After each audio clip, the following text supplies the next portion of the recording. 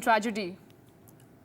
We lost the connection with Sabyasachi, but we will try and reconnect. We'll try and reconnect with him. But so far as what we know so far is that a passenger and a goods train collided in North Bengal. Sealdah bound Kanchanjunga Express is involved in the accident at Rangapani station near New Jalpaiguri in North Bengal. Now, Union Railway Minister has also reacted and he has informed that rescue operations are underway on war footing at the accident site and the injured are being shifted. Moreover, NDRF teams and SDRF teams are working in close coordination to rescue the operations, and on war footing, the rescue operation is underway. We also have West Bengal Chief Minister Mamata Banerjee reacting to it. She says, and I quote, "Shocked to learn just now about a tragic train accident in Darjeeling district. While details are awaited, Kanchanjunga Express has reportedly been hit by a goods train. DM, SP, doctors, ambulances and disaster teams have been rushed to the site for recovery." And you can see how locals are also helping in the rescue and relief operation. This is after 2 coaches of the train derailed. So right now we have rescue and relief operations on war footing. 5 people have tragically lost their life in the accident, while injured are being shifted to nearby hospitals. We also have Saurabh joining us. Saurabh, if you can tell us we talked about what security measures are needed. If you can throw some light on what is the urgent need that the Union Railway Minister and the centre should do so that to avoid such instances. You know, one of the things that a lot of people will be discussing about, and we've discussed this after every railway accident, is the Kavach program. And that is, Kavach program is something which is basically an anti-collision device. An anti-collision device where if 2 trains are on the same track and are headed for a collision, then automatic braking takes place, and this is without the intervention of personnel, and this leads to the train stopping before the collision. And it has been designed exactly for situations like these.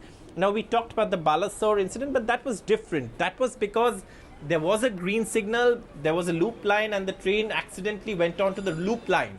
That is a different issue. That was a point failure, a point issue. That is one of the things. Now, this is, of course, a different issue. This is basically what it seems like initially, and what people are saying, though there is no official word from the railways, only an inquiry will establish that, that, the goods train hit the Kanchanjunga Express from behind, which means it could have been the case, and I say this with a caveat that obviously all of these things will come out in an inquiry, that the goods train could have overshot a signal.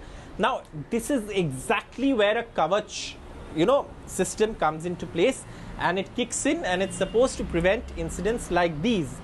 And therefore, the rollout of the Kavach across the country for a modern railway network, if India truly has to be a modern railway network, apart from the shiny, gleamy new trains, which are very much welcome, what we also need to focus on is safety aspects. And this Kavach is a very important part of the safety aspect. It's a very important thing that the railways has been working on, but it needs to be rolled out across entire India to prevent accidents like these. Secondly, when an accident like this occurs, when it does occur, what needs to be done is that perhaps what we've seen is that ICF coaches, which are the old railway coaches, Indian Railways has mostly moved on to the newer platform of railway coaches, which is the LHB coaches, which are manufactured in India, but the technology transfer is there. So this is, of course, a much safer railway coach. And what happens in an accident is that the LHB coaches don't climb atop each other. The ICF coaches, unfortunately, do climb atop each other, and that leads to more casualties and more injuries. So perhaps this shift towards modernization in terms of the railway rakes from ICF to LHB needs to happen sooner and at a faster pace. Now, if you're talking about North Bengal, most of the trains, whether it's the Uttar Banga Express, all of these trains have been converted to LHB coaches, and that process is on. Kanchanjunga Express was one of those trains that still hadn't been converted into an LHB rake. So perhaps all of these things will be looked at. in terms of the thing. And we have just have a tweet from the DRM Sealdah. Remember, the Kanchanjunga Express that was coming in today was headed to Sealdah. It was scheduled to reach Sealdah in the evening. The DRM Sealdah has tweeted saying a special helpline booth has been set up at Sealdah station following a rare end collision involving the down Kanchanjunga Express near New Jalpaiguri. The helpline numbers are 033-2350-8794, 033-238-33326. I'll repeat those numbers: 033-235-8794 and 238-33326. Obviously with the prefix of 033 before. Now, passengers seeking information or assistance regarding this incident can contact this number. An additional help desk is also being set up at Noihati station to provide further support to passengers and helplines for that. Sealdah division is sincerely working to address the situation and provide assistance to those affected by the collision. We will continue to provide updates from time to time. That's the Sealdah DRM. Remember, this train, of course, was running from towards Sealdah and was expected to arrive at Sealdah in the evening, which is one of the stations in the Kolkata area. Now, these are the two things. One is, of course, Kavach. One is, of course, the shift from ICF to LHP.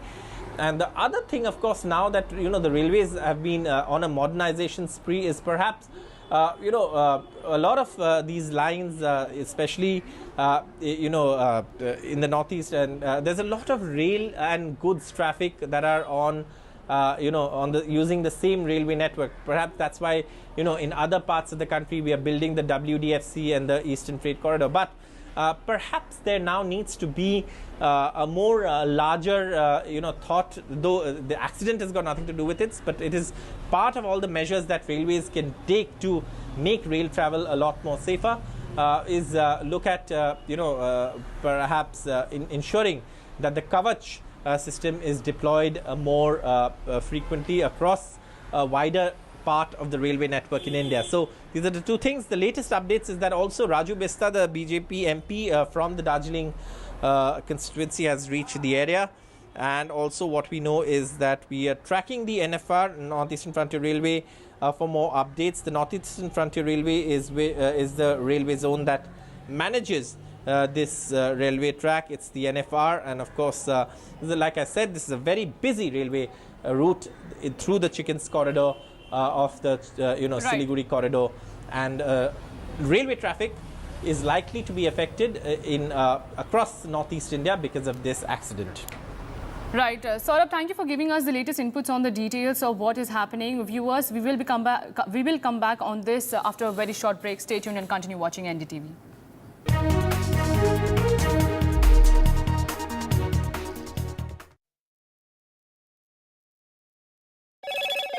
Hello, Moto. Motorola, India's best 5G smartphone brand.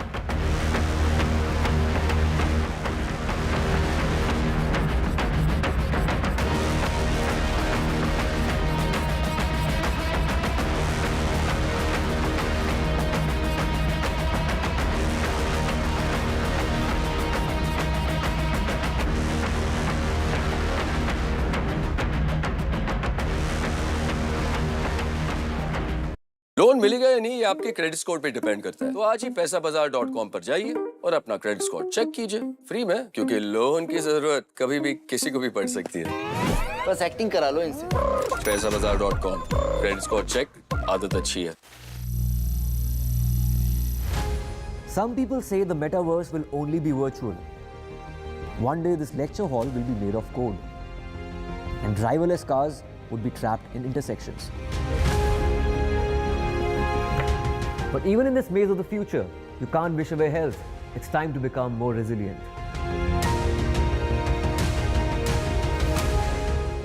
"10 years of Banega Swasth India, we have grown and achieved so many milestones.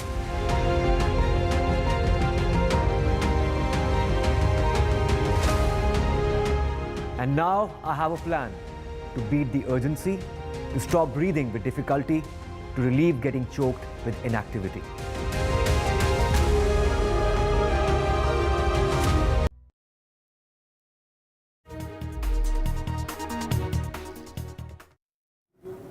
And we are getting the live visuals coming in from the rescue site where NDRF and State Disaster Response Force is also at the site. We can see how both the teams are working in close coordination, while locals also were the first one to help the victims and injured in the train tragedy that took place at around 9 a.m. today.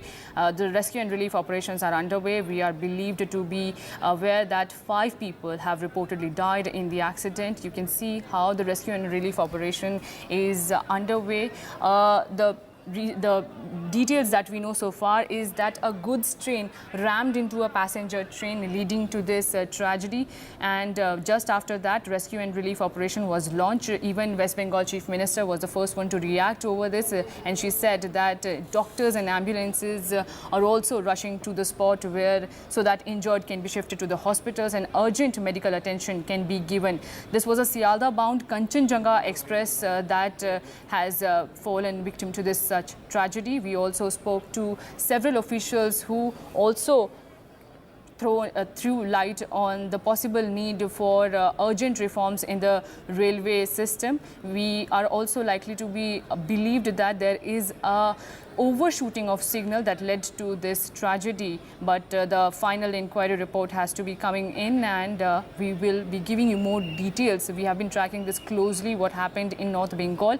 Remember, viewers, this is a key network, and this might lead to be a diversion or cancellation in trains passing through this area, or several trains might be diverted to other routes. Now, 2 coaches derailed.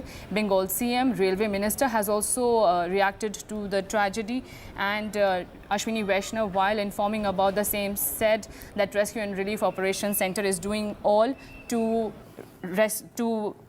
take the rescue and relief operations on war footing. Now we can see how the locals also were the first one to react to it and rush to the site. With officials, we have the latest coming in is that Rail Minister is likely to leave for the accident site. Well, Union Minister Ashwini Vaishnav will be reaching Bengal in just a short while. The latest news that is coming in on NDTV is that Railway Minister Ashwini Vaishnav will leave for the accident site. We also have spoken to various officials that in the morning, it has been reported that Kanchanjunga Sealdah Express, Agartala Sealdah Express, which were moving towards Sealdah, met with an accident near New Jalpaiguri area when a goods carrier train hit the passenger train near New Jalpaiguri. No report of casualty is there, but some of the passengers have sustained grievous injuries, as has been reported. And myself, I'm in touch with the authorities of Northeastern Frontier Railways, as well as I have asked my officials in Transport Department to be in touch with the officials of NF Railway and brief accordingly in the coming times. Now, we heard the officials saying. We also have Saurabh joining us. Saurabh has been tracking this update closely. He was the first one to report over the tragedy that took place in North Bengal. Saurabh, right now we know that 5 people have died and 25 people have been injured in this. If you can tell us about the hospitals. Let's talk about how the rescue and relief operation takes place. Once a tragedy is reported, then injured are being shifted to the hospitals. Is there any alert that has been sounded in nearby hospitals for urgent medical attention? Like there should be no shortage of ambulances, there should be no shortage of medicines? Yes, all of that has in fact been ordered by the Chief Minister. Also, the Railways has a pretty large facility at New Jalpaiguri. They have all the requirements that are there in terms of New Jalpaiguri. It is a railway hub in the North Bengal region, and it's a very important railway station, and a lot of important trains also stop there. So the Railways has a lot of equipment stationed at New Jalpaiguri. Rangapani by train from New Jalpaiguri is hardly about 5 to 10 minutes max. By road from Siliguri, etc., it is about, again, hardly about, maybe from New Jalpaiguri, it's maybe by about 20 minutes, 30 minutes. So it's closely located to urban sprawls, and therefore hospitals, etc. in the area have been put on alert. There are hospitals available in the nearby areas, and the locals will be rushed there, including the nearby hospitals include the North Bengal Medical College and Hospital, which are also not very far. All of these are within half an hour, 45 minutes driving distance. What we've also been told is that the police have, sort of kept the route, traffic route to the accident spot clear, and ambulances, etc. have been stationed nearby. So it's not, it's going to be, hospitals have been alerted. So as far as all the arrangements for rescue and relief are concerned, I beg your pardon, those are being arranged and looked into pretty quickly. What is, of course, a concern is if there are people trapped underneath the debris. Some of the photos suggest that there could be some people, and that's why, carrying out this rescue and relief operation on a war footing is necessary, which the railways and the state government are coordinating on. The state government has assured all help to the railways. The DM, the SP, have been ordered to go there and help. All of those arrangements, of course, have been made to ensure that people are saved in the quickest possible time and brought out of the debris and, sent for treatment if required. The Shobhashachi Dey, the Chief PRO of Northeastern Frontier Railway, did tell us that the accident relief van has reached, and also the other equipment that the railways usually has a standard operating procedure when there is an accident. All of that has kicked into motion and has also reached the area. So rescue relief is taking place. Inclement weather remains a challenge. It's been a very rainy day, even in the morning and also in the night. There were thunderstorms, so obviously inclement weather could be a challenge. But apart from that, the railways, of course, continuing the rescue and relief operations. 5 dead, 25 injured is what the police are saying as of now. Right. Also, we have information coming in that Union Railway Minister Ashwini Vaishnav will also shortly reach the accident site.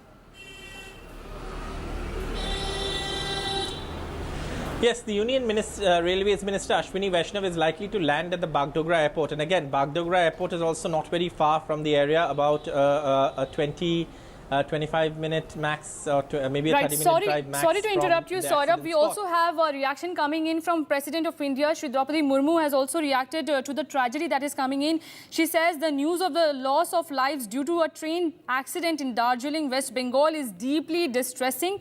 My thoughts and prayers are with the bereaved families. I pray for the speedy recovery of the injured and success of relief and rescue operations. The reaction that is coming in from Draupadi Murmu is on your screens, viewers. This is the President reacting to the sad news coming in from North Bengal, where 5 people lost their lives.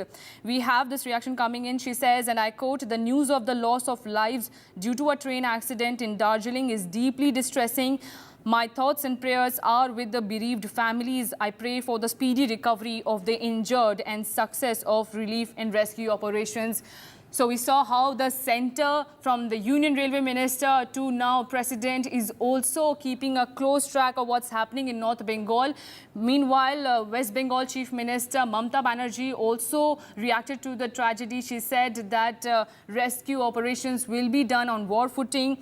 Medicines, ambulance and other essentials which are required will be given at the accident site, while officials will be the first one to reach. Now we see how the President of India is also reacting to the unfortunate news that is coming in from North Bengal. Yes, Saurabh, we were talking about how the Union Railway Minister will be reaching North Bengal shortly, in Darjeeling particular. And what do you think after he reaches, will there be a report inquiry ordered in the case? Well, this is, of course, a matter of procedure. Railway inquiries are always ordered. A board of inquiry is always ordered when there is an accident. And the board of inquiry usually looks into the causes of the accident and then also suggestions to prevent such accidents in the future. That's a part of procedure, and that will happen. But just for the benefit of our viewers, the area is located in the Darjeeling district of West Bengal. However, it's not in the Darjeeling hills. It's very much in the plains.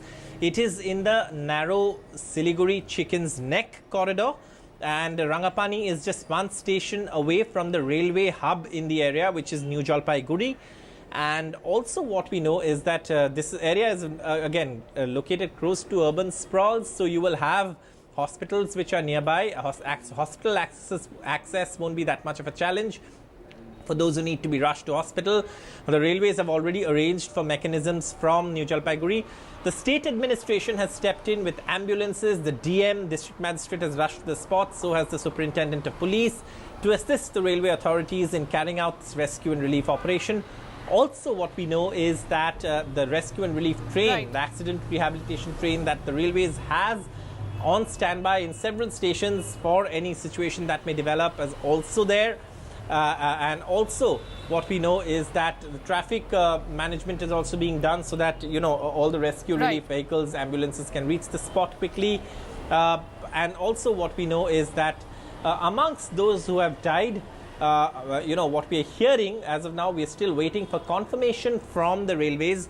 One of them may be railway staff as well, is what we are hearing from local authorities. But again, the railways will be able to confirm if that's true or not. Right. And Saurav, we are also getting the information that 10 buses of North Bengal Rashtriya Paribahan Nigam have also left for the accident site to rescue stranded officials. And a special, you know, bus service is also being carried out from Siliguri to Kolkata. That will help in, you know, rescuing the stranded passengers that are there at the accident site. We also have a reaction coming in from VP Vice President Dhankar. He has also condoled loss of life. He says, and I quote, "The loss of lives in a train accident in Darjeeling, West Bengal is truly distressing. I extend my sincere condolences to the bereaved families and pray for the speedy recovery of the injured." This is the reaction coming in from Vice President Jagdeep Dhankar. So we saw how the first... we saw the president, and also we are getting some visuals from Delhi control room. Yes, these are the visuals from the Delhi control room, which is monitoring the tragic news that is coming in from North Bengal, where 5 people have lost their lives after a goods train rammed into a passenger train this morning, in which 5 people have so far died, while at least 25 people is what we are being told have been injured and rushed to the nearby hospitals. Viewers, we will continue to track this tragic news, but don't go anywhere. Keep watching NDTV. We will be right back.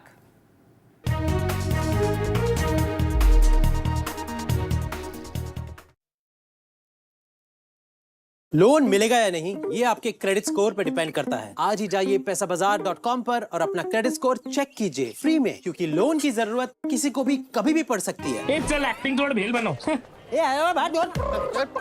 पैसाबाजार.com। So guys, there you have it, everything that Apple announced right at this Apple Park. And जब भी मैं यहाँ पे आता हूँ ना, एक अलग ही vibe होती है. I mean, this entire setup is huge. काफ़ी हरा भरा है, काफ़ी positive, काफ़ी energetic feel होता है. वैसे इसी से मेरे को एक बात याद आती है guys, because we are talking about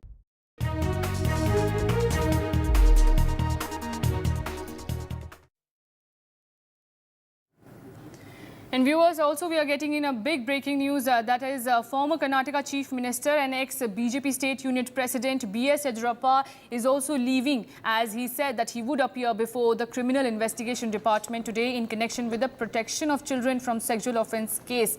Now on Friday, the Karnataka High Court had restrained the CID from arresting Yediyurappa in the case and directed the veteran BJP leader to appear before the agency. The special investigation team of the CID had moved to the fast-track court seeking an arrest warrant against him since he failed to appear for questioning last week.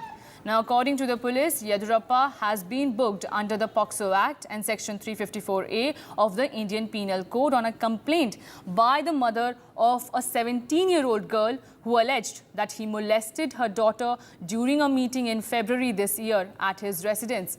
The mother of victim has died due to health problems in May 2024, but the trouble seems to be mounting for BJP stalwart and ex-Chief Minister of Karnataka. He is to appear before the CID office, which will quiz him in the molestation case. Meanwhile, political blame game has also erupted in the case with Union Minister JDS Kumaraswamy saying that there is a conspiracy being hatched against BJP in Karnataka by the Congress government that says that he is being framed in the case. Meanwhile, B.S. Yediyurappa has also clarified and claimed that he is innocent in the case. The case is fabricated and baseless charges have been leveled against him, calling the case completely fictional. He says that he is ready to cooperate. He returned to Bengaluru to appear before the CID today, and till now that what we know so far is that he has left from his residence to the CID office. He'll reach in a short while, and after that the CID team, the CID officials will quiz Yediyurappa in the case. He says the case is completely baseless, and so far statements of victim and mother have been recorded by the CID, and what Yediyurappa says will be key in the case. The case is going to be heard sooner and later, but the political blame game that is going on over the case is that the BJP claims that they are being targeted by the Congress government, whereas Congress leaders and even Karnataka Chief Minister Siddaramaiah and Deputy Chief Minister D.K. Shivakumar have time and again said that there is no political witch hunt against B.S. Yediyurappa. It's just that the law is taking its own course. We also have Veera Raghav joining us on the broadcast. Veera, thank you for joining us. If you can tell us what kind of questions will be asked from B.S. Yediyurappa, and at what time will the questioning begin? Well, the questioning has already begun. He has appeared before the CID, which is investigating the case. Remember, this was a case relating to February when he was accused of sexually assaulting a 17-year-old girl who had gone with her mother to seek some help from him. Yediyurappa, of course, categorically saying that these are false. He's falsely implicated in this case, and this is the allegations aren't true. The mother of the victim, the 17-year-old girl, is no more. But the police have recorded their statements. The questioning will be more in the lines of where he was on that day, what happened when the people came down to visit him, when the mother and the child came down to visit him, and his side of the story. That would largely be the questioning. He's expected to be let off after the questioning as the investigations continue. The police, of course, have recorded several witnesses, including that of some allegations of tampering of evidence as well by those close to him. So a lot of evidence has been recorded by the police. They will question him and then possibly let him off as they continue their investigations. Right, Veera, if you can also talk about the political blame game that is going on. The BJP claims that is a political witch hunt by the Congress government. Well, yes, the BJP and Yediyurappa saying that, look, this is an effort to tarnish his image, but largely, you see, the complainant has also filed complaints against several IPS officers and several other officers. She has given out some video evidence of when she went to meet Yediyurappa along with the 17-year-old alleged victim in this case. So several different aspects coming out in this case. Obviously, the political blame game and the political trading of charges will go on, given that this is a former chief minister and an extremely important political personality in Karnataka. But it is more seen more in the context of the case itself and the victim and what could have driven to these accusations and the case being filed. So we'll have to wait and see how this plays out. Right. Veera, if you can also tell us about if Yediyurappa is found guilty, then what kind of a punishment will he be staring at? Look, these are serious allegations against him in terms of the charges itself. It's a POCSO case. So that would be extremely serious under the POCSO Act. But for the moment, I think this is more at the investigation stage. We'll have to wait and see post the questioning how the investigations progress. Obviously, Yediyurappa categorically saying that this is a baseless case and that he's been falsely implicated in this matter. So I think several angles of the investigations have to unfold as we head forward. But yes, under the POCSO law, the punishments are severe. But I think we'll have to wait for the questioning to be over and see how the investigations progress. Right, Veera, also we are getting to know that 4 associates of Yediyurappa are also under the scanner. That's right. This was in a case of tampering with evidence. 4 of them have been, under investigation, along with several other people who have been investigated by the CID. Given the nature of the charges, the CID also not taking any chances, going through the investigations thoroughly, despite the political allegations that have been there. Remember, this was a case that allegedly happened on the 2nd of February this year. The case itself was filed in March during the election season. The mother of the 17-year-old girl who had gone along with her to meet Yediyurappa regarding help for certain other cases that she was fighting is no more. The police have, of course, recorded the statements of both the mother and the victim, and as well as several other possible witnesses and those involved in the case. Right, and the CID has so far the evidence, if we talk about the evidence against Yediyurappa that the CID has, is they're talking about a video that is recorded allegedly at the house of B.S. Yediyurappa. If you can throw some light on it. That's right. That's right. This was basic allegation is that the woman and the victim, the 17-year-old girl, who's her daughter, had gone along to Yediyurappa's house to seek help regarding a particular case. The accusation is that that's where he had molested the girl. The video shows her going into the house and seeking help from Yediyurappa. Voice samples were matched. Along with that kind of technical aspects of the investigations were taken care as well. And, that is also part of the evidence that's before the police. Remember, the woman has also, the late mother of the victim had also filed several cases against several officers, including police officers and state government officials. So she had gone to meet Yediyurappa along with her daughter, allegedly, to seek help in one of those cases. And that's where she alleges that the assault happened. Yediyurappa, of course, saying that he was only trying to help and that he's being falsely implicated and targeted in this case. Veera, thank you for giving us the latest inputs. And so far, we know, viewers, that B.S. Yediyurappa is being questioned by the CID in the POCSO case. This dates back to February 2. And after this, it remains to be seen what CID officials found.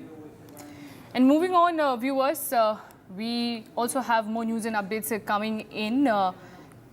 Before wrapping up this bulletin, we also have been tracking how train tragedy had occurred in North Bengal, and we will be talking about it more, as 8 lives have been lost so far and several people have been injured in the train accident. But before that, we are quickly slipping into a very short break.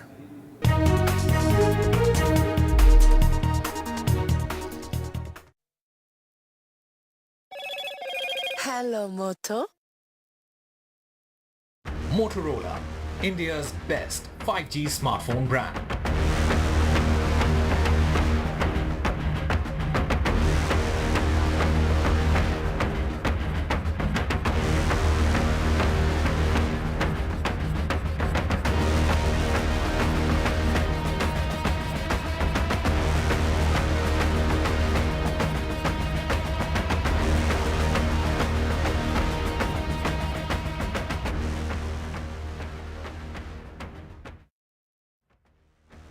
Loan मिलेगा या नहीं, ये आपके credit score पे depend करता है। तो आज ही अपना क्रेडिट स्कोर चेक करें फ्री में पैसाबाजार.com पर।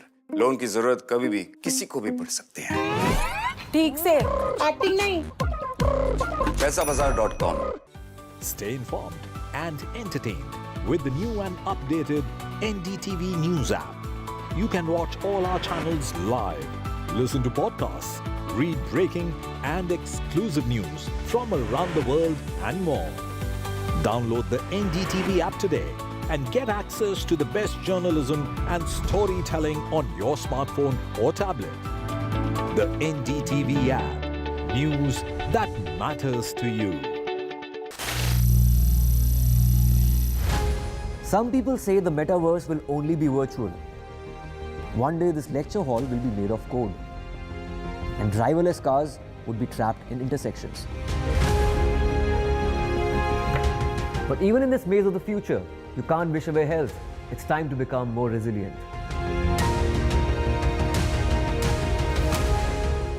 "10 years of Banega Swasth India, we have grown and achieved so many milestones.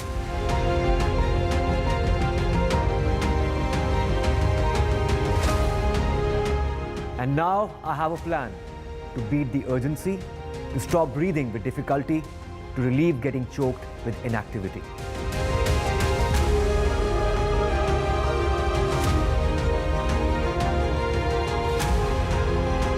Energize our government, our environment, our society, and ourselves. Everyone, everywhere, every day.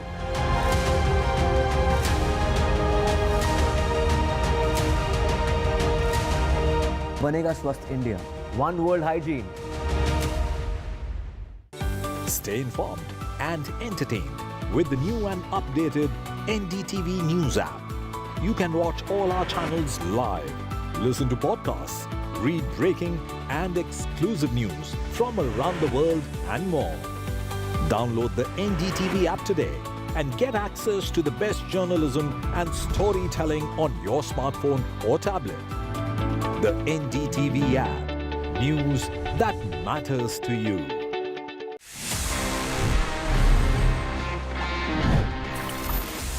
It's time to give you some interesting tip because see हमारे mobile phones जितने smart हो जाएं sometimes guys there's this fear of जब आप phone देते हो किसी के हाथ में अगर किसी ने आपसे फोन मांगा है वो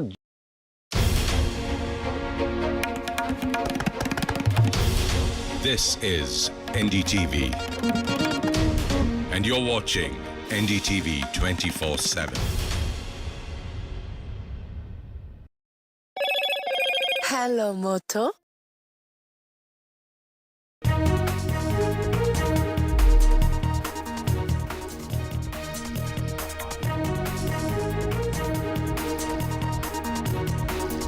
Eight people have died and several others have been injured in a train accident that's taken place in Bengal. A goods train crashes into the Kanchanjunga Express. The accident took place at the Rangapani station in Bengal. The rail minister we are expecting Ashwini Vaishnav to be there on the spot. And of course, it is Draupadi Murmu who has reacted as well as the Chief Minister of Bengal. Former Karnataka Chief Minister and BJP leader B.S. Yediyurappa will appear before the CID court today in connection with the POCSO case filed against him. The Union Home Ministry has handed over the probe into the June 9th terror attack on a bus carrying pilgrims in Jammu and Kashmir's Riyasi district, which killed 9 people and injured 33 others to the NIA, the National Investigation Agency. NDTV brings you a special report on what challenges are being faced by the Jammu and Kashmir security personnel in the terror crackdown. NDTV reports from Ground Zero. Indian national Nikhil Gupta, implicated in an alleged plot to assassinate Sikh separatist Pannu, has been extradited from the Czech Republic to the United States.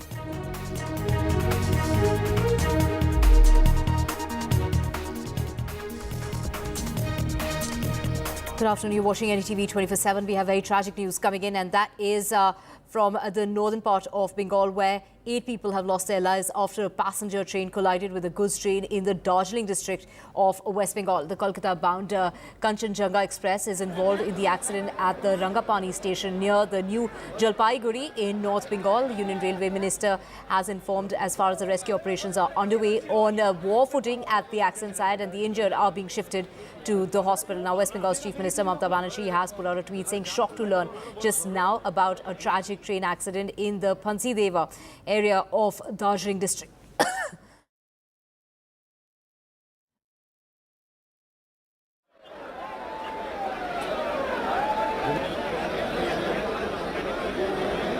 While details are awaited, Kanchanjunga Express has reportedly been hit by a goods train. The DM, SP, doctors, ambulances and disaster teams have been rushed to the site for rescue, recovery and medical assistance. Action on war footing has been initiated, is what the Chief Minister of the state has put out on X. The Kanchanjunga Express is a daily train that connects Bengal with the northeastern cities of Silchar and Agartala. This route is in the Chicken's Neck corridor, which connects the northeast with the rest of the country. The accident on this line can potentially impact the movement of several other trains as well. Now, the Kanchanjunga Express is frequently used by tourists to travel to Darjeeling. The accident comes at a time when Kolkata and neighbouring South Bengal are reeling under a sultry summer, and many are travelling to the hill station for some sort of relief or a break. Now, according to the information so far, the goods train overshot the signal and crashed into the Kanchanjunga Expressway. Let's just get you some of the reactions that are coming in. आवाज़ मतलब मेरा तो B1 coach था, बहुत जोर से मतलब झटका दिया है। तो जैसे झटका दिया तो सब ऐसे बोल रहा था कि एक्सीडेंट हो गया, हम भी चिल्ला रहा था, सब रो रहा था। फिर हम तुरंत बाहर आके देखा कि यहाँ पीछे से एक्सीडेंट हुआ है ट्रेन का। अच्छा, तो अभी क्या है, कितने लोगों की मौत हुई है, कुछ आपने देखा है कुछ, या आपके बॉगी में कितने लोग इंजर्ड हुए? मेरा बॉगी में तो मैं एक इंजर्ड हुआ, मेरे सिर में लगा है, बाद बाकी किसी का नहीं हुआ है। ऐसे तो पीछे से देख रहा था 2-3 आदमी आपका क्या डेथ हुआ है, हम यही देखा है। अच्छा, अभी आप लोगों को रेस्क्यू किया गया है? हाँ, रेस्क्यू किया। अभी मेरे बोला ट्रीटमेंट करने के लिए, अभी आया ट्रीटमेंट करने के लिए। खबर आया कि हमारे यहाँ 2 किलोमीटर अंदर एक ट्रेन दुर्घटना हुई है। तो हम लोग जो है मतलब इसको तो लाइव नहीं देखा, हम लोग सुना, फिर जाकर मतलब जब हम लोग को पता चला, फिर हम लोग यहाँ स्पॉट आके अभी देख रहे हैं। ये तो जो है बहुत, क्या देख रहे हैं आप, क्या नजर यहाँ तो मतलब जो है एक ट्रेन शायद खड़ी हुई थी और एक ट्रेन आके जो है इनसे टकरा गई शायद। एक ही लाइन पे, एक ही पटरी पे था? जी जी जी हाँ, एक ही पटरी पे शायद एक ट्रेन खड़ी थी या जा रही थी, शायद स्लो थी, और मतलब एक ट्रेन आ रही थी, आके जो है मतलब ऐसी दुर्घटना हुई है शायद। तो कितने लोगों की मौत हुई है, कुछ खबर आपको मिला है? वो तो पता नहीं, मतलब 1-2 जो है डेथ बॉडी मैंने अभी देखा है। जो अच्छा, है हाँ, लोकोमोटिव जो है वो भी बॉडी अटका हुआ है अभी भी। हाँ, वहाँ एक लोको पायलट जो है वहाँ तो अभी अटकी हुई है वहाँ पे। अच्छा जी, तो अभी क्या अभी रेस्क्यू ऑपरेशन स्टार्ट हुआ है? जी, अभी हम लोग देख रहे हैं, मतलब उतने सारे अभी नहीं है। यहाँ जो लोकल पब्लिक है ना, यहाँ का जो लोकल पब्लिक है बहुत हेल्प की है। स्थिति अभी थोड़ा गंभीर है। ये आप देख रहे हैं कंचनजंगा एक्सप्रेस है, ये पीछे यहाँ पे खड़ा था और पीछे से एक मालगाड़ी आके उसको ठोक दिया। 3 बॉगी अभी तक डिरेल्ड हुआ है, 5 फैटलिटी हुआ है, कैजुअलिटी हुआ है 5। अभी तक हम रेस्क्यू कर लिया है। और मालगाड़ी का जो आगे का इंजन है वहाँ पे गैस कटर लगेगा। आरपीएफ भी आगे है, हम लोग लोकल पीएस से आगे है। ठीक है, डेथ कैजुअलिटी कितनी हुई है? अभी तक जो हिसाब है 5 हुआ है। ठीक है, और कितने लोगों की मौत हुई है? 5 का मौत हुआ है अभी तक। अच्छा, ठीक है, इंजर्ड हुआ है? इंजर्ड अभी तक 25 to 30 nearly, but the injuries are not fatal. We have Saurabh Gupta joining us to get us more on this. Saurabh, unfortunately, the death toll has gone up to 8. We believe more than 25 people have been injured in this tragedy. What time did this tragedy take place, and what details do you have for us at this point in time? We do know that the railway minister is also expected to reach that very spot of the accident. How crucial is this very link? Because we do know that this is, the area, this is the track that connects the east to the northeast. Well, this is the railway corridor that connects the entire northeast India to the country. It also connects North Bengal to the rest of the country. It's a very important and strategic railway route. It's located in the Chicken's Neck Siliguri corridor as we know it, and therefore it's a very important railway route. Now, as far as reactions coming in, we have a tweet from the Chief Minister of Sikkim. I'm deeply saddened by the tragic accident. Saurabh, we'll just come back to you. Just hold your thought there. We have Raju Bistar, Darjeeling MP, joining us. Thank you so much, sir, for speaking to us here on NDTV. If you could just tell us what really caused this accident, what kind of preliminary reports have you received? And when we talk about this, the accident, what time did it take place? And when it comes to the casualties, we are seeing that the death toll is going up. Hello? हाँ जी sir. हाँ जी बोलिए. Sir, आप अगर थोड़ी information बता सकते हैं, what really caused this accident? This is a very crucial. मैं इस समय मैं स्पॉट पे ही खड़ा हूँ. हाँ जी. और दार्जिलिंग डिस्ट्रिक्ट फांसीदेवा जो असेंबली है उसके अंतर्गत जो है रंगापानी एक जगह है, उसके करीब 2.5 किलोमीटर दूर में ये बहुत ही दुखद घटना घटी है सवेरे करीब 8:30 बजे. और जो पैसेंजर ट्रेन थी कंचनकन्या, वो जा रही थी टुवर्ड सियालदा, न्यू जलपाईगुड़ी से छूट करके सियालदह की तरफ जा रही थी, तो ऐसा ध्यान में आया कि पीछे से जो है एक मालगाड़ी ने आकर के टक्कर मारा है।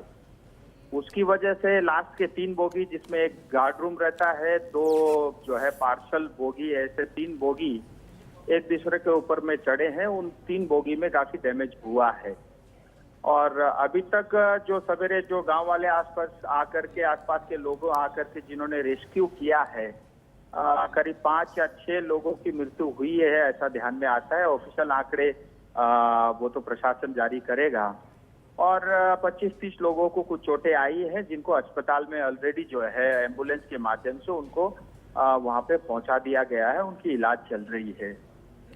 ये स्थिति है और इस समय रेस्क्यू तेजी के साथ चल रहा है। रेलवे मंत्री स्वयं जो है अगले 2 घंटे में स्पॉट पे पहुंचने वाले हैं, वो दिल्ली से रवाना हो चुके हैं और पूरी रेलवे की टीम, एनडीआरएफ, एसडीआरएफ और स्टेट की जो मशीनरी है, पुलिस प्रशासन, वो सब लोग अपना काम कर रहे हैं। हम सब का यही प्रयास है कि ये रेस्क्यू जल्द से जल्द पूरा हो, क्योंकि बारिश का समय है, बारिश भी हो रही है और थोड़ा मौसम उसकी वजह से दिक्कत भी है।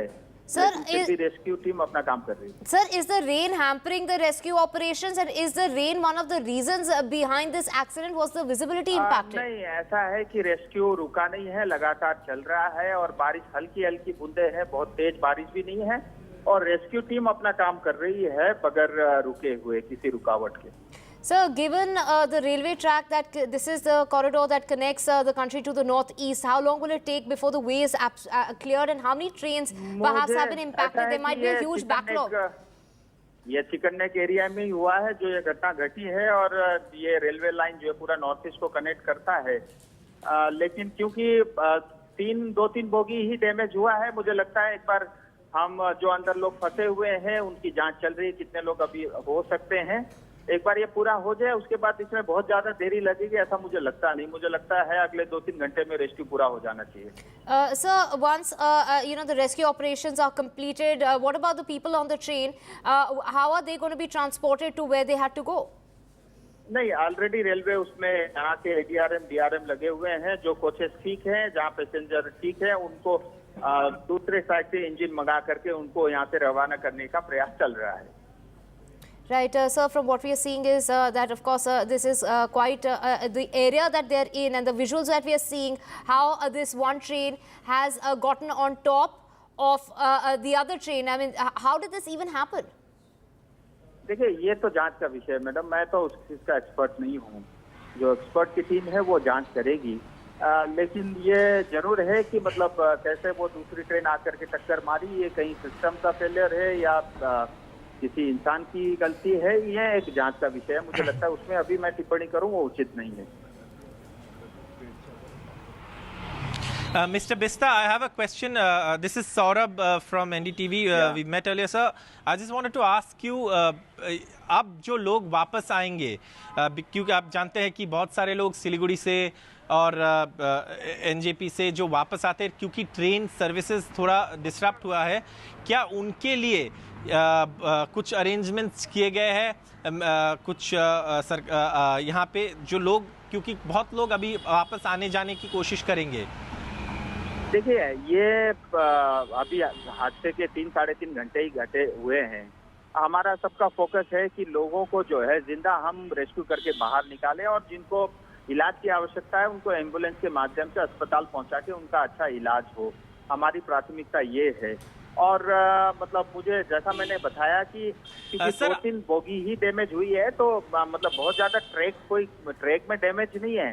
तो एक बार ये रेस्क्यू पूरा हो जाता है, उसके 2-3 घंटे बाद रेलवे सुचारू रूप से अपना आना जाना शुरू कर सकता है। तो रेलवे की अथॉरिटी है, वो अपना डिसीजन लेंगे और वो अपना प्रयास कर रहे हैं। तो उसमें बहुत ज्यादा समय लगेगा। कौन से हॉस्पिटल्स को अलर्ट पे रखा गया है? क्योंकि अस्पताल आसपास के कौन से हॉस्पिटल्स को अलर्ट कर दिया गया है sir? North Bengal medical college है और महाराजा अग्रसेन है जो प्राइवेट अस्पताल है, नियोटिया है, मतलब सिलीगुड़ी के सारे अस्पताल जो है, इनफैक्ट उन अस्पतालों के एम्बुलेंस और वहाँ के डॉक्टर भी ऑलरेडी स्पॉट के अंदर में है। और मैं ये कह सकता हूँ सब लोग मिल करके यहाँ पे एक साथ जुटे हुए हैं रेस्क्यू में। Sir, how far are these hospitals from the site of the crash?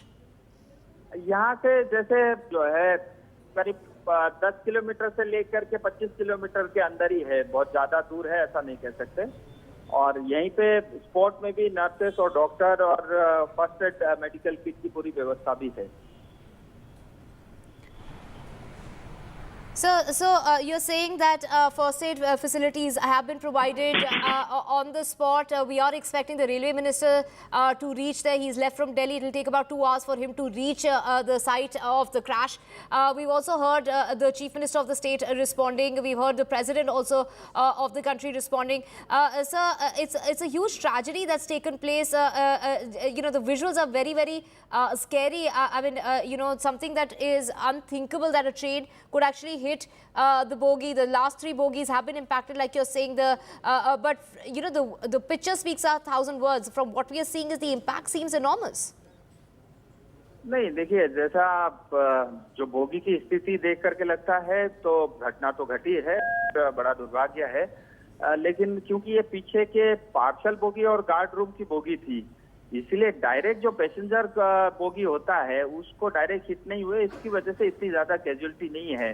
नहीं तो जो विजुअल के हिसाब से जो आप बता रही हैं वो कैजुअलिटी ज्यादा होती। बट फिर भी कुछ लोगों की मौतें हुई है और कुछ लोग इक्के दुक्के लोग अभी भी फंसे हुए हैं, जिनको बाहर निकालने का काम जारी है। Right, तो बाकी घटना तो जो भी घटना घटे वो दुर्भाग्यपूर्ण होती है, चाहे वो छोटी हो चाहे बड़ी हो। Right, thank you so much, sir, for speaking to us here on NDTV. Visuals on your screen coming from the crash site. This is the crash site that's taken place, a very important corridor. Let's just get you some of the reactions coming in of the passengers who were on board that train. Let's listen in to what they have to say. It happened because the goods train collided with Kanchanjunga Express from behind, which resulted in 4 bogies getting affected, 1 SLR, 2 parcel van and 1 GS coach. We have 8 deaths till now confirmed, and there are 25 injuries. The injured have been moved to nearby medical centers for medical attention. They are non-fatal till now. And the rescue operations have already started. Divisional officers have already reached the site, divisional officers of Kathiawar division. Senior officials from the zone, general manager with his team have rushed to the site and are about to reach very soon. First of all, you know, our heart really goes out to the near and dear ones of the people who are dead and gone. And at the moment, the priority is to save as many lives as possible. And I'm sure the central government and the government of West Bengal must be working together for the common cause of saving people. It's a sad day. It's a very, very sad day. So what do you think, as you have been the railway minister in the past, what do you think could be the cause for? It's too early to really talk about the cause of it. But in the modern times, I think this needs to require a deep inquiry and corrections. We have CPRO Sabyasachi Day joining us. Thank you so much, sir, for speaking to us here on NDTV. Sir, any preliminary reports suggesting what really caused this accident? No, see, what we actually know is that the goods train dashed the Kanchanjunga Express from the rear. So why it actually happened is again a matter of investigation. Until and unless the investigation is over, we cannot say. Accident on this line can potentially impact the movement of several other trains as well, because this is the corridor that connects the country to the northeast. How many other trains have been impacted?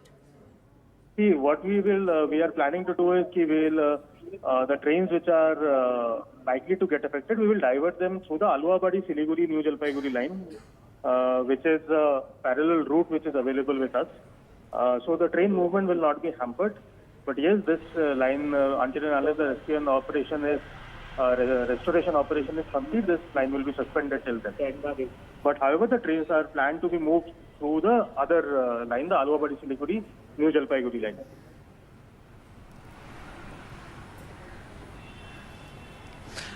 Sir, this is Saurabh from NDTV once again. Sir, if you can give us an idea, a lot of the trains bound for North Bengal and also Guwahati and other parts of the northeast would have been on its way. and would have been stuck, before Rangapani, which is Kishanganj, Barsoi and all those areas. How many trains are as of now stranded in these stations? If you could give us an idea, just for the benefit of our viewers, sir. Around 10 trains we know are stranded. Hello. Sir, please go yes, ahead. sir. Yes, sir. Go ahead, sir. Yeah, go ahead, around sir. 10 trains. Around 10. Okay, sir. And so this, which are the trains that have been diverted through Aluabari, Siliguri, Bagdogra, sir? If you could give us just so that our viewers are aware. These 10 trains we are planning for diversion via the Aluabari, Siliguri, NJP. One, the Rajdhani Express. Then some special trains are there. These trains we are planning to divert via the Aluabari, Siliguri route. Sir, if you could also tell us what kind of assistance is being provided to the passengers. We can see the visuals on our screen of all the stranded passengers there. What kind of assistance is being provided to them? Announcements we can see are being made on, to the ones who are there, especially for the ones perhaps who are trying to get in touch with the people on the train and perhaps can't get in touch with them. What kind of assistance is being provided? See, the assistance, our team has already reached the site. The accident relief medical vans, relief trains, they have already reached the site. Our team is already there.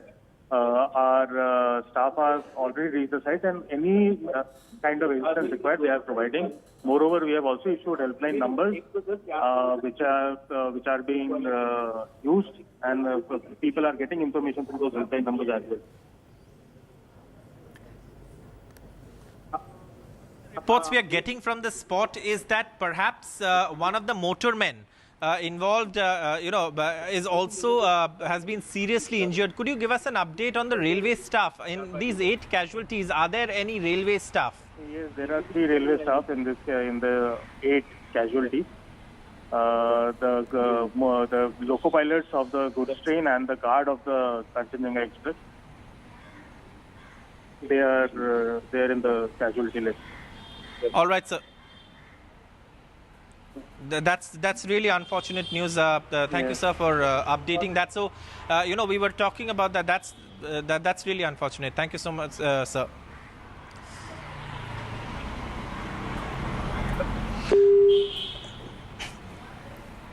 Yes. So what we were talking about is perhaps what we can confirm now is that loco pilot of the goods train and the motorman of the goods train are amongst the 8 casualties. Also, as the CPRO confirmed to NDTV, we can now confirm that the guard of the Kanchanjunga Express, or the train manager, and the motorman of the goods train that collided with the Kanchanjunga Express are in the casualty list, is what the CPRO has just told us. So that's the latest update as far as this accident is concerned. And this is something that unfortunately has happened. In fact, a short while ago, we were told that perhaps the guard, the motormen and the guard are amongst the casualties. And that's something that the CPRO has just confirmed to NDTV. So we can, that of course, we can update that in this list of 8 casualties, the 3 are railway staff themselves. Now, what we also know is that Union, Railway Minister Ashwini Vaishnav is there going to the spot. And what we are also hearing is that, some senior ministers from the state government may also go to the spot. Though what we are being given to understand by our sources in the railways is that once the rescue operations are clear, for the railways to clear the tracks, it will be a matter of hours. And therefore, by this evening, given that, and one of the things that we've been again reporting is that how that parcel van at the end of the train was perhaps a savior, because if that wasn't there, if that was the first, goods train ने पीछे से signal को disregard करके आके उसको hit किया है. उसकी वजह से जो सबसे पीछे का गार्ड का डिब्बा था वो बुरी तरह से क्षतिग्रस्त हो गया है और आगे 2 पार्सल वैन लगे हुए थे, जिनकी वजह से ज़्यादा क्षति और पैसेंजर्स को नहीं हुई. और उसके आगे जो जनरल कंपार्टमेंट थे वो भी थोड़े से क्षतिग्रस्त हुए हैं. तो इसमें जो रेस्क्यू ऑपरेशंस हैं, सबसे पहले हमारी प्रायोरिटी यही थी कि रेस्क्यू हो जाएं लोग, तो रेस्क्यू ऑपरेशंस कंप्लीट हो गए हैं। हमारा एरिया ऑफिसर जो जलपाईगुड़ी में, न्यू जलपाईगुड़ी में है, वो और उसकी टीम तुरंत वहाँ पहुँच गए थे। ये करीब 10 किलोमीटर है एनजेपी से घटनास्थल। तो रेलवे के एडीआरएम और एरिया ऑफिसर अपनी टीम्स के साथ वहाँ तुरंत पहुँच गए। जो लोकल लोग हैं वो तो सबसे पहले आ ही जाते हैं, वो भी आ गए थे। स्टेट और डिस्ट्रिक्ट के एडमिनिस्ट्रेशन भी आ गया और एनडीआरएफ, आर्मी, एवरीबडी, सब कोई वहाँ पर पहुँच गए हैं घटनास्थल पर रेस्क्यू के लिए। तो सारा रेस्क्यू कंप्लीट हो गया है। अनफॉर्चुनेटली ये खबर है कि करीब 5 लोगों की जानें गई हैं और हमारा जो स्टाफ है, हमारा जो ड्राइवर थे जिन्होंने वो सिग्नल को डिसरिगार्ड करके आगे चले गए, उनकी भी जान चली गई है। और जो गार्ड थे, जो सबसे पीछे का डिब्बा था कंचनजंगा का, उनकी भी जान गई है। इस पूरे घटनाक्रम में देशवासी जरूर जानना चाहेंगे कि कितने लोगों की अब तक मौत, सुविधा दी जा रही है, इसके बारे में। अभी तक हमारी जानकारी के अनुसार 5 पैसेंजर्स की डेथ हुई है और बाकी लोगों को जो वहाँ का नज़दीकी अस्पताल है, मेडिकल कॉलेज है, नॉर्थ बंगाल मेडिकल कॉलेज, वहाँ पर पहुँचा दिया गया है। सारी एम्बुलेंसेज आ गई थी, उसकी मदद से लगभग 50 लोग इंजर्ड हैं जो कि अभी हॉस्पिटल में हैं, पर इंजरीज शायद उतनी ग्रीवस नहीं है और पूरी तरह की मेडिकल हेल्प उनको दी जा रही है। रेलवे के हॉस्पिटल के डॉक्टर्स भी वहाँ पहुँच गए हैं और उनका इलाज पूरी तरह से कराया जा रहा है। हेल्प लाइन आप लोग के द्वारा वहाँ काम कर रहा है। जो पैसेंजर हैं उस ट्रेन में जो सफ़र कर रहे थे, उन लोगों को तत्काल अपने लोगों तक पहुँच सके, इसके लिए क्या सुविधाएं दी गई? जी, इसके लिए हमने सबसे पहले तो ये अरेंजमेंट किया है कि सबसे पहले तो लोग रेस्क्यू हो जाएं, जो भी लोग उसमें फंसे हुए हैं उस हादसे में, जिनको मेडिकल हेल्प की आवश्यकता है, उनको सबसे पहले मेडिकल हेल्प मिल जाए। वो कार्य पूरा हो गया है। उसके बाद अब जो बची हुई ट्रेन है, बाकी जो ठीक ठाक हालत में ट्रेन है, उसको अभी हम लोग निकाल रहे हैं आगे डीजल लगा के और उसको अपने गंतव्य तक पहुंचा देंगे। तो वो अभी किसी भी समय चल सकती है वो ट्रेन और उसमें जितने भी यात्री हैं वो सब अपने डेस्टिनेशन पे चले जाएंगे। और बाकी जो इंजर्ड हैं उनके लिए हम लोग पूरी तरह से देखभाल कर रहे हैं। हादसे में जो लोग शिकार हुए हैं, हादसे के दुर्घटना के शिकार हुए हैं, उनको किस तरह की फाइनेंशियल हेल्प और बाकी सुविधाएं दी जा रही है रेलवे बोर्ड के द्वारा? मंत्री जी ने एनहांस्ड एक्सग्रेशिया अनाउंस कर दिया है। वो अमाउंट उनको हेल्प, फाइनेंशियल सपोर्ट जो है वो तुरंत डिसबर्स कर दिया जाएगा। और जहाँ तक मेडिकल हेल्प की बात है तो हमारा पूरा अटेम्प्ट ये है कि हर किसी की जान बच जाए जो हॉस्पिटल में है, और उनको जिस भी तरह की मेडिकल हेल्प चाहिए वो हम लोग पूरी तरह से उनको दे रहे हैं। और जहाँ तक उनके परिजन और उनके जो वेल विशर्स हैं वो उनको कांटेक्ट करना चाहते हैं, उसके बारे में जानकारी लेना चाहते हैं, उसके लिए हम लोगों ने सब जगह हेल्पलाइंस खोल दी हैं। ये ट्रेन अगरतला से चल के सियालदा जाती है, तो वहाँ के जितने भी एन रूट स्टेशन हैं सब जगह हेल्प डेस्क खुल गई है। वहाँ पर लोग बैठे हुए हैं, फिजिकली अवेलेबल हैं, जिससे कि जो लोग अपने परिजनों का इंतज़ार कर रहे हैं वो वहाँ से इन्फॉर्मेशन ले सकें। उसके अलावा टेलीफोन लाइंस सब जगह इस्टेब्लिश हो गई हैं, हेल्पलाइंस इस्टेब्लिश हो गई हैं, जो कि हम लोगों ने शेयर की हैं आप लोगों से। उनको कृपया करके फ्लैश करते रहें कि जो लोग फ़ोन पे जानकारी लेना चाहते हैं उनको भी फ़ोन पे जानकारी मिल जाए। हुआ है उसको लेकर रेलवे बोर्ड किस तरह से लोगों तक पहुंच रहा है, किस तरह की मॉनिटरिंग की जा रही है रेलवे बोर्ड के द्वारा, उसके बारे में बताइए। हमारे पास यहाँ पर एक कंट्रोल एंड कमांड सेंटर है जिसमें कि हम लोग तुरंत आ जाते हैं और घटना को यहाँ से उसको कोऑर्डिनेट करते हैं।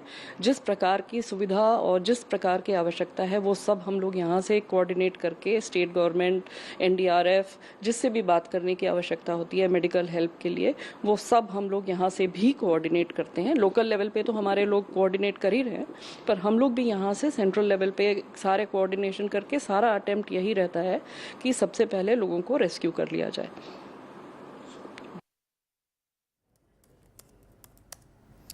So there we just heard Jaya. This is in fact Jaya Varma Sinha, the chairperson of the Railway Board, speaking as to the rescue operations have been completed, and according to her, 5 passengers have lost their lives and some staffers have lost their lives as well. This is she has gone on to say that medical help has been provided. The remaining part of the train will be fixed, and then it'll for the priority is to get that train moving and to get the people to carry on with their journey as soon as they can. That is what they're saying. From what we're hearing is people are being rushed to the nearby hospitals, which are about 10 to 25 kilometers away.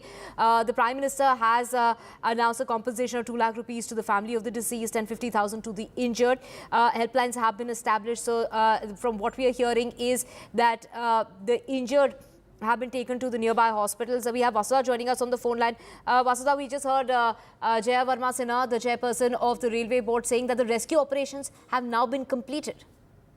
Absolutely. The very important points made by Jaya Varma Sinha, who is also the chairperson and the CEO of the Railway Board, and she said that, there are the official figures stand at 5 casualties and, of course, 50 people who have been injured in this accident, and the focus has been on rescue operations, ensuring that it gets done as quickly as possible. Now that is over.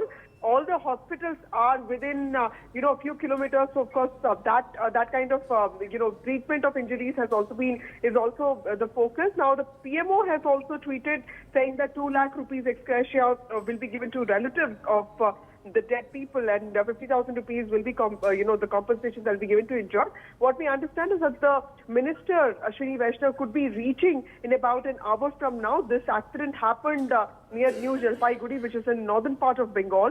And remember, like our reporters have also been pointing out, this is a very strategic rail route which connects east of India to the northeast of India, especially Tripura and Assam to West Bengal. So clearly that there are many sort of considerations here. So the minister is already on his way, and the Prime Minister has also tweeted that he'll be there. Of course, the reason for this, like Jaya Varma pointed out, is also being looked into as if there was any jumping over of signal that happened, if there was a human error, what really happened. That is something we will have to wait to get some clarity on. But clearly there is a lot of spotlight on rail safety, because there has been a lot of emphasis on modernizing Indian rail infrastructure, but then is that reflecting in the safety of trains? That is that's what the question that people will be raising now, and something that the ministry will answer in the next couple of days. Vasudha, from what we heard Jaya Varma Sinha say is that the signal was disregarded, and that is what actually caused the accident. Absolutely. That is what the ministry also told us in the morning. Ministry sources in the morning, of course, told us very clearly that the signal was disregarded, which is why, this accident happened. And basically, the container train overshot the signal and hit the back portion or the rear portion of the Kanchanjunga Express, which I explained is a very popular train, and it runs on a very strategic route. And the coach had 2 parcel vans and, of course, a guard coach. Now, immediately after this thing happened, NDRF and divisional teams and 15 ambulances were rushed to the spot. War room was set up in Delhi, and it started with 2 deaths, and of course the number has gone up to 5 now. There are also 2 railway staff members, who have been killed in this. The loco pilot and the motorman have also been killed. Of course, the cause of the accident, while Jaya Varma has also said that it was due to jumping of signal, it's also being holistically looked into as to what really happened. And of course, like I said, a lot of spotlight on rail safety. Now again, this was something we discussed extensively during the Balasore accident in June last year. Now clearly there's more emphasis that will be laid out on not just modernizing and of course expanding a railway track, but also ensuring that reflects in safety of passengers. Right, Vasudha, just as the Railway Minister has taken charge yet again of the Railway Ministry, we're talking about Ashwini Vaishnav. We have Saurabh also with us. Saurabh, now we do know that there were 5 passengers who have been killed, and the other 3 who have died were railway staffers, and one of them who perhaps disregarded the signal, which is what caused the accident. Yes, according to the Railway Board chairperson Jaya Varma, the accident seems to have been caused by the motormen of the goods train disregarding a signal and moving ahead, as a result of which their train went and rammed into the Kanchanjunga Express, which was on its way to Sealdah, had just left New Jalpaiguri, and this accident took place near Rangapani station. Now, Now, this, of course, is what Jai Verma has said, also confirming that 3 railway officials, in fact, CPRO Sabyasachi also confirmed 3 railway officials, amongst them 2 motormen of that green engine that you see in the pictures. That's the goods train engine, this will help our viewers understand where these railway staff are. The green engine that you see in the pictures, that is where the motormen of the goods train were. That is a WAG engine, and of course, then you also have the guard compartment of the train, which was beyond, of course, the 2 parcel coaches of this train, which is attached to the rear of the Kanchanjunga Express. And what we are being given to understand, those are the 3 railway staff, of course, who've died, according to the railway authorities, whom we can quote. So unfortunate, 3 staff of the Indian Railways, and also you have 5 passengers who've died. We are being given to understand that buses have been kept on standby by the North Bengal State Transport Undertaking Corporation, NBSTC, just in case there is a need to transport people. But what we are being given to understand by the railways is that once the rescue and relief operations at the site are complete, the focus will be on restoring rail connectivity. And given that 3 coaches of the train have been affected, the rest of the train will be detached from the affected compartments and moved away, so that they can start focusing on reconnecting and restarting the railway route, because a lot of trains have been stranded because of this. Saurabh, let's listen to Jai Verma. She's speaking, the railway board chairperson. Let's listen in. उसकी वजह से जो guard का डिब्बा है वो क्षतिग्रस्त हुआ है, जो पार्सल वैन थी वो भी क्षतिग्रस्त हुई है, लेकिन उससे किसी जान का नुकसान नहीं है। उसके बाद जो जीएस है उसमें भी थोड़ा क्षति है, और उसके आगे की गाड़ी ठीक है। तो इस हादसे के कारण सबसे पहले तो वहाँ पर रेस्क्यू ऑपरेशन शुरू हो गए थे। ये करीब 8:55 की घटना है, तो वहाँ पे सबसे पहले जो लोकल लोग हैं वो तो पहुँच ही गए थे घटनास्थल पर। हमारा एरिया ऑफिसर एनजीपी में न्यू जलपाईगुड़ी में है, जो कि करीब 10-15 किलोमीटर दूर है। वो लोग वहाँ से, और उनके साथ एक एडीआरएम और उनकी टीम, वो लोग सबसे पहले पहुँच गए। स्टेशन का स्टाफ पहुँच गया, और डिस्ट्रिक्ट एडमिनिस्ट्रेशन पहुँच गया, एम्बुलेंसेज आ गई, और एनडीआरएफ, आर्मी की वहाँ पर एक यूनिट है, आर्मी से आ गए लोग, और रेस्क्यू आरंभ कर लिया गया। अभी रेस्क्यू कंप्लीट हो गया है। अभी तक की जानकारी के अनुसार करीब 5 लोगों की जान गई है। जिस ट्रेन, जो गुड्स ट्रेन थी, उसके ड्राइवर और असिस्टेंट ड्राइवर की भी जान चली गई है, और जो कंचनजंगा के गार्ड थे उनकी भी जान चली गई है इस हादसे में। रेस्क्यू कंप्लीट हो गया है। जितने भी इंजर्ड लोग थे उनको वहाँ के medical college, North Bengal medical college है वहाँ पे सिलीगुड़ी में, वहाँ पहुँचा दिया गया है, और उनको सारी सहायता दी जा रही है, सारी मेडिकल एड दी जा रही है। हमारा सबसे पहला काम यही है कि जितने भी लोग इंजर्ड हैं उनको बेस्ट मेडिकल एड मिले और उनकी जान बचाई जा सके। उनकी जो भी इंजरीज़ हैं उनको ट्रीट किया जाए। रेलवे के डॉक्टर्स भी वहाँ पर पहुँच गए हैं, उनकी सेवा में हैं। हमारी जो एक्सीडेंट रिलीफ मेडिकल ट्रेन होती है वो भी घटनास्थल पर पहुँच गई थी 1 घंटे के अंदर। उसके साथ ही एक्सीडेंट रिलीफ ट्रेन्स 2 जो हैं वो भी चल पड़ी हैं, एक पहुँच गई है, दूसरी पहुँचने वाली है। जो फ्रंट पोर्शन है ट्रेन का, जो कि अनअफेक्टेड है, उसको ठीक करके और डीजल लगा के उसको आगे ले जा रहे हैं, जिससे कि लोग अपने डेस्टिनेशन पे पहुंच जाएं। पैसेंजर्स जो हैं वो अपने, जो फंसे हुए हैं वहाँ पर इस घटना की वजह से, वो अपने डेस्टिनेशन पर पहुंच जाएं। उनके जितने भी नेक्स्ट ऑफ किन एंड उनकी जो वेल विशर्स हैं, उनकी सुविधा के लिए हमने हर जगह हेल्प डेस्क खोल दी है। इस ट्रेन के पूरे रूट पे जितने भी मेजर स्टेशन हैं वहाँ पर तो फिजिकल हेल्प डेस्क खुल गई है। हेल्पलाइन नंबर्स हर जगह के शेयर कर लिए गए हैं। आप लोगों से भी अनुरोध है कि आप लोग भी शेयर कर लें।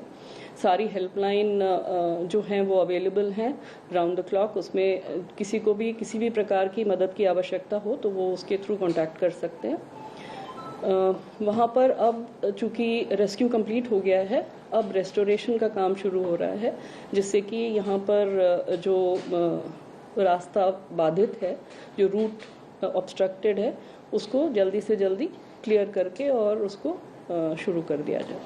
मैम इसके साथ में वही टोटल कैजुअलिटीज कितनी है, टोटल इंजर्ड्स कितने हैं, कितने सीरियसली इंजर्ड है, अगर वो फिगर मेरे साथ अगर आप मेरी जानकारी में 5 पैसेंजर और 3 हमारा स्टाफ, तो 8 ओके जी।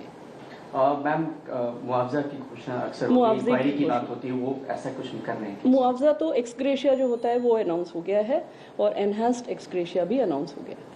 कोई इंक्वायरी भी करेंगे? इंक्वायरी तो होगी ही, इंक्वायरी होगी, पर इंक्वायरी तो सब्सिक्वेंट है। अभी तो सबसे पहला काम रेस्क्यू है, rescue and then restoration. Inquiry उसके बाद वो बस अभी पहली फ्लाइट वो एयरपोर्ट की तरफ चले गए। मैम कितने लोग इंजर्ड सीरियस हैं, कुछ ऐसा भी? नहीं, सीरियस इंजरी का अभी कोई इंडिकेशन नहीं आया है। हमें जहाँ तक डिस्ट्रिक्ट एडमिनिस्ट्रेशन से एसपी साहब से जो बात हुई थी उनके इंफॉर्मेशन के अनुसार 25 लोग हॉस्पिटल गए हैं और जिनको कोई भी फेटल इंजरी नहीं है, उनके शब्द यही हैं। पर we will be knowing more, अभी हमें पता चल जाएगा, हमारे डॉक्टर्स भी वहाँ पर हैं, तो सारी इंजरीज असेस करके वो हमको बता देंगे। मैम कवच सिस्टम इंस्टॉल है? कवच तो अभी गुवाहाटी के लिए प्लान्ड है, दिल्ली गुवाहाटी रूट जो है वो नेक्स्ट प्लान में है, नॉट देयर राइट नाउ। तो मैम इस वक्त के लिए यही इन्फॉर्मेशन है कि रेस्क्यू ऑपरेशन पूरी तरह से जो है कंप्लीट हो गया है और अभी तक की जो टोटल कैजुअलिटीज है वो 8 की है जी, और इंजर्ड 25 बताया, पर मे बी 50 के आसपास हॉस्पिटल में लोग हैं। The railways, especially, they are saying that in the last 1 year there have been spate of rail accidents. How do you look at the acquisition by opposition? I would not like to get into that, but let me assure you कि safety is the first priority of the railway organization, and we are doing everything to ensure that our train operations remain safe. और जहाँ तक इस दुर्घटना का सवाल है, prima facie लगता है human error, but we will know more about it after the inquiry, and we have to control human error also, जिसके लिए कि Kavach is the most important thing जो कि प्रोलिफरेट करना है। ये एक मिशन मोड में बढ़ाया जा रहा है। ऑलरेडी हमारा करीब 1,500 किलोमीटर पे ये चल रहा है और इस साल 3,000 और किलोमीटर पे कवच लग जाएगा। नेक्स्ट ईयर फिर 3,000 की और एक्स्ट्रा प्लानिंग है, पर पूरे भारतवर्ष में लगाने के लिए ग्रेजुअली इसको बिल्डअप करना है, क्योंकि हमें जो ये सप्लाई भी करते हैं ये इक्विपमेंट, वो लोगों को भी अपना प्रोडक्शन रैंप अप करना है। So we are trying to help them and persuade them कि इसको बढ़ाइए आप, जितनी जल्दी हम इसको प्रोलिफरेट कर सके उतना ही अच्छा होगा। मैम कवच क्या पूर्वोत्तर और पश्चिम बंगाल में कहीं पर भी नहीं है? प्लान्ड है ना, प्लान्ड है, क्योंकि ये अभी जो 3,000 किलोमीटर जो इस साल कंप्लीट हो जाएगा उसमें बंगाल भी है, दिल्ली हावड़ा रूट है। मैम गलती क्या है कि आप समझाते हैं सिंपल टर्म्स में, गलती हुई क्या है? सिग्नल डिसरिगार्ड किया है। क्या होगा? मतलब इसका ये है कि उनको गाड़ी रोकनी चाहिए थी, उनको आगे गाड़ी बिना रोके नहीं चलानी चाहिए थी, पर ऐसा लगता है कि गाड़ी उन्होंने नहीं रोकी और वो सिग्नल के बावजूद, सिग्नल था रुकने के लिए, उसके बावजूद गाड़ी आगे चली गई, पीछे वाली गाड़ी को रुकना था। ये पहले फर्स्ट इंडिकेशंस हैं एंड हमें ज़्यादा डिटेल तो अब इंक्वायरी के बाद ही पता चलेगा। इट्स कंप्लीटली ह्यूमन है, अभी लग रहा है क्योंकि अनफॉर्चुनेटली जो ड्राइवर साहब थे वो भी, he is also perished in this accident, so we have no authentic way of knowing what exactly happened. So whatever we can gather from the situation that which has passed so far, it seems that there was a disregard of signal, but we will know more after a detailed मैं बस क्योंकि आप लोगों ने जब war room भी setup किया हुआ था, तो कैसे जब एक्सीडेंट हुआ उसके बाद में क्या कार्रवाई की, अगर वो थोड़ा जी कार्रवाई हर स्तर पे होती है। सबसे पहले तो फील्ड पे होती है जी, सबसे पहले तो फील्ड के स्तर पे होती है कि वहाँ पर जो लोग हैं, लोकल लोग हैं, वो सारे एक्शन में आ जाएं और रेस्क्यू ऑपरेशन हो जाए। At the same time zonal headquarter पे भी होती है और रेलवे बोर्ड के स्तर पे भी होती है। तो रेलवे बोर्ड के स्तर पे जैसे ही हम लोगों को पहली इन्फॉर्मेशन मिलती है, मुझे इस घटना के 5 मिनट के अंदर इन्फॉर्मेशन आ गई थी, and the first thing that we do is to come to our control and command centre which we call our war room, एंड वहाँ पर जो सारे और काम जो करने हैं, जो कि सबसे पहले सबसे महत्वपूर्ण है कि आप रेस्क्यू करिए, हर एक जान को बचाइए, तो उस रेस्क्यू में हम लोग लग जाते हैं। और हम यहाँ से भी रेस्क्यू एफर्ट कोऑर्डिनेट करते हैं और हम जो भी वहाँ पर एजेंसीज अवेलेबल हैं, चाहे वो एनडीआरएफ हो, जैसे एनडीआरएफ जो है वो सिलीगुड़ी में अवेलेबल है, तो एनडीआरएफ की टुकड़ी वहाँ से तुरंत चल पड़ी। आर्मी सिलीगुड़ी में अवेलेबल है, वो भी तुरंत वहाँ के लिए चल पड़ी। डिस्ट्रिक्ट एडमिनिस्ट्रेशन वहाँ पर आ गया, सारी एम्बुलेंसेज नज़दीक के अस्पतालों से आ गई और लोकल लोग तो सबसे पहले आ जाते हैं, तो वो लोग भी आ गए। तो वो सारे एफर्ट हम लोग यहाँ से कोऑर्डिनेट करते हैं और उस पर ध्यान रखते हैं कि जितनी जल्दी हो सके उतनी जल्दी हम लोगों को राहत पहुँचा सकें। Thank you. हाँ, एक और नहीं, हेल्प डेस्क तो बताएगी ना। हाँ, ठीक है। Sorry, English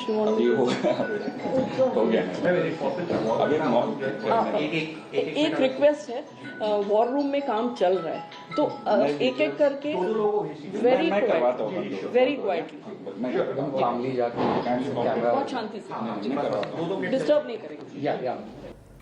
Chair Verma Sinha, the chairperson of the Railway Board, they're saying that from what they're hearing and from what they feel, it seems like it was a human error. It was a disregard of a signal by the goods train which caused that collision to take place. She's gone on to say that there were 5 passengers who have died and also 2 of the staffers of the goods train who have died and the guard of the Kanchanjunga train who's also lost his life. From what we're hearing is Jaya Verma talking about now that the rescue operations have been completed. The priority now is in for the restoration process to begin. She has spoken about how the restoration will begin. They will detach the area which has been impacted as far as the Kanchanjunga train is concerned. They will remove that, and then the rest of the train will continue with its journey to transport the passengers who you can see who remain stranded as of now. She's also said that the hospital wasn't too far away from the site. It's about 10 to 15 kilometers away where they have been rushed. She said that the ones who've been injured, the priority is to get them the kind of help that they require. She has also gone on to point that it was the local people of the area that came first in order to assist and help in the rescue operations. She's spoken about how even the army is involved, was involved in the rescue operations. We have Saurabh joining us. Saurabh, from what we are hearing is that it seems like a human error and not a technical error is what the chairperson of the Railway Board has said. But of course, a detailed report is awaited in order to know exactly what caused the collision. Yes, going by the statement of the Railway Board chairperson, it seems that the motorman of the goods train had ignored a signal to stop, went ahead, and then, of course, that led to the collision. That's what, of course, the initial sort of suggestion or initial information seems to suggest. But again, all of these things, like the Railway Board chairperson also clarified, is a matter of inquiry. It is a procedure. Inquiry will be conducted, and that will establish why exactly this happened. Now, there are 2 or 3 things that are seems to have, come into play here. One is, of course, the existence of 2 parcel vans at the rear of the train. These 2 parcel vans have played a key role in limiting the loss of lives, because remember, after the parcel van, there is the guards coach, which is general coach, and then there are general coaches and sleeper coaches. So if these parcel vans hadn't taken the impact of the collision, then you would have had those coaches with many more passengers taking the impact, and that would have led to more loss of lives and also more injuries. So thank God for those parcel vans that were at the rear of the train. That seems to have taken some of the impact of the collision and also resulted in some lives definitely being saved in this accident. Then, of course, the Railway Minister, the Railway Board chairperson, Jaya Verma, clarified on Kavach. This route is not covered by Kavach. Kavach is a system that's built to address situations exactly like the one we've seen today. Had Kavach been there, the motorman would have, the train would have automatically stopped before the collision. Unfortunately, Kavach doesn't exist on this route. It's taking a lot of time. It's a very complicated, intricate piece of engineering, and therefore installation and the speed at which it can be covering the entire network also takes time. What we are also hearing, Chief Minister Mamata Banerjee is going to visit the accident spot. She should be leaving from the Kolkata airport and landing at Bagdogra, from where she will drive to the accident spot. The railway minister also will land at Bagdogra airport and head to the accident spot. Also, what railway sources are telling us that once that railway and rescue operations are over, they will now focus on restoring the railway tracks. The Rajdhani and other important trains have been diverted via Aluabari, Bagdogra, Siliguri, etc. But the railway track restoration is of focus now. And by evening today or late evening today, they should be able to throw the tracks open for railway service. Right, you spoke of Kavach, Saurabh, of course, we heard Jaya Verma say that it is going to take time before it can be incorporated in the country. For now, the plans are for the Delhi-Guwahati route. With that, we're just slipping into a very short break, back with a whole lot more.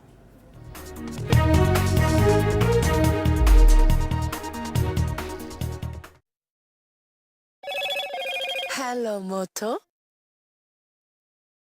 Motorola, India's best 5G smartphone brand.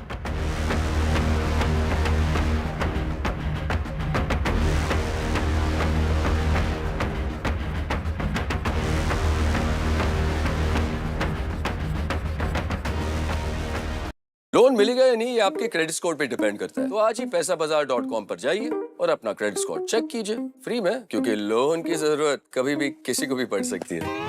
बस acting करा लो इनसे। पैसाबाजार.com, credit score check, आदत अच्छी है।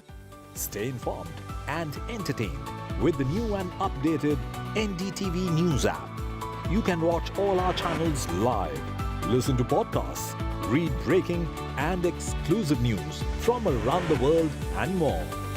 Download the NDTV app today and get access to the best journalism and storytelling on your smartphone or tablet. The NDTV app. News that matters to you.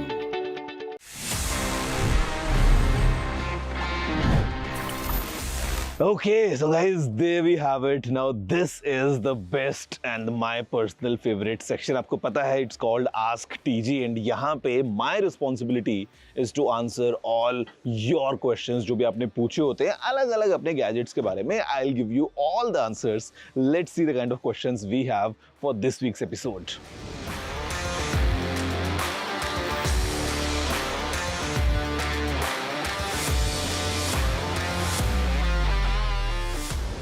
I mean, okay, I'll give you a very basic answer, brother, which is to just go and check into the sync settings of your phone. अगर आप जब S7 use कर रहे थे, उस time पे सब कुछ sync हो रहा था, and now you have moved to S21 and it's not working, आप अपने फ़ोन की settings में जाइए, वहाँ पे आपका जो भी particular account है, for example, if it's Outlook or maybe it's the Google account,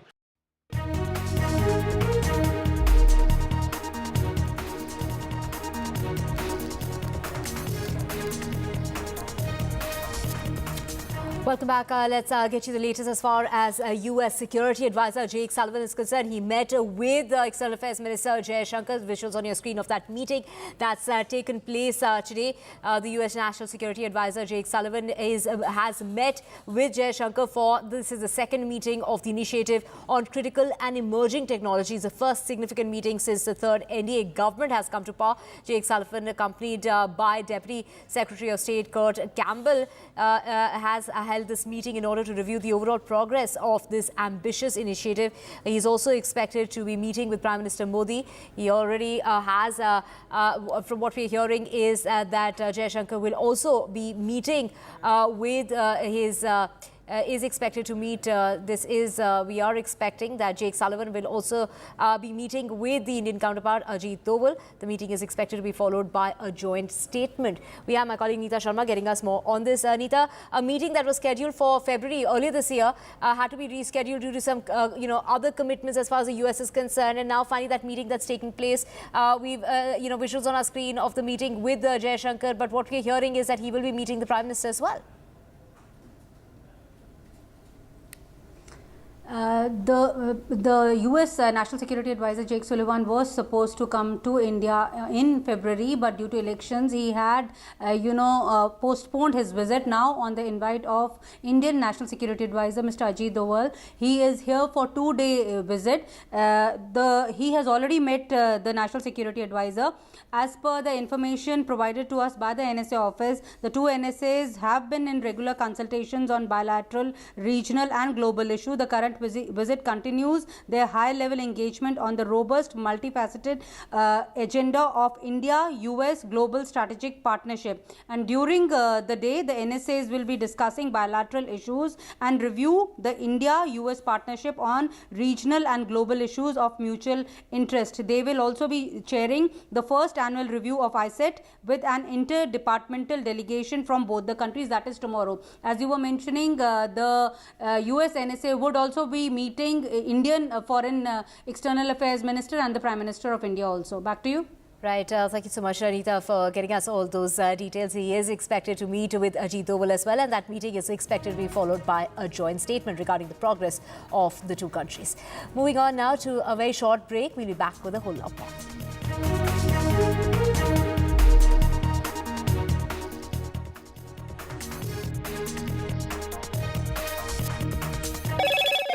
Hello, Moto.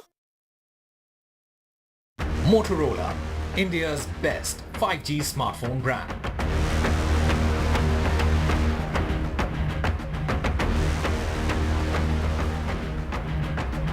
Eight people have died and several others have been injured in Bengal. This is a train accident that took place. A goods train crashed into the Kanchanjunga Express.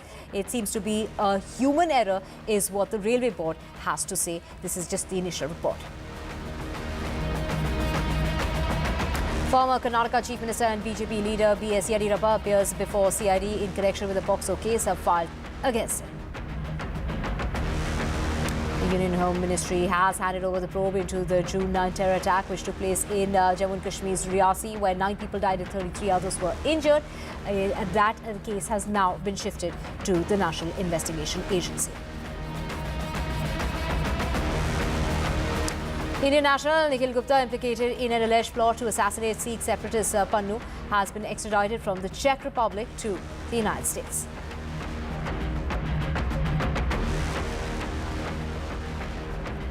Loan मिलेगा या नहीं, ये आपके credit score पे depend करता है। आज ही जाइए पैसाबाजार.com पर और अपना क्रेडिट स्कोर चेक कीजिए फ्री में, क्योंकि लोन की जरूरत किसी को भी कभी भी पड़ सकती है। चल एक्टिंग थोड़ा भेल बनो। ये आया भाई पैसाबाजार.com। Stay informed and entertained with the new and updated NDTV News app. You can watch all our channels live, listen to podcasts, read breaking and exclusive news from around the world and more. Download the NDTV app today and get access to the best journalism and storytelling on your smartphone or tablet. The NDTV app. News that matters to you. Some people say the metaverse will only be virtual. One day this lecture hall will be made of code, and driverless cars would be trapped in intersections. But even in this maze of the future, you can't wish away health.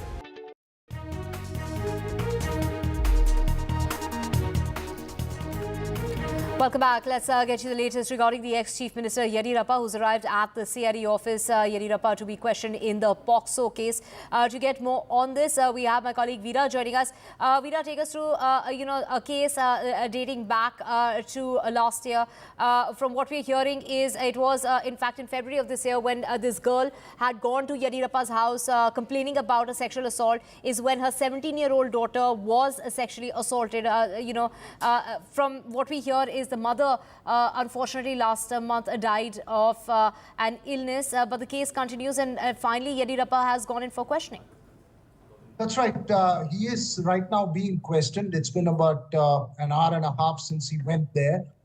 This was considered due process in terms of questioning. Remember, there was an arrest warrant that was issued by a fast-track court, which was challenged in the High Court by Yediyurappa's lawyers, and the High Court had categorically instructed no such action to be taken against him, and he had assured the High Court that he would appear before the CID for questioning today. So the questioning matter of process, as you pointed out in this case, it was a mother and a 17-year-old girl who had gone to Yediyurappa's residence to seek help regarding cases that they had filed against several other officials. Allegedly, the assault happened there. The mother had even released a video of her entering the house and confronting Yediyurappa regarding the case and the matter, and voice samples were also matched in the matter. Yediyurappa, of course, maintaining that he has been falsely implicated in this case, and this is just an effort to tarnish his image. Of course, the octogenarian former chief minister, an important leader for the BJP. So obviously the political surround sound will play out in this case. We'll have to wait for the questioning to be completed, Divya, and post that we will know how the investigations proceed in this case. Right, Veera, we will keep tracking the story and coming back to you for more on that. With that, we're taking a short break. Back with a whole lot more. Stay with us.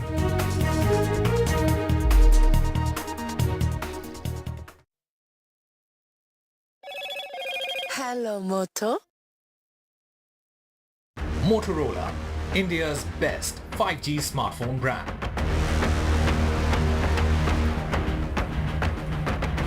And India festivals celebrates the festival of Eid, as you can see, celebrating Eid all across the country. Here's NDTV wishing all our viewers of Eid Mubarak.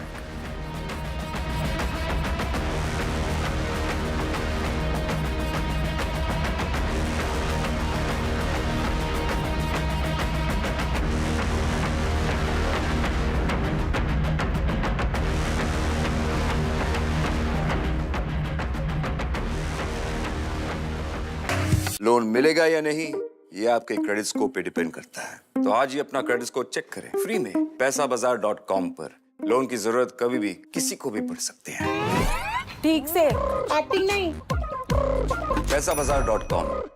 Stay informed and entertained with the new and updated NDTV News app. You can watch all our channels live, listen to podcasts, read breaking and exclusive news from around the world and more. Download the NDTV app today and get access to the best journalism and storytelling on your smartphone or tablet. The NDTV app. News that matters to you. Some people say the metaverse will only be virtual. One day this lecture hall will be made of code, and driverless cars would be trapped in intersections. But even in this maze of the future, you can't wish away health. It's time to become more resilient.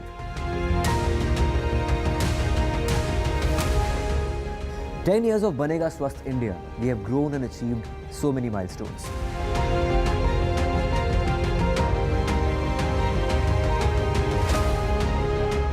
And now I have a plan to beat the urgency, to stop breathing with difficulty, to relieve getting choked with inactivity.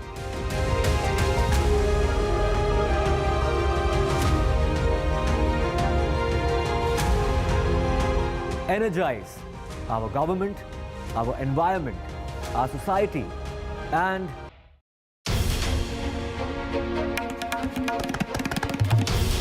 This is NDTV, and you're watching NDTV 24/7.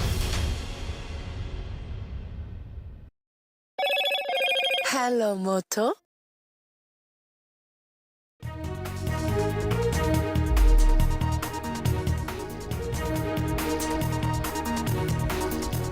Eight dead, several people injured in Bengal train accident. The goods train rammed into Kanchanjunga Express from behind in Darjeeling.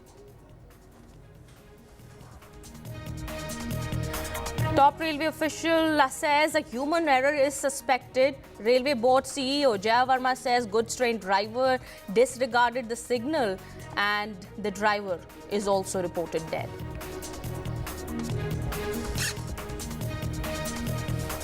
Former Karnataka Chief Minister Yediyurappa appears before the CID in connection with the POCSO case.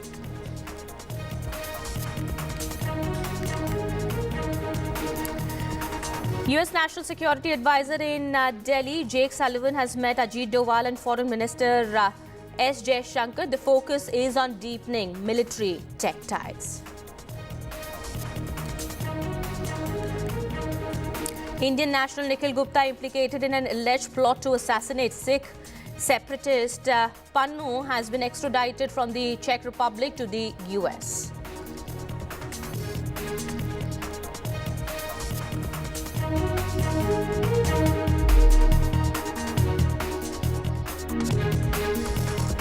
Hello and welcome. You're watching NDTV 24/7. My name is Kitty Bahal. We're starting this edition with a top focus. It's an unfortunate news from West Bengal. 8 people have lost their lives and over 50 people are injured after a passenger train traveling from Silchar in Assam to Sealdah in Kolkata collided with a goods train in Darjeeling in West Bengal. The Kolkata-bound Kanchanjunga Express was derailed after it was hit from behind by a goods train near the Rangapani station, where railways top official today have informed that there was no coverage on the route and the signal disregard is believed to be the cause of the accident. Railways chairperson Jaya Verma has also informed that the goods train had disregarded the signal and prima facie it appears that a human error is behind the cause of the accident. The officials have said that the goods train that hit the Kanchanjunga Express train had overshot the signal and 2 coaches of the express train were derailed. Prime Minister Modi has also taken stock of the situation, we are learning, and also 2 lakh rupees ex gratia has been announced as compensation to the kin of dead. आवाज़ मतलब मेरा तो B1 coach था, बहुत जोर से मतलब झटका दिया है। तो जैसे झटका दिया तो सब ऐसे बोल रहा था कि एक्सीडेंट हो गया, हम भी चिल्ला रहा था, सब रो रहा था। फिर हम तुरंत बाहर आके देखा कि यहाँ पीछे से एक्सीडेंट हुआ है ट्रेन का। अच्छा, तो अभी क्या है, कितने लोगों की मौत हुई है, कुछ आपने देखा है कुछ, या आपके बॉगी में कितने लोग इंजर्ड हुए? मेरा बॉगी में तो मैं एक इंजर्ड हुआ, मेरे सिर में लगा है, बाद बाकी किसी का नहीं हुआ है। ऐसे तो पीछे से देख रहा था 2-3 आदमी आपका क्या डेथ हुआ है, हम यही देखा है। अच्छा, अभी आप लोगों को रेस्क्यू किया गया है? हाँ, रेस्क्यू किया। अभी मेरे बोला ट्रीटमेंट करने के लिए, अभी आया ट्रीटमेंट करने के लिए।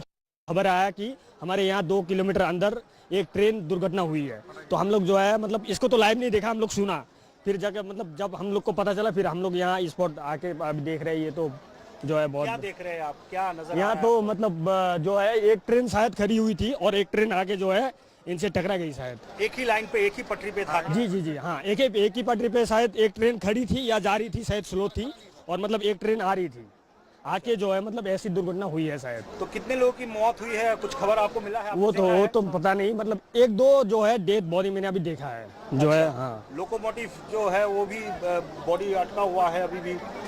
हाँ, वहाँ एक लोको पायलट जो है वहाँ तो अभी अटकी हुई है वहाँ पे भी। अच्छा जी, तो अभी क्या अभी रेस्क्यू ऑपरेशन स्टार्ट हुआ है? जी, अभी हम लोग देख रहे हैं, मतलब उतने सारे अभी नहीं है। यहाँ जो लोकल पब्लिक है ना, यहाँ का जो लोकल पब्लिक है बहुत हेल्प की है। स्थिति अभी थोड़ा गंभीर है। ये आप देख रहे हैं कंचनजंगा एक्सप्रेस है, ये पीछे यहाँ पे खड़ा था और पीछे से एक मालगाड़ी आके उसको ठोक दिया। 3 बॉगी अभी तक डिरेल्ड हुआ है, 5 फैटलिटी हुआ है, कैजुअलिटी हुआ है 5। अभी तक हम रेस्क्यू कर लिया है। और मालगाड़ी का जो आगे का इंजन है वहाँ पे गैस कटर लगेगा। आरपीएफ भी आ गए है, हम लोग लोकल पीएस से आ गए हैं। ठीक है, डेथ कैजुअलिटी कितनी हुई है? अभी तक जो हिसाब है 5 हुआ है। ठीक है, और कितने लोगों की मौत हुई है? 5 का मौत हुआ है अभी तक। ठीक है, इंजर्ड हुआ है? इंजर्ड अभी तक 25 to 30 nearly, but the injuries are not fatal. It happened because the goods train collided with Kanchanjunga Express from behind, which resulted in 4 bogies getting affected, 1 SLR, 2 parcel van and 1 GS coach.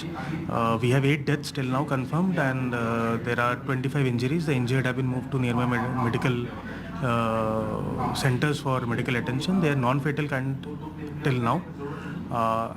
And the rescue operations have already started. Divisional officers have already reached the site. Divisional officers of Katia division, senior officials from the zone, general manager with his team have rushed to the site and are about to reach very soon. बताया पर may be 50 के आसपास hospital में लोग हैं। But now opposition is targeting you, the railways especially. They are saying that in the last 1 year there have been spate of rail accidents. How do you look at the accusations by the opposition? I would not like to get into that, but let me assure you कि safety is the first priority of the railway organization, and we are doing everything to ensure that our train operations remain safe. और जहाँ तक इस दुर्घटना का सवाल है, prima facie लगता है human error, but we will know more about it after the inquiry, and we have to control human error also, जिसके लिए कि कवच is the most important thing जो कि proliferate करना है. ये एक मिशन मोड में बढ़ाया जा रहा है. ऑलरेडी हमारा करीब 1,500 किलोमीटर पे ये चल रहा है और इस साल 3,000 और किलोमीटर पे कवच लग जाएगा. नेक्स्ट ईयर फिर 3,000 की और एक्स्ट्रा प्लानिंग है, पर पूरे भारतवर्ष में लगाने के लिए ग्रेजुअली इसको बिल्डअप करना है, क्योंकि हमें जो ये सप्लाई भी करते हैं ये इक्विपमेंट, वो लोगों को भी अपना प्रोडक्शन रैंप अप करना है. So we are trying to help them and persuade them कि इसको बढ़ाइए आप, जितनी जल्दी हम इसको प्रोलिफरेट कर सके उतना ही अच्छा होगा. Well, the top railway official there, railway chairperson Jaya Verma, informing that there was no kavach on this route. Remember, this route is frequently used by travelers to reach Darjeeling, and also the route also crosses this narrow strip of land. This is called Chicken's Corridor that links northeast with the rest of the country. And my colleague Saurabh is also now joining us on the broadcast here. Saurabh, the railway CEO informing that the prima facie human error is suspected here. It could be the cause of the accident, and the goods train had disregarded the signal. That is what has also been confirmed by the railways chairperson. And it is important to note here that what the railways officials are saying, the top official who had earlier done a press conference and informed that there was no coverage on this route. This route, as we've been talking about, links the northeast with the rest of the country. It's a very critical route. But despite that fact, there has been no arrangement made, so there has been no coverage that was made on this route, and all those arrangements are being made now. Yes, what we know is that the Kavach is a system that's being installed gradually across the country, and it's at a pace which perhaps many would say is insufficient, simply because also Indian Railways is, in a way, the most popular mode of transport across the country. Lakhs and crores of people use it every year. And perhaps, an anti-collision system like the Kavach system, which is being developed for the Indian Railways, needs to be implemented more quickly at a much more faster pace as far as the anti-collision system is concerned.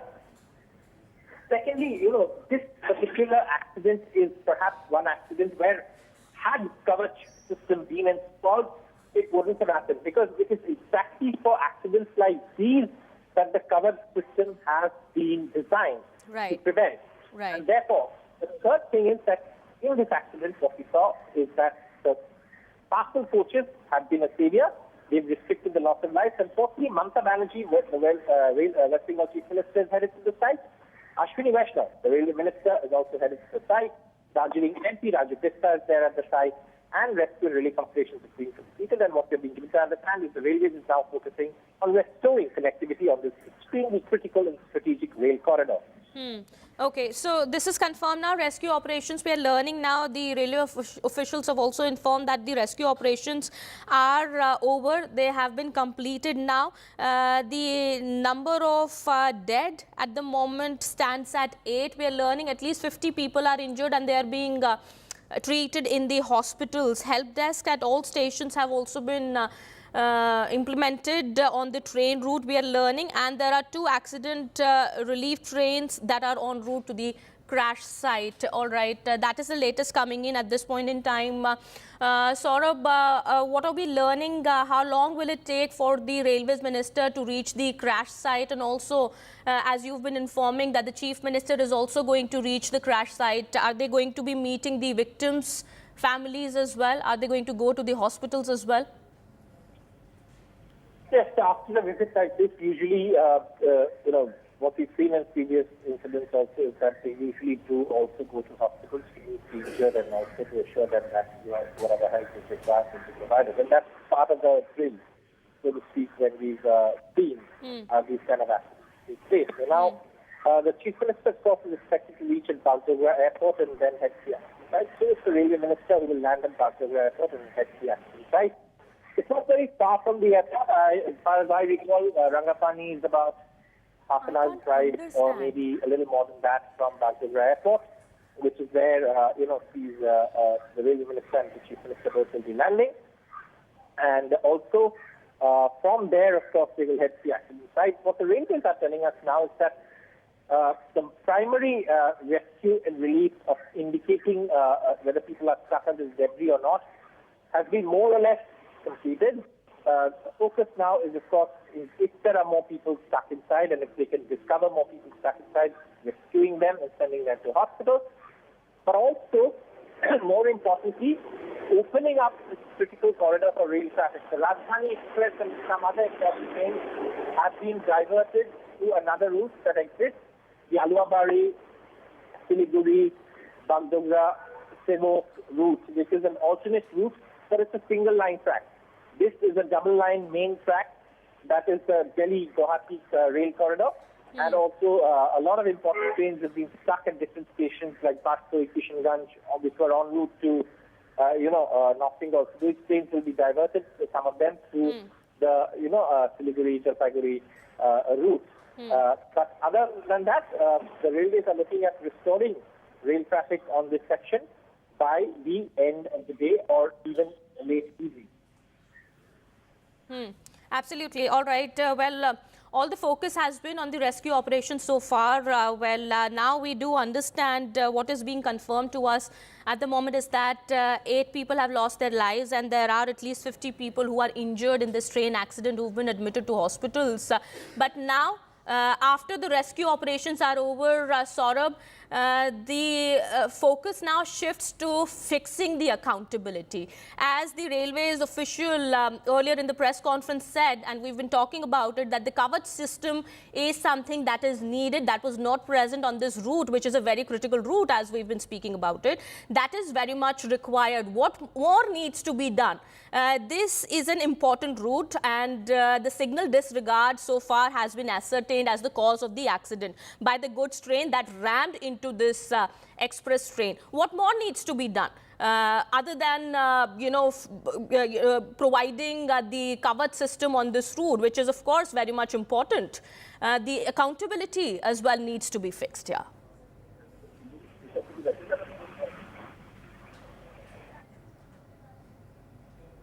All right, we'll try and connect with Saurabh in just a bit. He's with us on the broadcast and tracking the developments on the ground. Well, Saurabh, if you can hear me.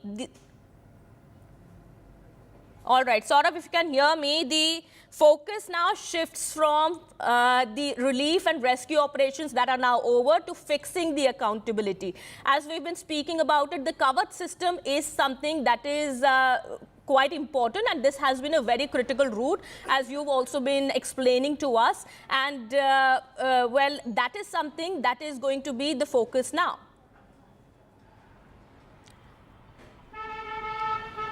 That's right. This is an electrified double-line route that heads to New Jalpaiguri and then, of course, onwards to Guwahati and other state capitals of the northeast, including Arunachal and Silchar and Agartala and all these, railheads that are there in the northeast.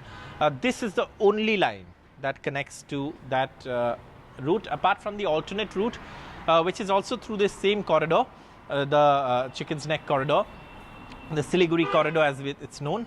And if you see the map of India, it's a narrow strip of land that connects the northeast to the rest of the country. All road, rail traffic to the northeast move through this corridor, and therefore the focus of the railways now is to ensure that A, the route is cleared and the rail route is thrown open for railway traffic as soon as possible. Early this evening or end of day is what we are hearing from railway sources. We also know that 3 railway staff, including the 2 motormen of the goods train that rammed into the Kanchanjunga Express and the guard or the train manager of the Kanchanjunga Express, have also lost their lives in this accident. And also what we know so far is that this accident, of course, has led to the loss of 8 lives, including 5 passengers, 3 staff. And the fact that, one thing perhaps has been a savior in this case is the 2 parcel vans that were attached at the end of the train. The 2 parcels vans have been instrumental in ensuring that the primary impact of the collision is suffered by the parcel vans which don't carry passengers. And it is only then, of course, you have the guard train manager's bogie which has suffered damage and another bogie which has suffered damage. So the casualties have come from there. and also the engine of the the goods train which rammed into the Kanchanjunga Express, the two motormen of that goods train. So those two parcel vans extremely important in this accident. Right. And like you said, Kavach is something that's designed specifically for a situation like this. Had it been installed on this route, this wouldn't have happened. But again, it's a large process. It's a complicated engineering system that has to be deployed across the country. And that's something that perhaps the railways have been saying that we're doing it on a mission mode, but one needs to look at the speed of installing this system for a critical service like the railways in India. Well, absolutely. And, the information that's coming out at the moment is that regarding the Kavach system that we are talking about here, that this year, on a route of at least 3,000 kilometers, this has been planned that the Kavach system needs to be installed. It has been so far done on the 1,500 kilometer route, but the rest of the 1,500 kilometer route on which this has been planned, that also includes the Delhi-Havra route, and also on this very line that we are talking about, it has been planned. But yes, that is something that needs to be done as early as possible so that accidents like these can be prevented in the near future. Also,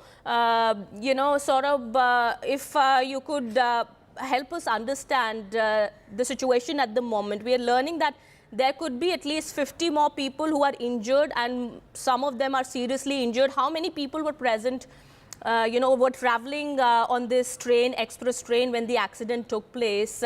And 8 people, of course, have lost their lives. But how many people were traveling? And we're learning at least 50 people now are believed to be injured. I mean, it's a pretty important train. It's usually a train that goes full, and it's the summer season rush. So trains at this time of the year across India are completely packed. It's the summer rush season.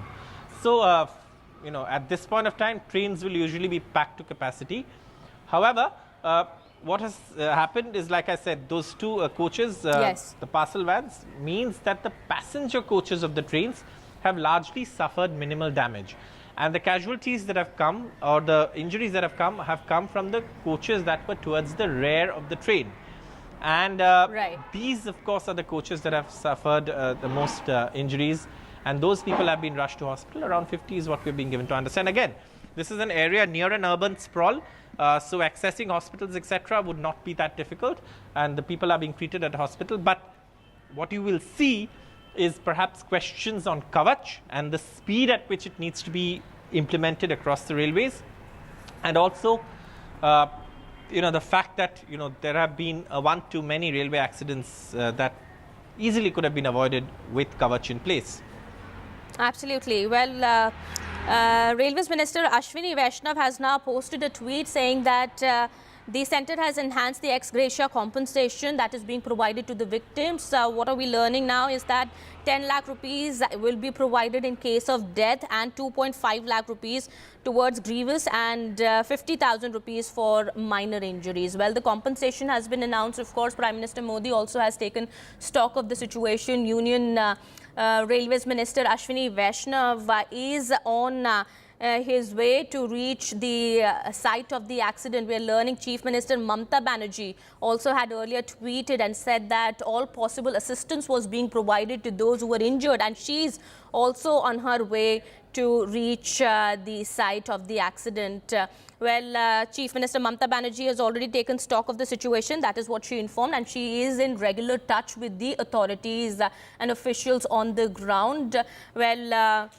That is the latest coming in at the moment. But yes, the important fact at the moment remains that the information that has been provided by the railways top official, that the Kavach system that needs to be implemented on this very critical route that connects this area to the northeast, that connects the northeast with the rest of the country. Well, the route, this route crosses the narrow strip of land that is called the Chickens Corridor, and it links the northeast with the rest of the country, and it's a very important route. And questions are being asked at the moment now that rescue operations are over, that accountability, of course, needs to be fixed, and much more that needs to be done in order to minimize the risk of such accidents in the future. What we are learning is that, as per information that is coming in, the goods train that had hit the Kanchanjunga Express train from behind had overshot the signal. The signal disregard is believed to be the cause of the accident. And also the railway CEO in a press conference earlier said that the prima facie a human error is suspected. That can't be ruled out, but more investigation is needed. All right, Saurav, we do believe that an investigation has already been ordered in connection with this case. Yes, of course. It's a matter of procedure that when there is a railway accident, there will be a board of inquiry that will be constituted, and a report will be submitted that will not only look at what's responsible for the accident, but also suggest measures to prevent such accidents. That's part of procedure. It's part of the drill as far as railway functioning is concerned. And that will happen. An inquiry will be ordered. An inquiry, in fact, has been ordered, as we know. And the railway board chairperson, Jaya Varma, very categorically clarified that all of that will happen. The primary focus now for the railways at this point, there are stages to this. One is, of course, first get the people who are out trapped, get them to hospital, save lives. Once you're past that stage, then the primary focus shifts to restore connectivity, rail connectivity. Let train movement begin, because, like I said, critical rail corridor, connectivity to all northeast states, connectivity to North Bengal, Assam, Agartala, Arunachal, all of these states. Well, that seems to have been interrupted at the moment. What is being done in the second stage? Yes. What is being done in that regard? The third stage, of course, is once all of this happens, is also ensure an inquiry, fix responsibility, and find out what led to it, and suggest measures. So there are three stages, and all of those will, of course, happen in due time. The connectivity, as you've been saying, that seems to have been interrupted, of course, because of this tragic incident that took place. What is being done in that regard to restore the connectivity? Well, North Bengal and all of these places in the northeast have been witnessing, heavy rainfall in the last few days, and connectivity by train is very important. And a lot of people, those who can't afford flights, usually everybody depends on the Indian Railways. It's the railways practically is the lifeline of the country. Most middle class people, when they move from one place to another, depend on the railways. Flights are not the first choice. Obviously, for the entire northeast, and for entire North Bengal, this is the main line. There is one alternative line, but this is the main line. That's a single line. So obviously it cannot handle the traffic of this line. Then also there is a lot of this line is strategically important. It connects to all your forward areas. So all of these things, looking at all of these things, this railway line is crucial for India, and therefore restoring is the priority now. What we are being given to understand is by end of day or early evening or late evening mostly, that they will be able to restore railway traffic on this route. Okay, all right. Well, we are hoping that by evening, or you're saying maybe by tomorrow, that the railway traffic is restored. Well, the Kanchanjunga Express, as we do understand, it's a daily train that is being used by commuters that connects Bengal with the northeastern cities of Silchar as well as Agartala as well. It is, of course, a very critical route, and because of this accident, of course, the route seems to have been interrupted. However, efforts are being made at the moment to restore connectivity on this very route, and we are hoping that may take some time. However, Union Railways Minister Ashwini Vaishnav is on his way at the moment to the site of the accident. He is going to take the stock of the situation. However, we are learning the rescue operations are complete at the moment. And of course, now the authorities are going to look into the aspect of fixing the accountability, as well as making sure that these accidents do not happen in the future. Well, efforts are also going to be made to minimize the risk of such accidents in the near future, of course. But the latest information that we've been receiving at the moment regarding this accident is that, Mamata Banerjee is also on her way to the site of the accident. Rescue operations are complete at the moment. There are at least 50 more people who are injured, who've been admitted to hospitals. 8 people have died. The death toll has risen to 8. That is what we are learning. And all right, the railways earlier had said that the cause of accident was unclear. However, now the railways top official said that a human error is also suspected. It's believed to be the cause of the accident. However, the investigation has been ordered in the accident that took place in West Bengal early in the morning today. 8 people have lost their lives in this accident, and this happened after the passenger train traveling from Assam, Silchar in Assam to Sealdah in Kolkata was hit by a goods train near the Rangapani station. Now, what the railways top official also informed that there was no coverage on this route, and all focus is going to be on implementing or the coverage system on this route, which is quite crucial. This route that we are talking about is also quite critical, and the coverage system needs to be provided on this route. Well, prima facie, a human error is suspected. This is what the railway CEO also said in a press conference just a while back. The Union Railways Minister, Ashwini Vaishnav, has announced compensation, that is 10 lakh rupees in case of death has been announced, and 2.5 lakh rupees towards grievous injuries has been announced by the Union Railways Minister. We'll keep an eye on the situation on the ground and get you more. It's time for a short break, yeah? More continues on the other side.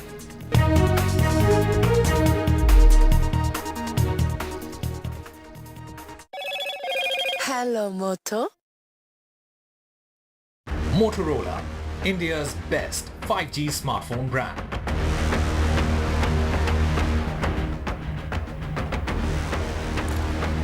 Prime Minister Modi wished the citizens on the occasion of Eid today.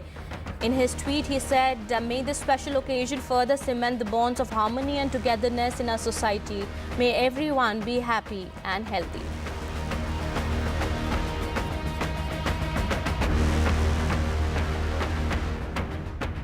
Loan मिलेगा या नहीं, ये आपके credit score पे depend करता है। तो आज ही पैसाबाजार.com पर जाइए और अपना क्रेडिट स्कोर चेक कीजिए फ्री में, क्योंकि लोन की जरूरत कभी भी किसी को भी पड़ सकती है। बस एक्टिंग करा लो इनसे। पैसाबाजार.com, क्रेडिट स्कोर चेक, आदत अच्छी है।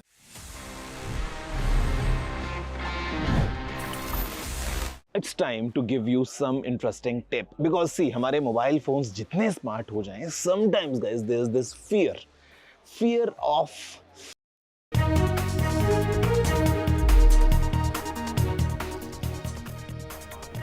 Welcome back after the break.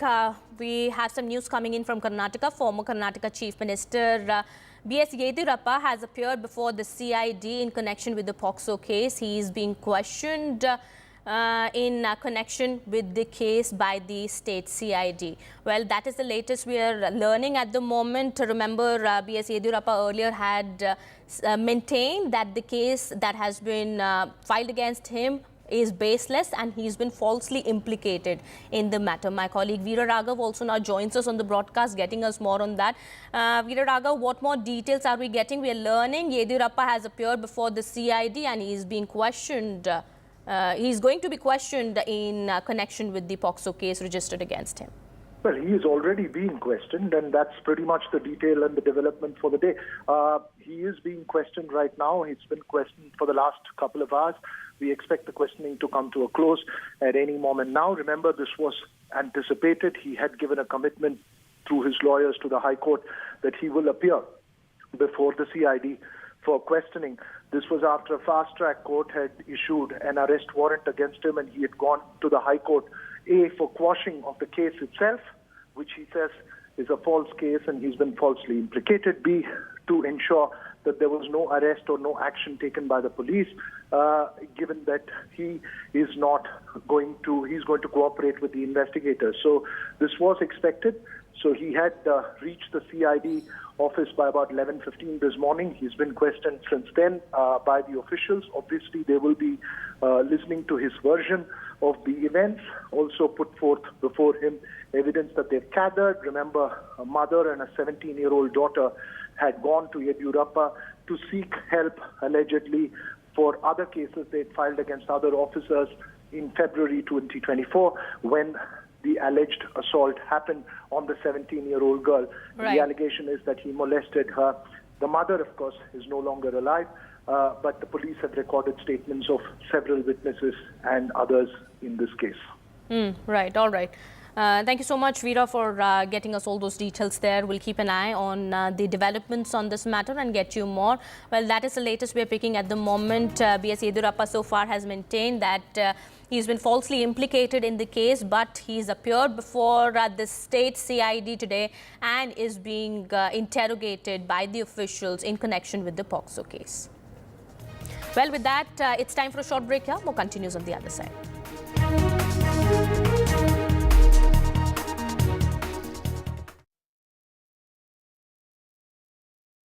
Loan मिलेगा या नहीं, ये आपके क्रेडिट स्कोर पे डिपेंड करता है। आज ही जाइए पैसाबाजार.com पर और अपना क्रेडिट स्कोर चेक कीजिए फ्री में, क्योंकि लोन की जरूरत किसी को भी कभी भी पड़ सकती है। चल एक्टिंग थोड़ा भेल बनो। ए आयो भाग जोर। पैसाबाजार.com।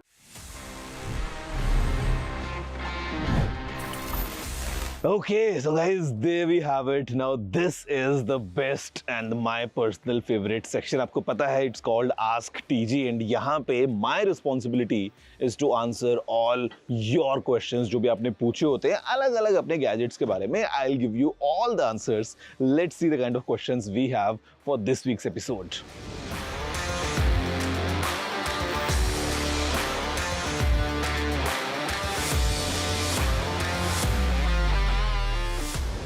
I mean, okay, I'll give you a very basic answer, brother, which is to just go and check into the sync settings of your phone.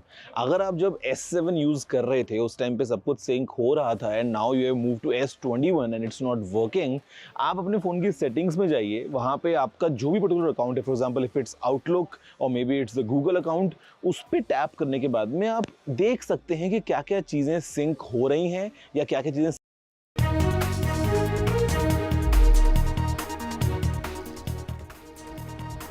Welcome back after the break. U.S. National Security Advisor Jake Sullivan arrived in India today, marking Joe Biden's first official engagement with India after the Modi 3.0 government took charge last week. Jake Sullivan is currently in the national capital with a high-level delegation and has met External Affairs Minister S. Jaishankar. He's also met Ajit Doval, we're learning. All right, my colleague Vishal joins us on the broadcast, getting us more on that.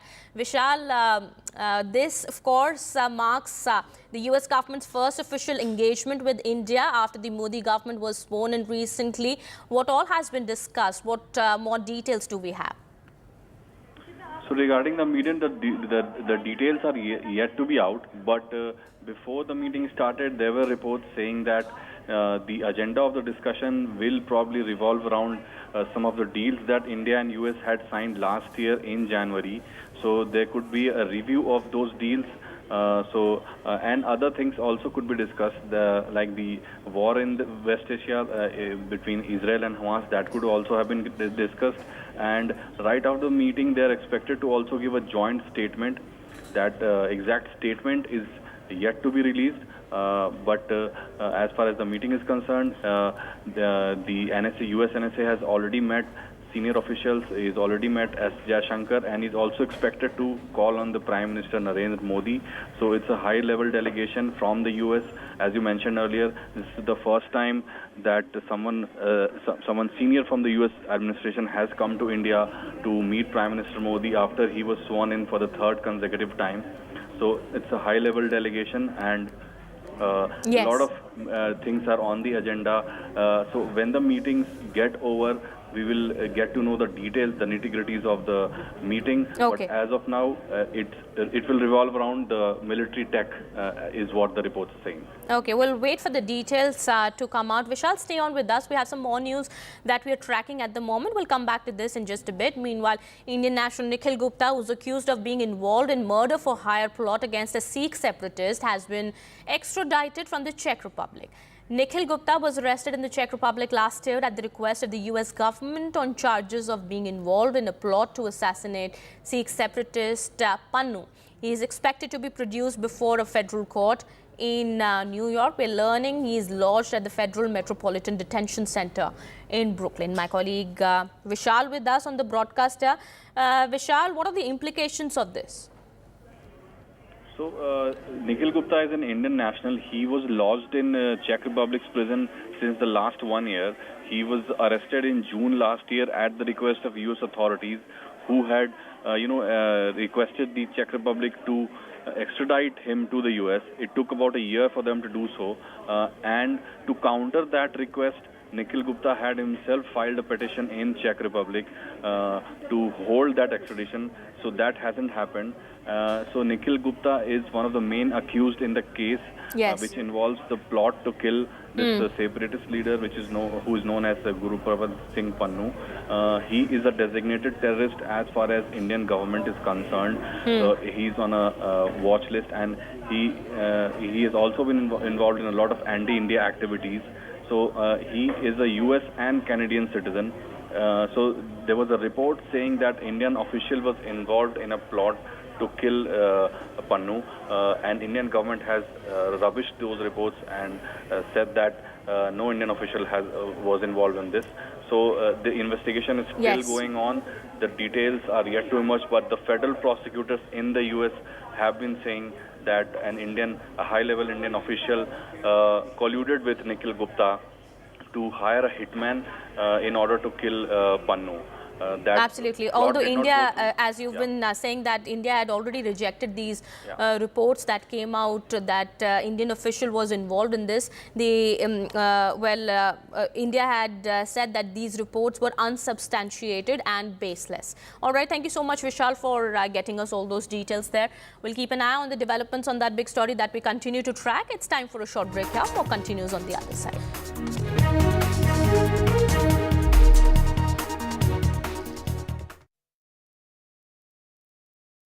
Loan मिलेगा या नहीं, ये आपके credit score पे depend करता है। तो आज ही अपना क्रेडिट स्कोर चेक करें फ्री में पैसाबाजार.com पर। लोन की जरूरत कभी भी किसी को भी पड़ सकती है। ठीक से एक्टिंग नहीं। पैसाबाजार.com। Some people say the metaverse will only be virtual. One day this lecture hall will be made of code, and driverless cars would be trapped in intersections. But even in this maze of the future, you can't wish away health. It's time to become more resilient.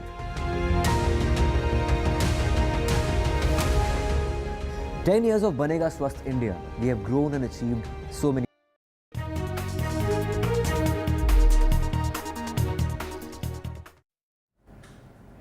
Welcome back after the break.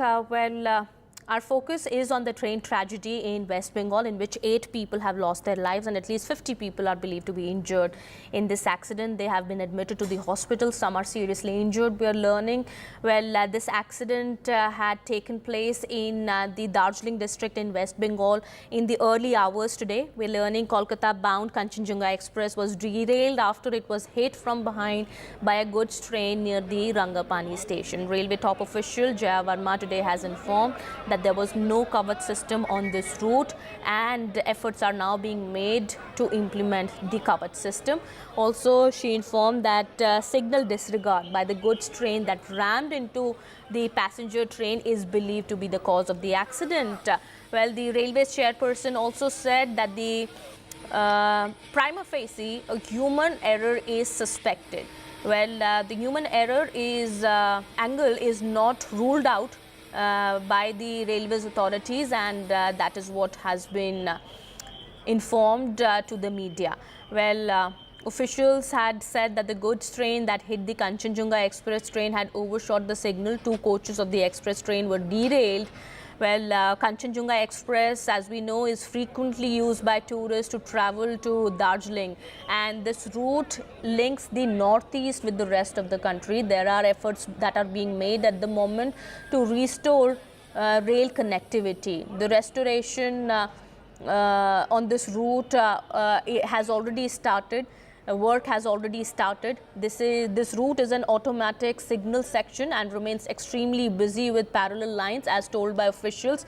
That means there are chances of other trains also being around at that point in time. Although now what we are learning at the moment is that Union Railway Minister Ashwini Vaishnav had informed that he had left for the crash site. He is expected to reach in some time, and the investigation of course has been ordered in the case, and more details are likely to come out. Well, let's also listen in to what the railway chairperson Jaya Varma earlier had said, and we have more reactions coming in. 25 बताया पर मे भी 50 के आसपास hospital में लोग हैं. But now opposition is targeting you, the railways especially. They are saying that in the last 1 year there have been spate of rail accidents. How do you look at the accusations by the opposition? I would not like to get into that, but let me assure you कि safety is the first priority of the railway organization, and we are doing everything to ensure that our train operations remain safe. और जहाँ तक इस दुर्घटना का सवाल है, prima facie लगता है human error, but we will know more about it after the inquiry, and we have to control human error also, जिसके लिए कि Kavach is the most important thing जो कि प्रोलिफरेट करना है. ये एक मिशन मोड में बढ़ाया जा रहा है.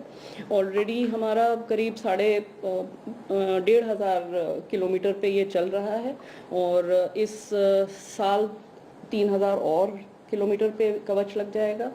नेक्स्ट ईयर फिर 3,000 की और एक्स्ट्रा प्लानिंग है, पर पूरे भारतवर्ष में लगाने के लिए ग्रेजुअली इसको बिल्डअप करना है, क्योंकि हमें जो ये सप्लाई भी करते हैं ये इक्विपमेंट, वो लोगों को भी अपना प्रोडक्शन रैंप अप करना है. So we are trying to help them and persuade them कि इसको बढ़ाइए आप, जितनी जल्दी हम इसको प्रोलिफरेट कर सके उतना ही अच्छा होगा.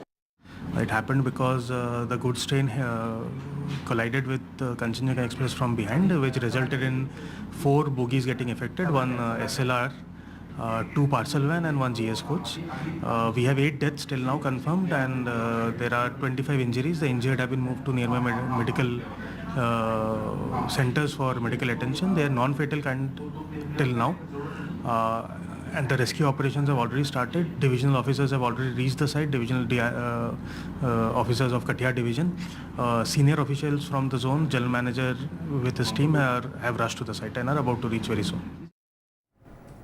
All right, what we are learning at the moment is that the site restoration is in progress as per the authorities. That is being informed. Mamata Banerjee as well as Railways Minister Ashwini Vaishnav are reaching the site of the accident in some time from now. Well, we've seen how earlier also when there have been such train tragedies, there has been blame game that also erupted, but we are hoping that the focus now only remains on the assistance that is being provided to the people, to those who've been affected in this accident at the moment, and of course fixing the accountability.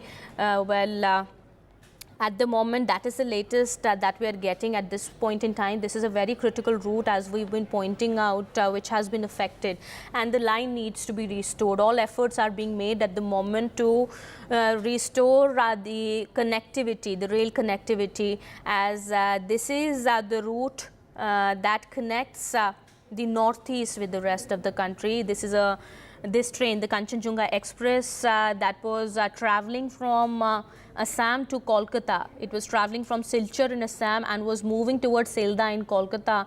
But on this very route, one train, a goods train from behind, hit it, and 8 people have lost their lives in this tragic accident. Well, railway top officials have informed that signal disregard is believed to be the cause of the accident. The goods train that rammed into the Kanchanjunga Express had apparently disregarded the signal, and it overshot the signal, and that is the reason that it rammed into the passenger train. Now, 2 bogies, we are learning, were affected, and these 2 coaches that derailed, in which people who were traveling were affected. Over 50 people, we are learning, are believed to be injured, and they are in the hospital at the moment being treated for their injuries. Focus now shifts from the relief and rescue operations that are now over to fixing the accountability. As we've been speaking about it, the Kavach system is something that is quite important, and this has been a very critical route, as you've also been explaining to us, and well, that is something that is going to be the focus now.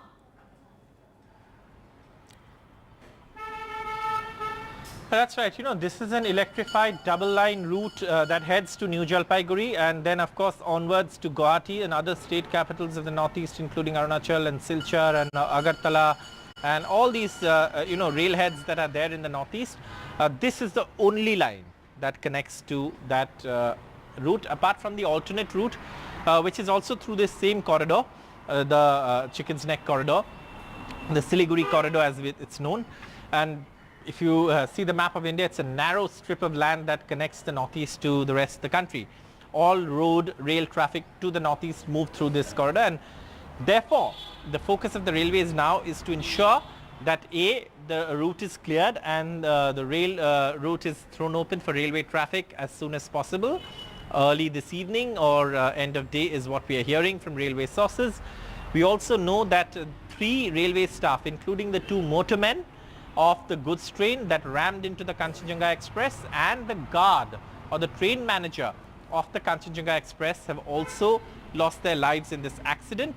And also what we know so far is that this accident, of course, has led to the loss of 8 lives, including 5 passengers, 3 staff, and the fact that, you know, one thing perhaps has been a savior in this case is the 2 parcel vans that were attached at the end of the train.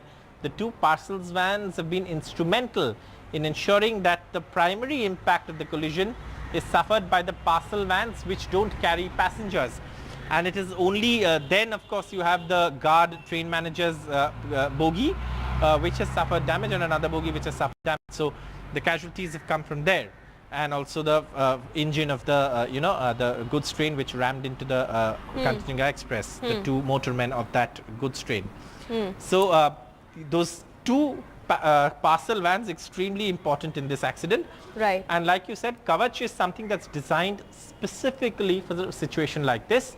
Had it been installed on this route, this wouldn't have happened. But again, it's a large process. It's a complicated engineering system that has to be deployed across the country. And that's something that perhaps the railways have been saying that we are doing it on a mission mode, but one needs to look at the speed of installing this system for a critical service like the railways in India. Well, absolutely. And, you know, the information that's coming out at the moment is that regarding the Kavach system that we are talking about here, that this year on a route of at least 3,000 kilometers, this has been planned that the Kavach system needs to be installed. It has been so far done on the 1,500 kilometer route, but the rest of the 1,500 kilometer route on which this has been planned, that also includes the Delhi-Havra route, and also on this very line that we are talking about, it has been planned. But yes, that is something that needs to be done as early as possible so that accidents like these can be prevented in the near future. Also, you know, Saurabh, if you could help us understand the situation at the moment. We are learning that there could be at least 50 more people who are injured, and some of them are seriously injured. How many people were present, you know, were traveling on this train, express train, when the accident took place? And 8 people, of course, have lost their lives. But how many people were traveling? And we're learning at least 50 people now are believed to be injured. Oh, I mean, it's a pretty important train. It's usually a train that goes full, and it's the summer season rush. So trains at this time of the year across India are completely packed. It's the summer rush season. So, you know, at this point of time, trains will usually be packed to capacity. However, what has happened is, like I said, those two coaches, the parcel vans, means that the passenger coaches of the trains have largely suffered minimal damage, and the casualties that have come, or the injuries that have come from the coaches that were towards the rear of the train. And these, of course, are the coaches that have suffered the most injuries, and those people have been rushed to hospital. Around 50 is what we're being given to understand. Again, this is an area near an urban sprawl, so accessing hospitals, etc., would not be that difficult, and the people are being treated at hospital. But what you will see is perhaps questions on Kavach and the speed at which it needs to be implemented across the railways, and also you know, the fact that, you know, there have been one too many railway accidents that easily could have been avoided with Kavach in place.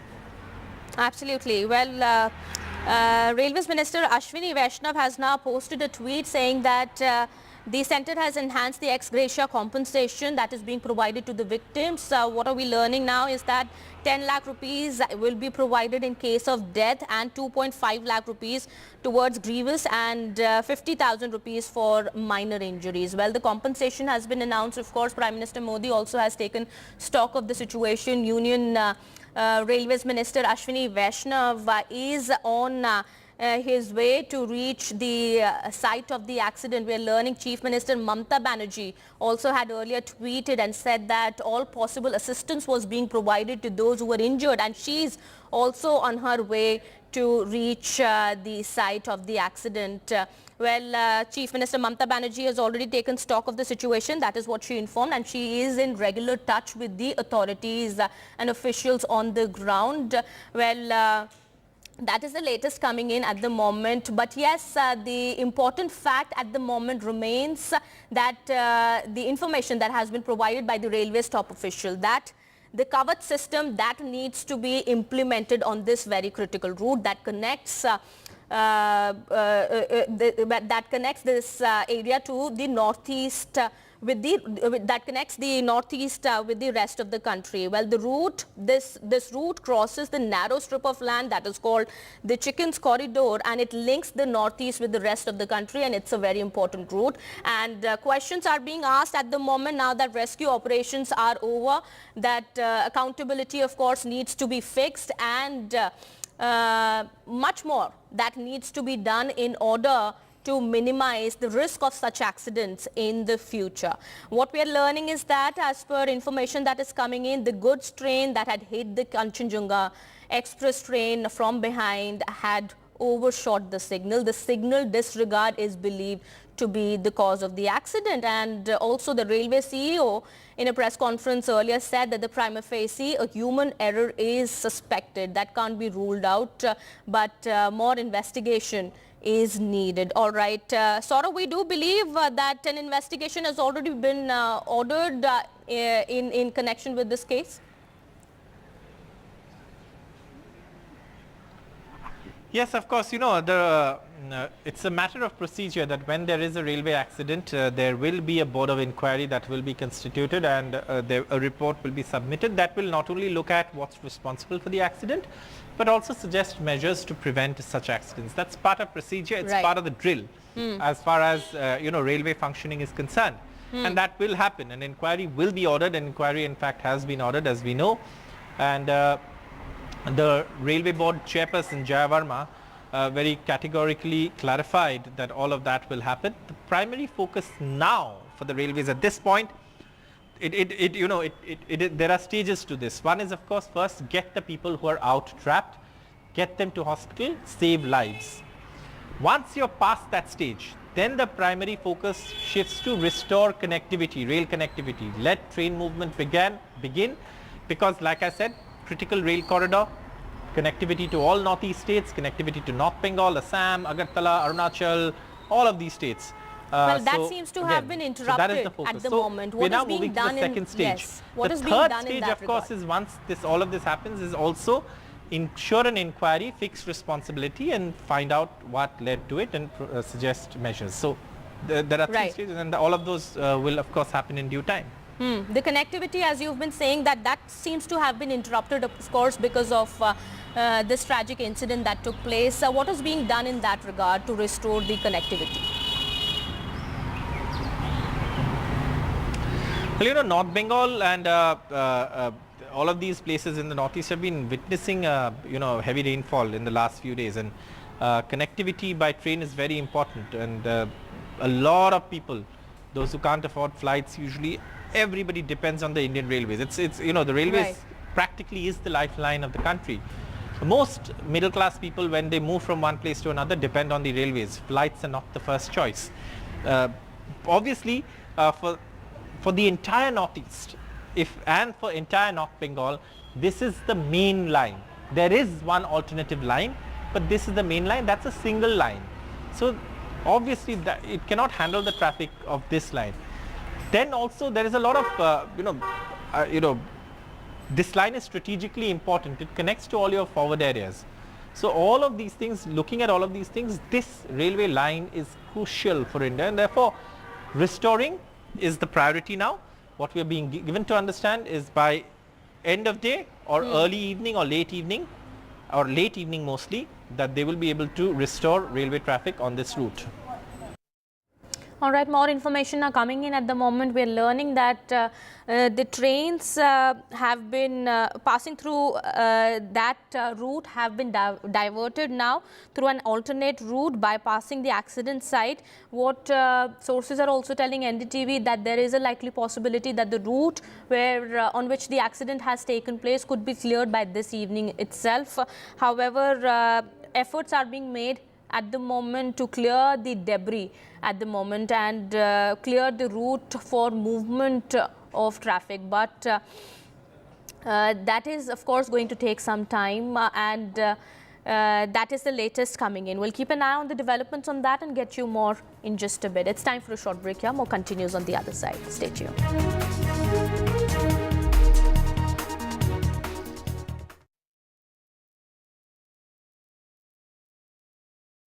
Loan मिलेगा या नहीं, ये आपके credit score पे depend करता है। तो आज ही पैसाबाजार.com पर जाइए और अपना क्रेडिट स्कोर चेक कीजिए फ्री में, क्योंकि लोन की जरूरत कभी भी किसी को भी पड़ सकती है। बस एक्टिंग करा लो इनसे।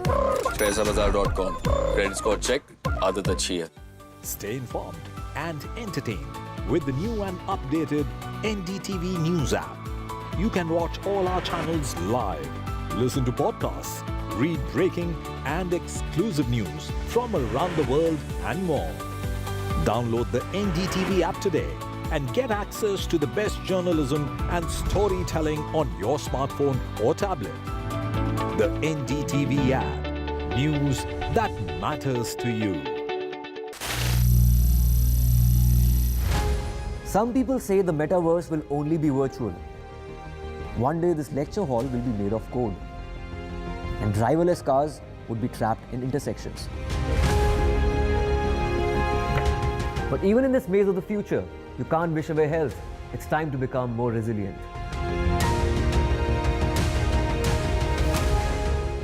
"10 years of Banega Swasth India, we have grown and achieved so many milestones.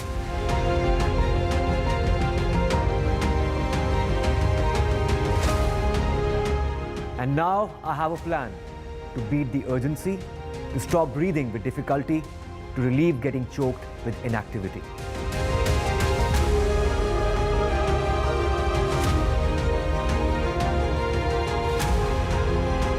Energize our government, our environment, our society, and ourselves. Everyone, everywhere, every day.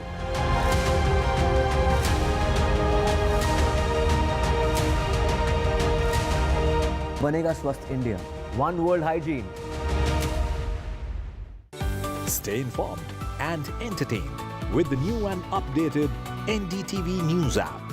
You can watch all our channels live, listen to podcasts, read breaking and exclusive news from around the world and more.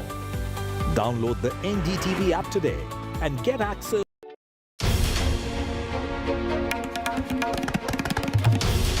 This is NDTV. And you're watching NDTV 24/7. Hello, Moto.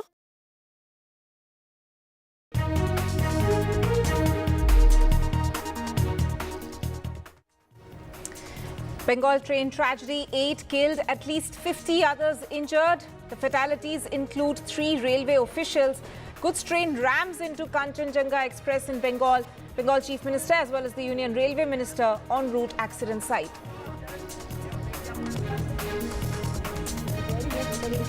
Train officials say human error is suspected. The Railways says goods train had in fact disregarded the signal. Goods train driver killed in accident.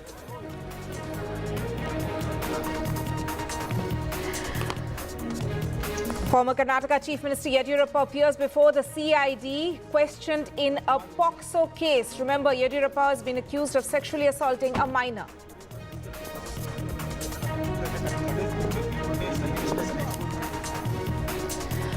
Under fire, Karnataka Chief Minister defends fuel price hike. Political face-off fueled in Karnataka. BJP protests against the fuel price hike. It's once again scapegoating the middle class. And US National Security Advisor Jake Sullivan in the national capital meets Ajit Doval, his counterpart, as well as External Affairs Minister S. Jaishankar, focus on deepening military tech ties.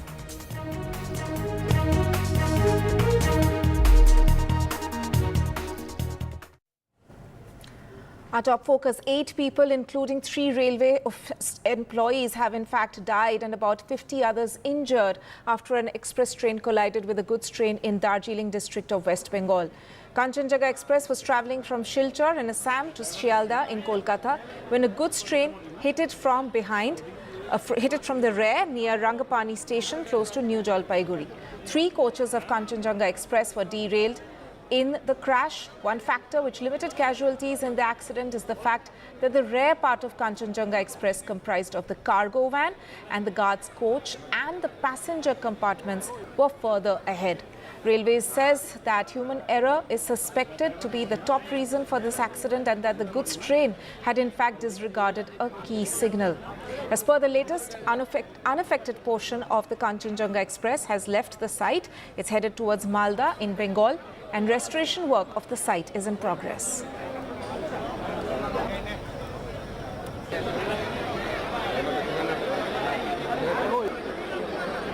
It happened because the goods train collided with Kanchanjunga Express from behind, which resulted in 4 bogies getting affected, 1 SLR, 2 parcel van and 1 GS coach.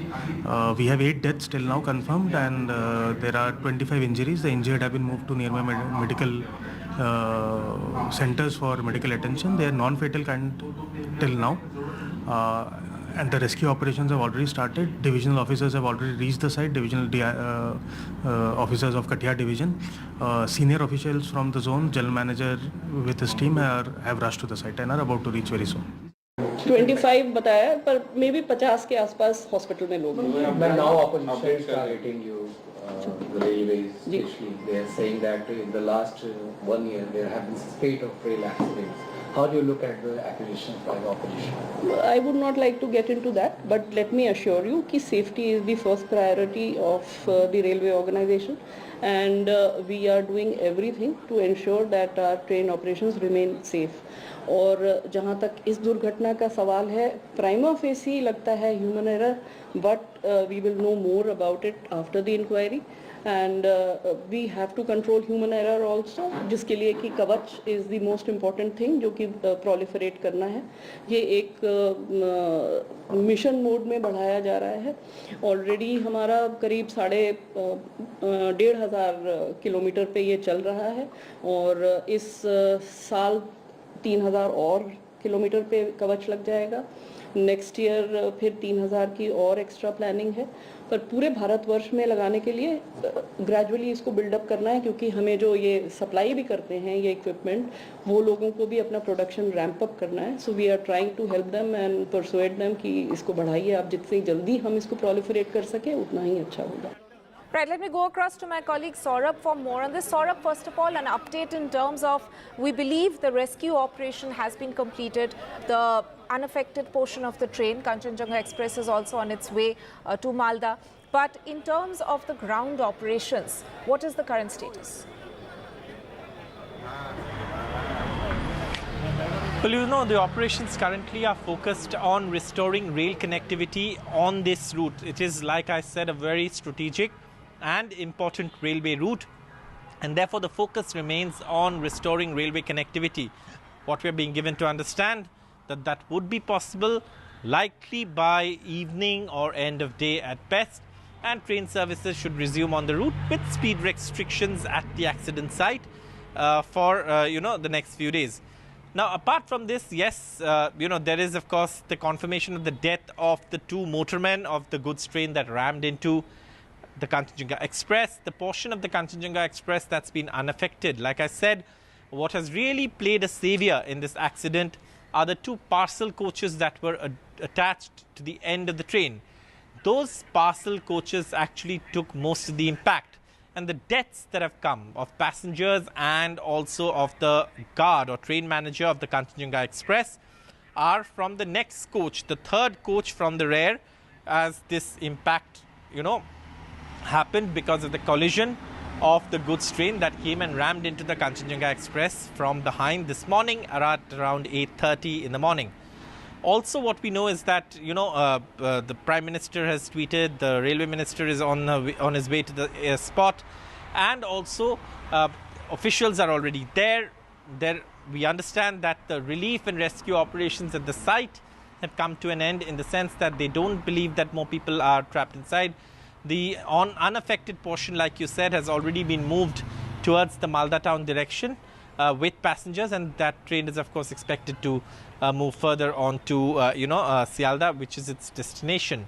But obviously this is yet another railway accident. Kavach, the railway anti-collision device that is now of course being installed at several places, was not installed yet on this route. And also what we know is that perhaps these old ICF coaches that climb atop one another in the case of a collision also need to be replaced sooner, along with the Kavach, which is now becoming a more and more urgent need for the Indian Railways in the wake of accidents that we've seen in the last year or so. Right. Saurabh, as you were mentioning, that there are, of course, the rescue operations, the large part of it is over, but there are still ground operations going on, restoration of the site. What kind of reinforcements are being rushed by the Bengal government? I believe the Chief Minister herself is en route. Yes, the Chief Minister is expected to be there, but what we know is that the Bengal government has, given all possible assistance to the railways in terms of, rushing senior officials for crowd management, for law and order management, and also, clearing traffic for those injured to be taken to hospital, along with ambulances and other support that is required when there is an accident like this on site by the railways.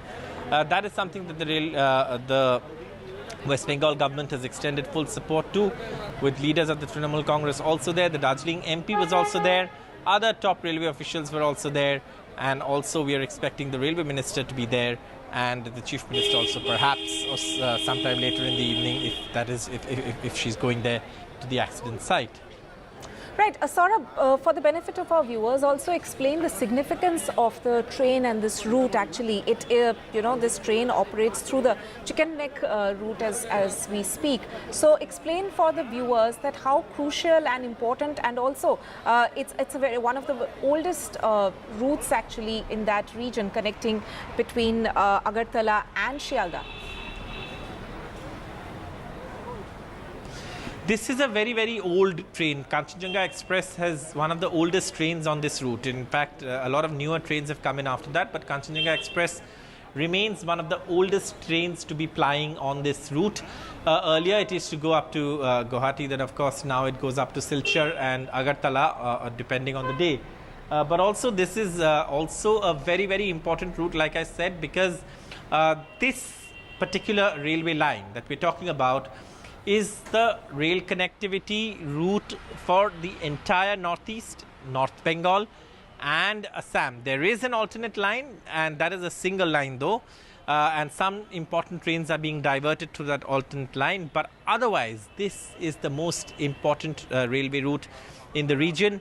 It passes through that narrow corridor which is called the Chicken's Neck or the Siliguri corridor, providing connectivity to entire northeast, and also it's a strategic railway route because remember a lot of military supplies etc. pass through the route.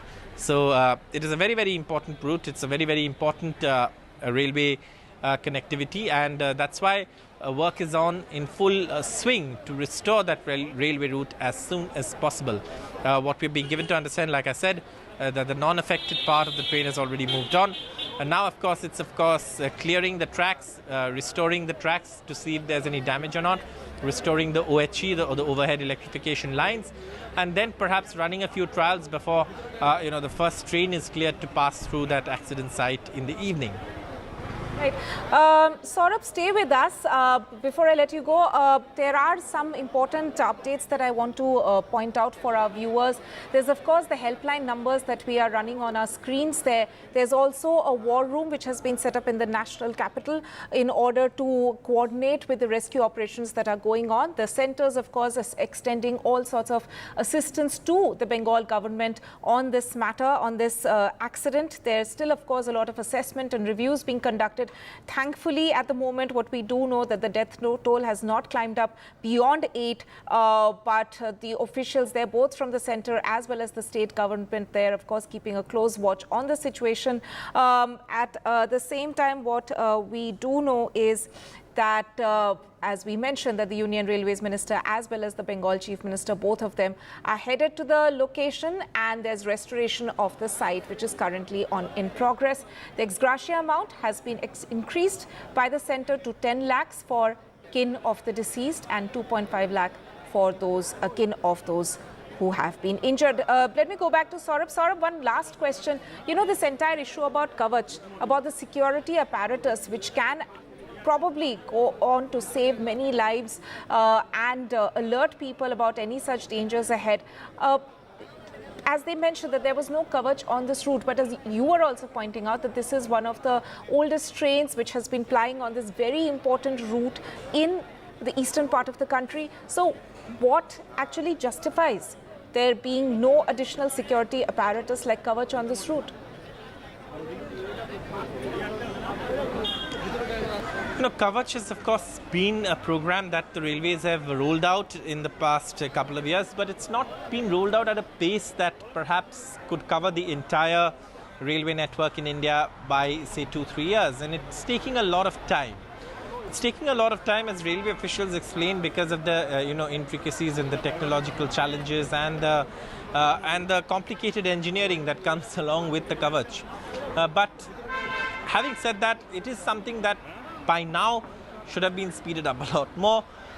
At least the major routes of railway connectivity, let's say the routes on which Rajdhanis ply. This is a route on which the Rajdhani Express, the Dibrugarh and the Agartala Rajdhani Express ply on this route, and these are important trains. So obviously perhaps these routes should have been covered by Kavach by now, and it's not. And mind you, the Kavach is a system that's designed exactly for a situation like this, where if a train overshoots a signal or ignores a red signal, then the system automatically kicks in and applies the brakes and brings the train to a stop before the collision can occur. And that is the primary feature of Kavach, and that's something that perhaps railways now need to look at rolling out in a much more fast-paced manner. They've been trying to do it, but it's not happened at the pace at which the modernization plan of the Indian Railways should be taking off. I mean, it's fine to have newer trains, it's fine to have more luxurious, more comfortable trains, it's fine to build new railway connectivity, new tracks, develop railway stations, provide modern amenities at railway stations, clean them up, provide interconnectivity. All of that is part of railway development. But most important is running trains safely on these tracks. And that, many believe, should be the primary priority beyond all of these things. So that's something that perhaps the railways will need to look at, because this accident is yet another reminder of how important that Kavach system is and why it needs to be implemented so quickly. Right, Saurabh, the focus right now, of course, will be on the restoration work and relief operations, but several such questions that the railways will have to answer. We'll leave it there for now, but of course, keep tracking all updates coming in on this very important big story that we have been following since morning. But for the moment, we'll slip into a short break. Stay tuned to NDTV.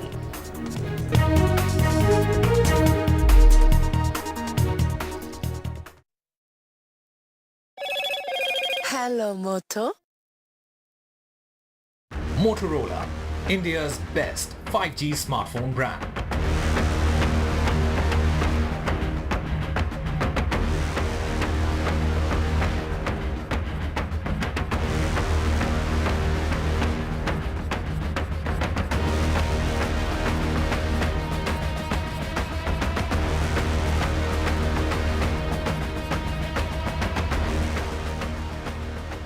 Loan मिलेगा या नहीं, ये आपके credit score पे depend करता है। आज ही जाइए पैसाबाजार.com पर और अपना क्रेडिट स्कोर चेक कीजिए फ्री में, क्योंकि लोन की जरूरत किसी को भी कभी भी पड़ सकती है। चल एक्टिंग थोड़ा भेल बनो। ए आयो भाग पैसाबाजार.com।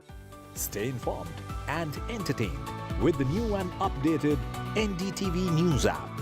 You can watch all our channels live, listen to podcasts, read breaking and exclusive news from around the world and more. Download the NDTV app today and get access to the best journalism and storytelling on your smartphone or tablet. The NDTV app. News that matters to you.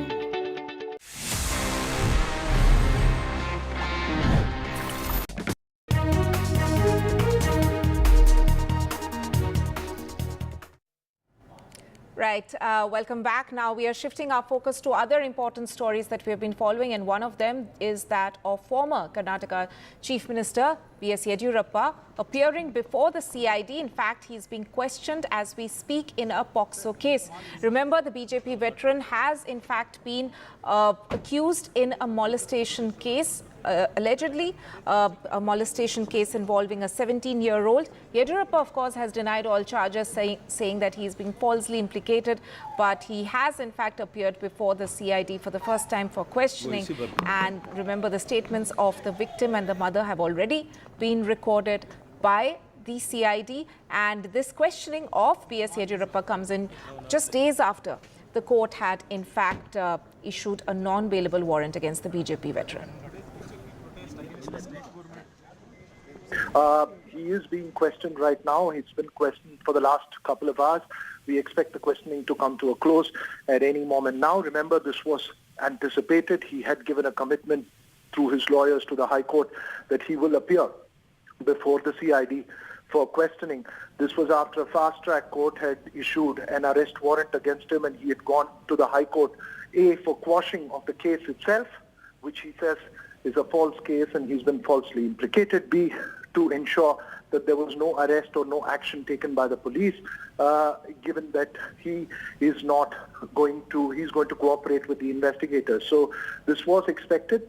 So he had reached the CID office by about 11:15 this morning. He's been questioned since then by the officials. Obviously, they will be listening to his version of the events, also put forth before him evidence that they've gathered. Remember, a mother and a 17-year-old daughter had gone to Yediyurappa to seek help, allegedly, for other cases they'd filed against other officers in February 2024, when the alleged assault happened on the 17-year-old girl. Right. The allegation is that he molested her. The mother, of course, is no longer alive, but the police have recorded statements of several witnesses and others in this case. And staying with news from Karnataka, Chief Minister Siddaramaiah has defended his government's move to hike fuel prices. In fact, he claimed that the fuel prices in his state is still less when compared to others. Remember, Karnataka recently raised fuel prices by about ₹3 per litre. Commenting on BJP's protest today on the issue, Siddaramaiah called it the party's double speak. Hitting out, he said that the BJP must protest against the centre, as the centre's fuel tax levies were much higher. now raised on petrol, sale tax. 3 rupees on petrol and 3 rupees on diesel. Still, we are less than the neighboring states' rates. We are less than the neighboring states. See, the BJP people, for political reasons, they are making this as an issue. They are making this as an issue. When Narendra Modi ji raised additional excise duty on petrol and diesel, they are keeping quiet. Right, time for some breaking update that we are getting right now on the bulletin, and BJP is now gearing up for state elections. What we are given to understand is that several union ministers have in fact been put in charge of specific states which are scheduled to go, where assembly elections are scheduled if not this year, at least by next year, next couple of years. Let me go across to my colleague Vasudha for more on this. Vasudha, what is the breakup? Who's been assigned to which state? Tanuma, it's very important to understand here that the BJP is, agreeing to go with its whole, trend of continuity. We saw that reflect in the cabinet portfolio allocation. And Ashwini Vaishnav, the railway minister, and Bhupendra Yadav, who is the environment minister. And these are the two people who were in some ways seen as responsible for turning around the situation in Madhya Pradesh in 2023 last year, when the party started out on a weak wicket, but of course swept the state with over 156 seats. So these are the two people who were the Prabharis and the Sub Prabhari. The team has been repeated for the state of Maharashtra, where the BJP faced a huge setback. Its numbers went down from 23 to 7 this time. And in fact, Mahavikas Aghadi, the opposition, has actually done well, getting about 30, out of 48 seats. So Maharashtra is a critical state for the BJP. And the crack team of Bhupendra Yadav and Ashwini Vaishnav are being sent there as Prabhari and co-Prabhari. Incidentally, Mr. Vaishnav has gone to Bengal today. He, he's facing, the flack for this railway accident that took place. But of course, railway ministry is working on a war footing to ensure that the rescue operations are on. The second important state is Dharmendra Pradhan, who's also a seasoned, experienced BJP leader, a minister. He has been given the responsibility of Haryana, another poll-bound state, and former Chief Minister of Tripura, Biplab Deb, has also been appointed the Prabhari. He's already handling Haryana for the BJP. And Shivraj Singh Chauhan, the surprise minister that we saw in the cabinet, who has been given this huge agriculture plus rural development portfolio, has been given charge of Jharkhand, where the BJP lost all tribal seats. Apart from him, it's Himanta Biswa Sharma, the magic man of the BJP, the face of Northeast India for the party. He has been also appointed as a Prabhari, and Kishan Reddy, of course, gets the responsibility of J&K. These are the important points, the important people, appointments that have been made, but clearly points to a direction that the BJP has already started working on Maharashtra, Jharkhand and Haryana polls, which are very critical, especially after the party saw reduced numbers in the Lok Sabha Assembly polls of 2024. Exactly, and Maharashtra and Haryana is likely to take place later this year, if not, or early next year. Vasudha, any surprises in terms of the states which have been allocated to each of these ministers to be in charge in terms of election preparation? As you were saying, that Shivraj Chauhan, of course, has come across as one of the reliable, dependable people that the BJP has in fact clearly elevated, even in terms of his central portfolio. But in terms of the has there been any sort of significant reshuffle, if you would look at it that way, in terms of the states that were being handled by some of the ministers during the Lok Sabha elections and now for the state assembly elections?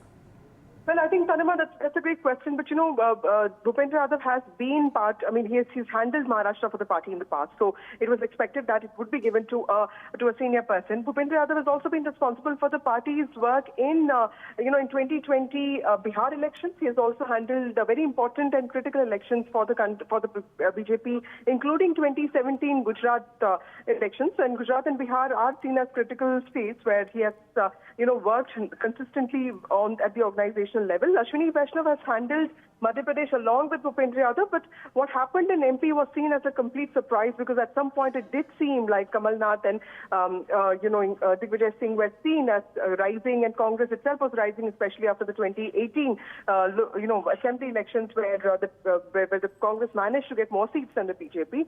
But of course, Dharmendra Pradhan is also somebody who has handled very important states like UP and also Karnataka, where caste matters a lot. He is somebody who's seen as someone who understands caste, and he has been given the responsibility of Haryana.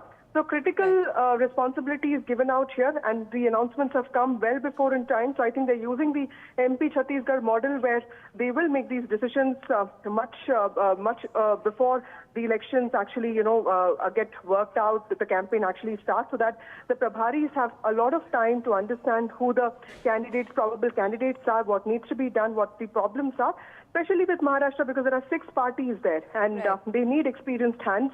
And both Ashwini Vaishnav and Bhupendra Yadav have proved themselves in Madhya Pradesh, which is why I think they've been given this responsibility. Vasudha there bringing us details of this breaking update that we are following. Focusing now on the national capital, and Delhi water crisis continues to be one of the major pain points for the people here. In fact, after several questions were raised about water theft, especially in key canals, now there's police protection for pipelines as well. This move comes after a demand made by the Delhi government alleging water theft at several locations. As we've mentioned in the past, there was water theft allegation at Munak Canal as well. What the Delhi government said, that there were tankers actually pilfering water from the Haryana side of the canal. But nonetheless, amid this intense heat wave in Delhi, we can see that this is yet another measure being put in place, and desperate residents in different parts of the city are still being seen waiting in long queues, running behind water tankers as well. My colleague Tanushka has in fact sent this report, as well as Delhi Water Minister's latest reaction. Listen in. जो पानी की pipeline Sonia विहार से आती है, पूरे south Delhi को पानी provide करती है, कल उस पानी की पाइपलाइन में लीकेज हुई।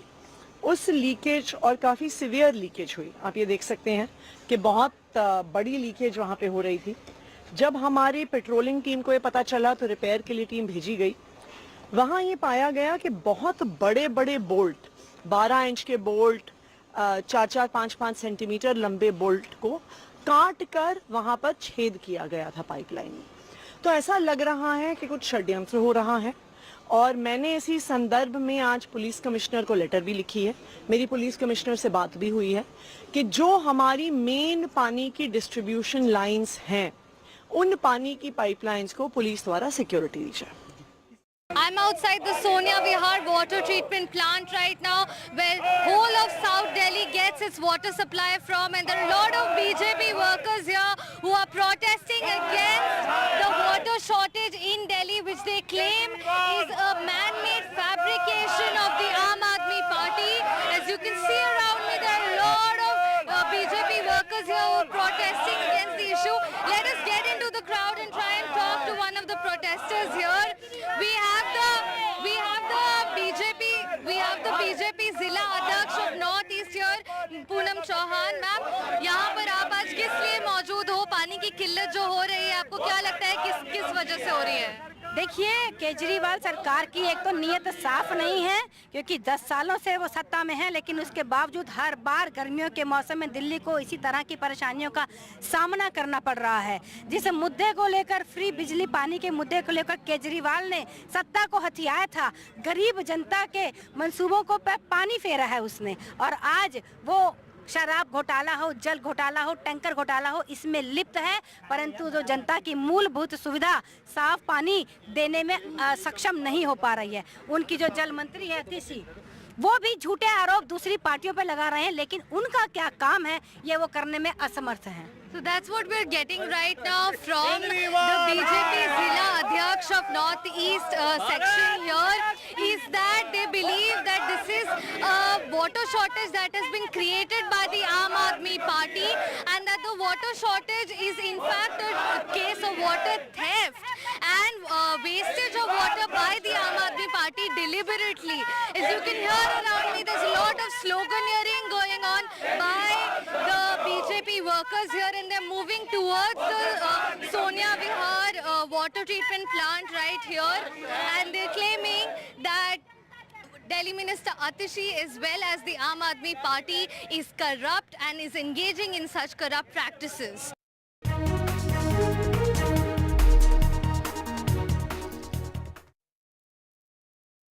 लोन मिलेगा या नहीं, ये आपके क्रेडिट स्कोर पे डिपेंड करता है। तो आज ही अपना क्रेडिट स्कोर चेक करें फ्री में पैसाबाजार.com पर। लोन की जरूरत कभी भी किसी को भी पड़ सकती है। ठीक से एक्टिंग नहीं। पैसाबाजार.com। Some people say the metaverse will only be virtual. One day this lecture hall will be made of code, and driverless cars would be trapped in intersections. But even in this maze of the future, you can't wish away health. It's time to become more resilient.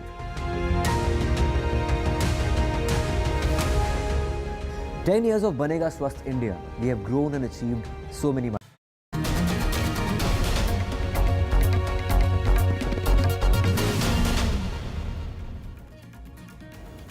Hello and welcome. You're watching NDTV. I am Aditi Bhardwaj and let's tell you what's happening around the world. The USS Dwight D.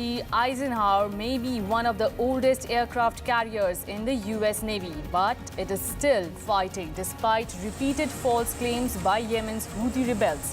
The Houthis and online accounts supporting them repeatedly have alleged they hit or even sank the carrier in the Red Sea as it leads the US response to the rebels' ongoing attacks targeting both commercial vessels and warships in the crucial waterway.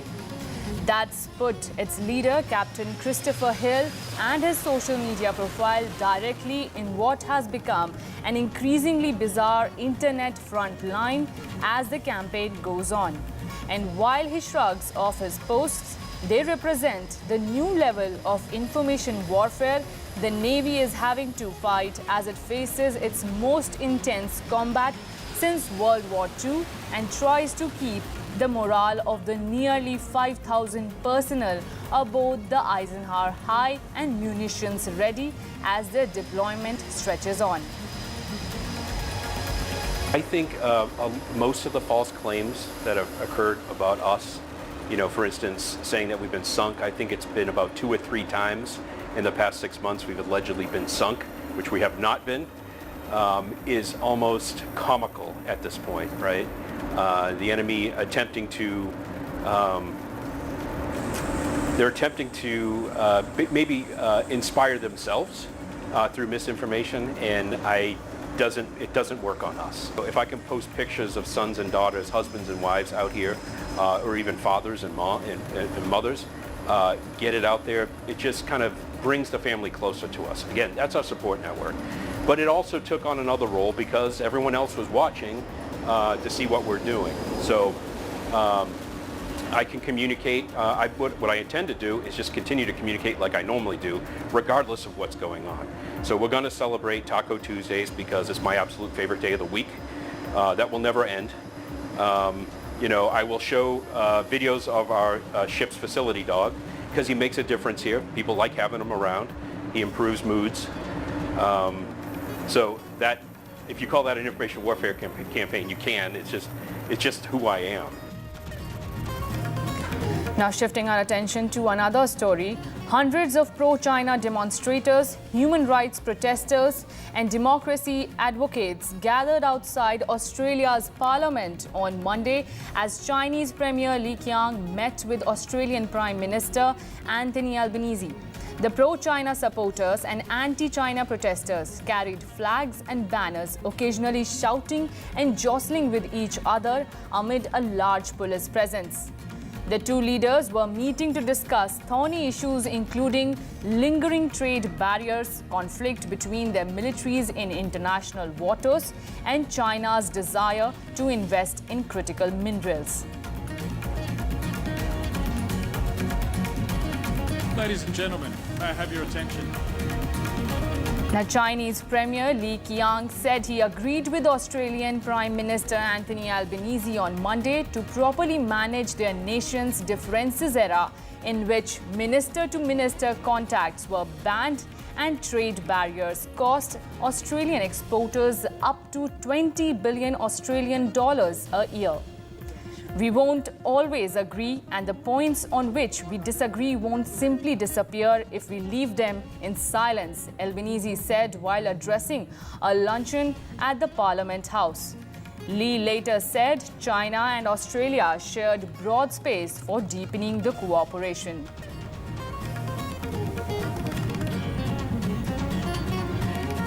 US National Security Advisor Jake Sullivan is in India today in what marks the first visit of a senior American official after Prime Minister Narendra Modi-led government returned for a third term. Sullivan is in Delhi for the second meeting of the Initiative on Critical and Emerging Technologies, a comprehensive discussion on a broad range of bilateral, regional and global issues. After meeting Sullivan, External Affairs Minister S. Jaishankar said that he is confident that India and US strategic partnership will continue to advance strongly in our new term. US National Security Advisor Jake Sullivan is on an official visit to New Delhi from 17th to 18th June 2024 at the invitation of Ajit Doval, National Security Advisor of India. He is accompanied by a delegation of senior US government officials and industry leaders. The two NSAs have regular consultations on bilateral, regional and global issues. The current visit continues their high-level engagement on the robust and multifaceted agenda of the India-US Global Strategic Partnership.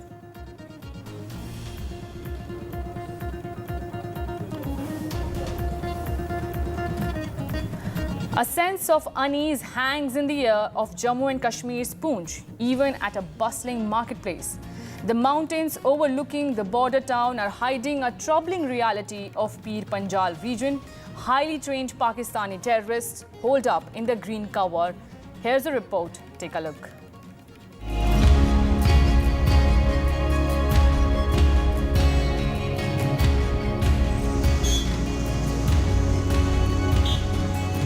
A bustling marketplace in Poonch as people go about their daily lives and prepare for Eid. A sense of unease hangs in the air. The mountains overlooking the border town are hiding a troubling reality of Pir Panjal region. While the army intensifies patrolling after spike in terrorist attacks, searching these dense forests is a most challenging task. It's in these mountains highly trained Pakistani terrorists are hiding and carrying out attack after attack. It was after a gap of 18 years militancy resurfaced in Poonch Rajouri region. The first major attack was carried out in these forests of Surankot in October 2021. Since then, attack after attack and troubling reality of Pir Panjal mountains has upset all the security calculations about Jammu and Kashmir post-abrogation of Article 370.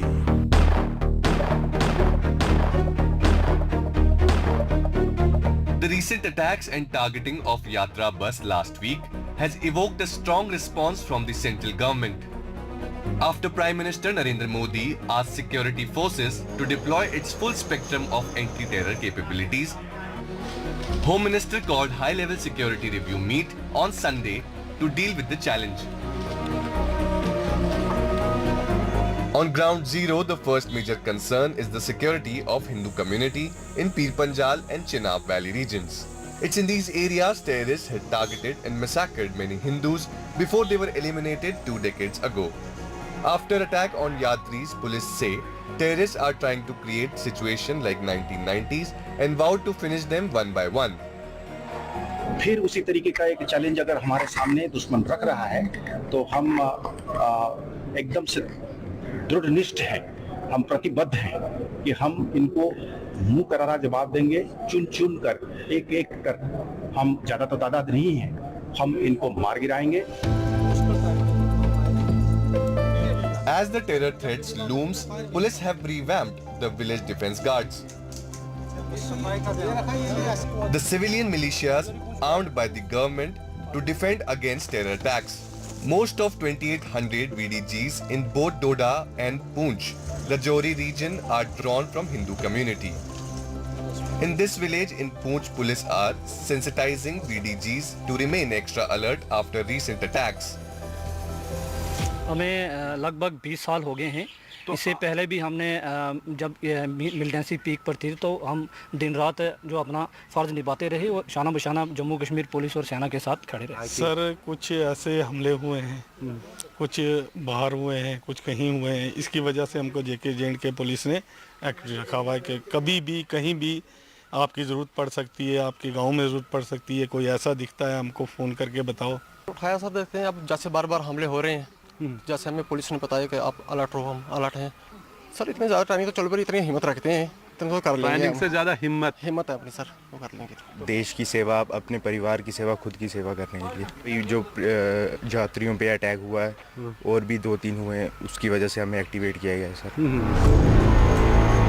In 2003, a successful joint operation by the army and police with the unwavering support of locals literally eliminated militancy.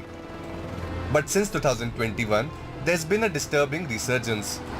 The deadly attack that started in Poonch and Rajouri has now spread to Doda region.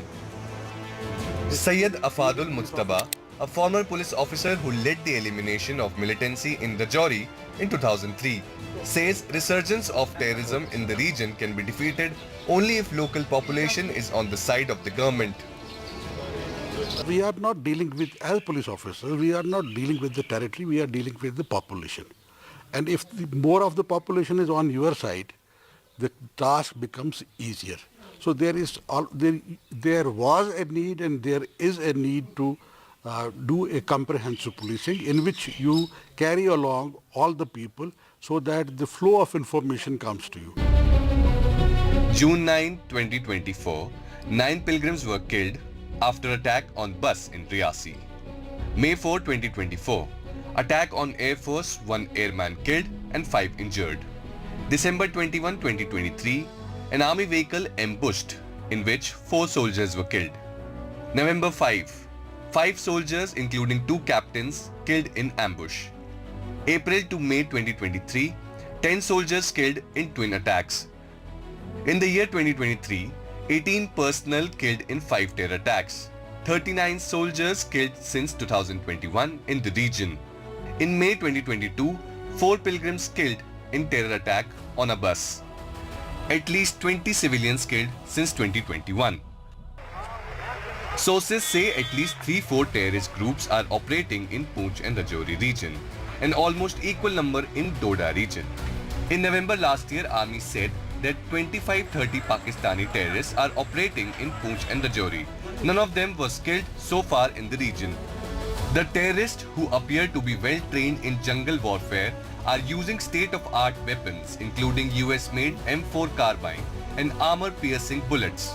The micro-satellite communication system, which is hard to intercept, has also made it to terrorist wherewithal. Despite large-scale detention of locals after every attack, security forces appear to be clueless. After major attack on Army Special Forces in November, the Army said that the terrorists have been trained several countries including Afghanistan and Pakistan. इनकी training कई देशों में हो सकता है हुई हो, पाकिस्तान, अफगानिस्तान हो सकता है वहाँ भी इनकी ट्रेनिंग हुई हो, और ये काफ़ी ट्रेंड फॉरेन टेररिस्ट थे और इसलिए इनको ख़त्म करने में थोड़ा वक्त लगा, लेकिन हमारे बहादुर जवानों ने प्राणों की चिंता ना करते हुए भी ये सराहनीय कार्य किया. Among the fallen commandos of Special Forces was Havaldar Abdul Majid. His family at Ajot village, right on the line of control in Poonch, say that they are proud of the sacrifice of their fallen commando for the nation, but they worry about the repeated infiltration. उनकी इस शहादत पे मुझे फ़ख्र है. उन्होंने ये अपने देश को बचाते बचाते अपनी जान गंवा दी है. चलो इस पे मुझे फ़ख्र है. ये कहीं कुएं से नहीं पैदा होते, कहीं दरख्तों से नहीं पैदा होते, ये बॉर्डर क्रॉस करके आते हैं. जो भी आतंकवादी आता है बाहर से आता है. Officials say series of attacks on armed forces and innocent civilians in Jammu region is a clear intent to escalate situation and create communal strife. The cross-border drug trafficking, which has become a serious challenge over the last 4 years, is also seen as a major enabler of resurgence of deadly militancy. And dealing with this challenge is more complex than it may appear. In Pir Panjal, Nazir Masoodi for NDTV.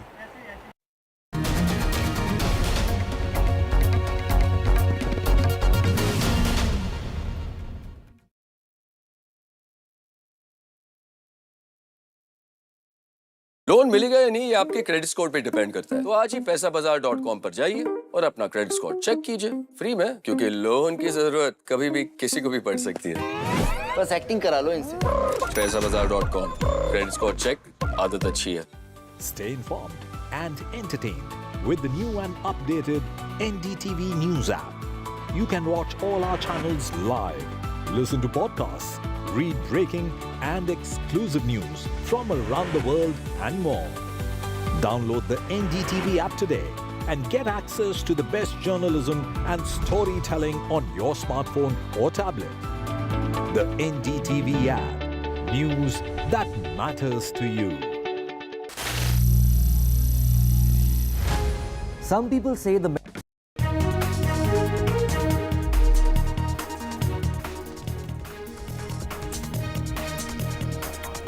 And viewers, the big story on NDTV continues to be the train tragedy where 8 people lost their lives, including 3 railway officials. Now, over 50 people have been injured, and as we speak, West Bengal Governor Dr. C.V. Ananda Bose is also proceeding to the accident site. Meanwhile, we are also getting this information that Union Railway Minister Ashwini Vaishnav is also en route, as well as West Bengal Chief Minister Mamata Banerjee is also going to be reaching at the accident site. Rescue operations have been completed so far.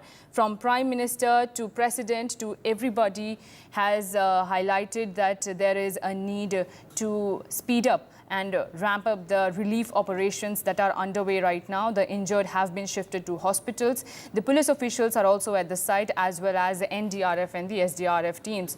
Now, just to jog down your memory, viewers, 2 trains collided in North Bengal, in Darjeeling district, and the visuals, the tragic visuals that you can see on your screens was the level of the tragedy that on which it took place.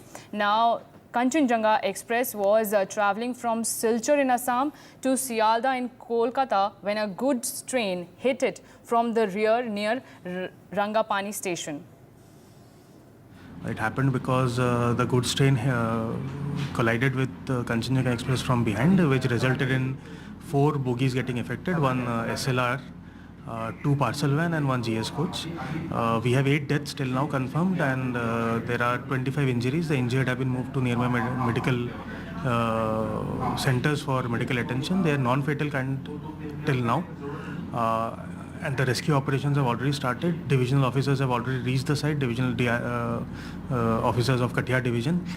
Senior officials from the zone, general manager with his team have rushed to the site and are about to reach very soon.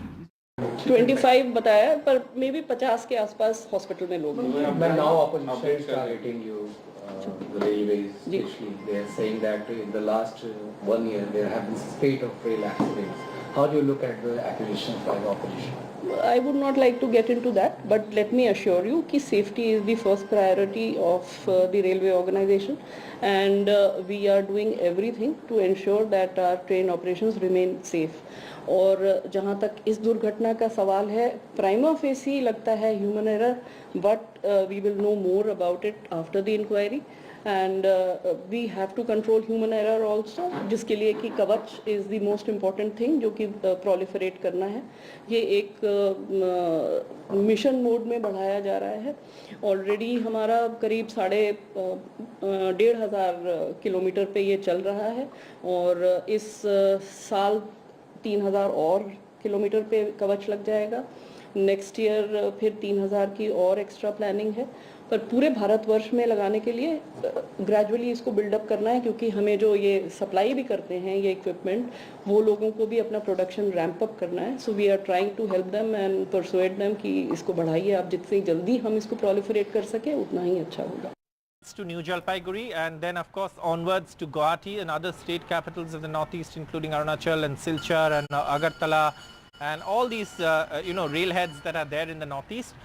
This is the only line that connects to that route, apart from the alternate route, which is also through this same corridor, the Chicken's Neck corridor, the Siliguri corridor as it's known.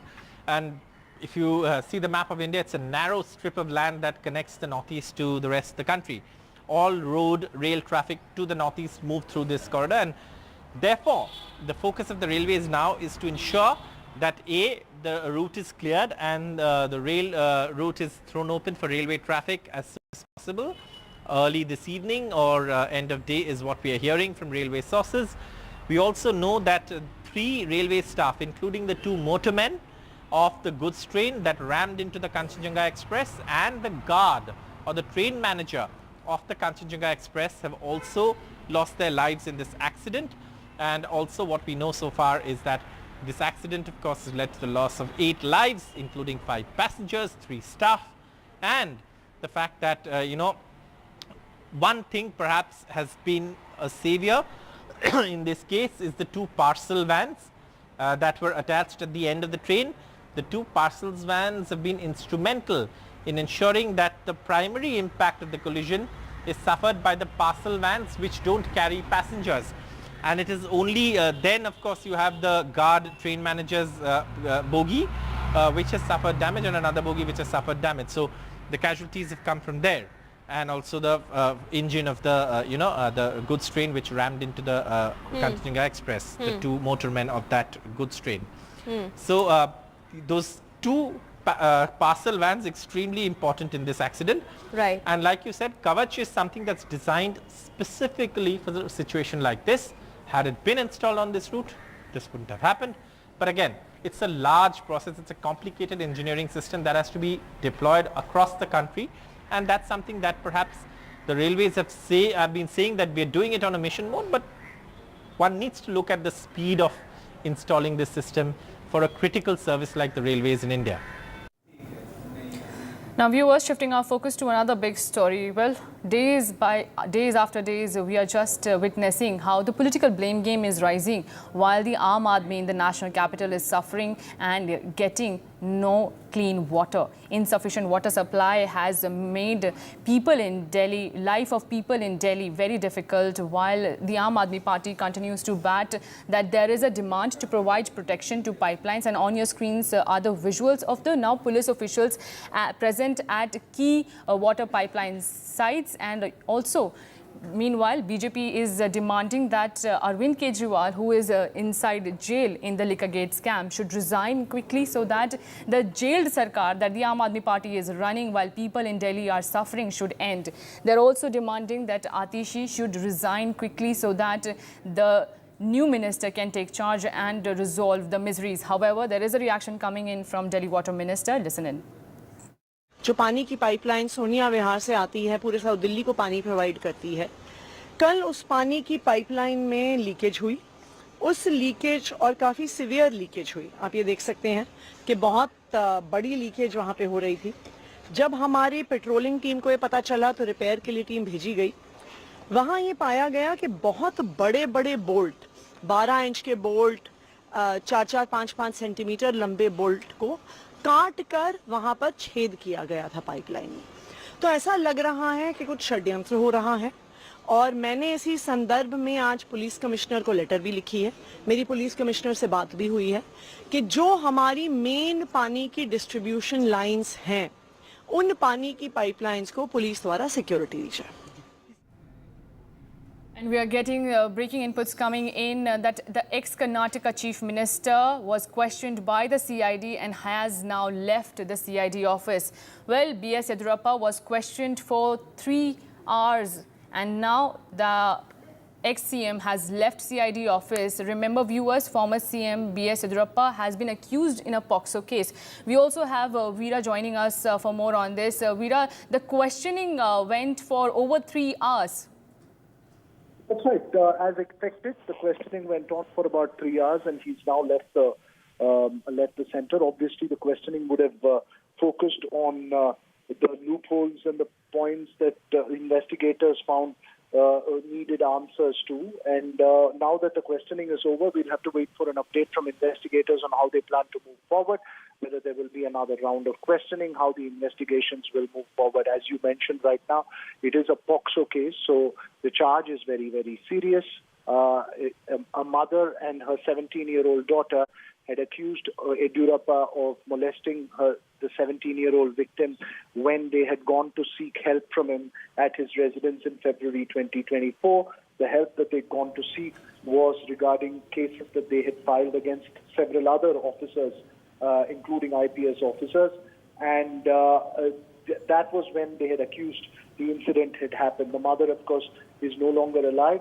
The 17-year-old victim's statement has been recorded. So was the mother's statement, and several other witnesses were also questioned by the investigators before they had Yediyurappa for questioning today. Right. Thank you so much, Veera, for giving us the latest inputs, and we will be continuing to keeping a close track on what happens next. Shifting our focus to another story, viewers, a lot of Indian tourists seem to be heading to Japan this holiday season. But a chilling rise in cases of a rare but lethal human flesh-eating bacterial infection has gripped Japan. As such cases surge in Japan, Parmeshwar Baba takes us through what is the cause behind such outbreak, the symptoms and the finer details. Ever since Japan started issuing e-visas for Indian tourists, we have seen a surge in the number of Indians visiting the country. And if you happen to be one of them, this demands your attention. Did you know about the existence of a rare bacteria that actually feeds on flesh that can, as per reports, claim a human life in under 48 hours? Well, according to the latest updates coming in from Tokyo, Japan is battling a disease caused by this rare bacteria. In fact, the US Centers for Disease Control and Prevention states that streptococcal toxic shock syndrome is a rare but serious bacterial infection. It can develop very quickly into a life-threatening emergency, and the treatment actually focuses on managing low blood pressure and multiple organ failure. But STSS often results in complications from organs shutting down and the body going into shock. Complications can include needing surgery to remove infected tissue or limbs to control the infection.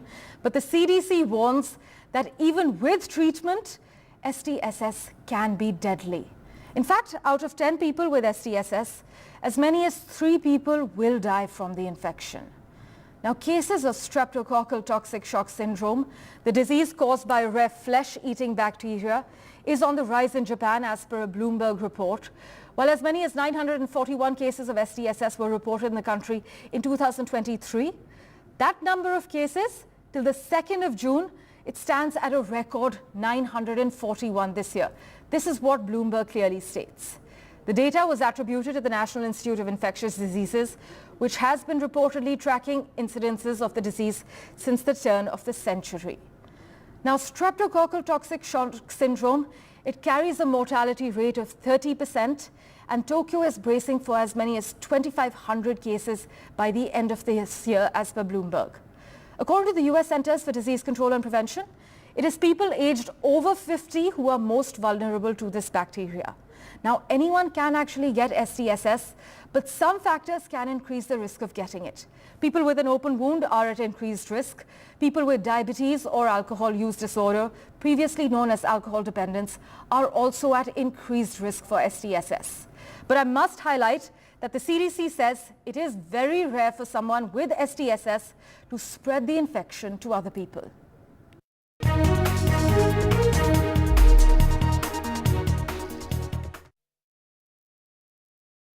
Loan मिलेगा या नहीं, ये आपके credit score पर depend करता है। आज ही जाइए पैसाबाजार.com पर और अपना क्रेडिट स्कोर चेक कीजिए फ्री में, क्योंकि लोन की जरूरत किसी को भी कभी भी पड़ सकती है। चल एक्टिंग थोड़ा भेल बनो। ए आया बात जोर।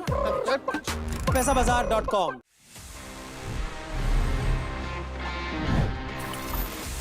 It's time to give you some interesting tip because see, हमारे मोबाइल फोन्स जितने स्मार्ट हो जाएं, sometimes guys there's this fear of जब आप फ़ोन देते हो किसी के हाथ में, अगर किसी ने आपसे फ़ोन मांगा है for just to do a basic task, हो सकता है you are trying to show someone a photo in your gallery और आपको डर लगता है कि this person might swipe right and left or sometimes you'd want to keep our personal lives personal to us, लेकिन जब आप फ़ोन किसी के हाथ में देते हैं, चांसेस आर कि किसी का मैसेज आ जाएगा तो अचानक से पॉपअप आ जाएगा सामने, and I mean you don't know कि क्या उस मैसेज में होगा. Guys, I have a tip for you, and the simple tip is you can turn off the notification previews. तो वहाँ पे वो जो मैसेज का कंटेंट है वो लिखा हुआ नहीं आएगा. May be let's say if it's a WhatsApp message, it will just show one new message. It won't show कि मैसेज किसने भेजा है या मैसेज के अंदर क्या लिखा है. Guys, please go on to your settings. वहाँ पे you can easily tweak to.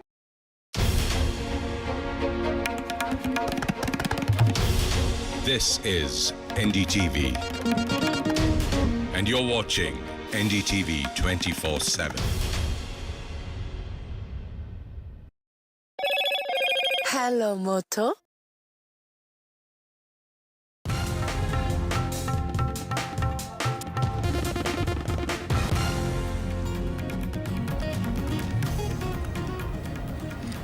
Bengal train tragedy, 8 people killed, at least 50 others injured. Fatalities include 3 railway staffers. This as a goods train rammed into the Kanchanjunga Express in Bengal. Bengal Chief Minister and the Union Railway Minister en route accident site. Train officials say human error is suspected. Railways officials claim that the goods train actually disregarded a signal, a key signal. Goods train driver killed in the accident.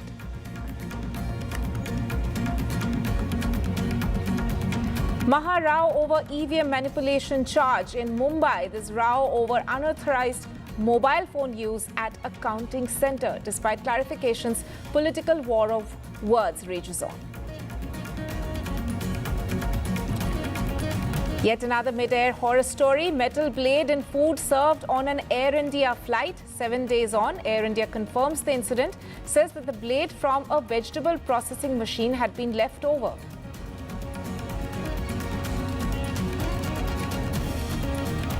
Former Karnataka Chief Minister Yediyurappa being questioned by the CID. The former Chief Minister grilled for over 3 hours in a POCSO case. Remember, Yediyurappa has been accused of sexually molesting a minor.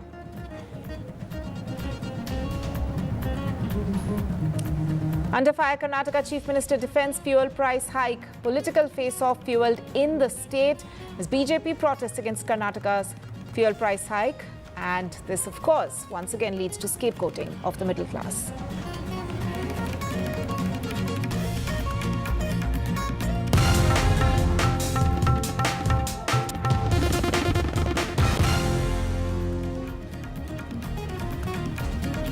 Our top story, 8 people, including 3 railway employees, have died and about 50 others injured after an express train collided with a goods train in Darjeeling district of West Bengal this morning.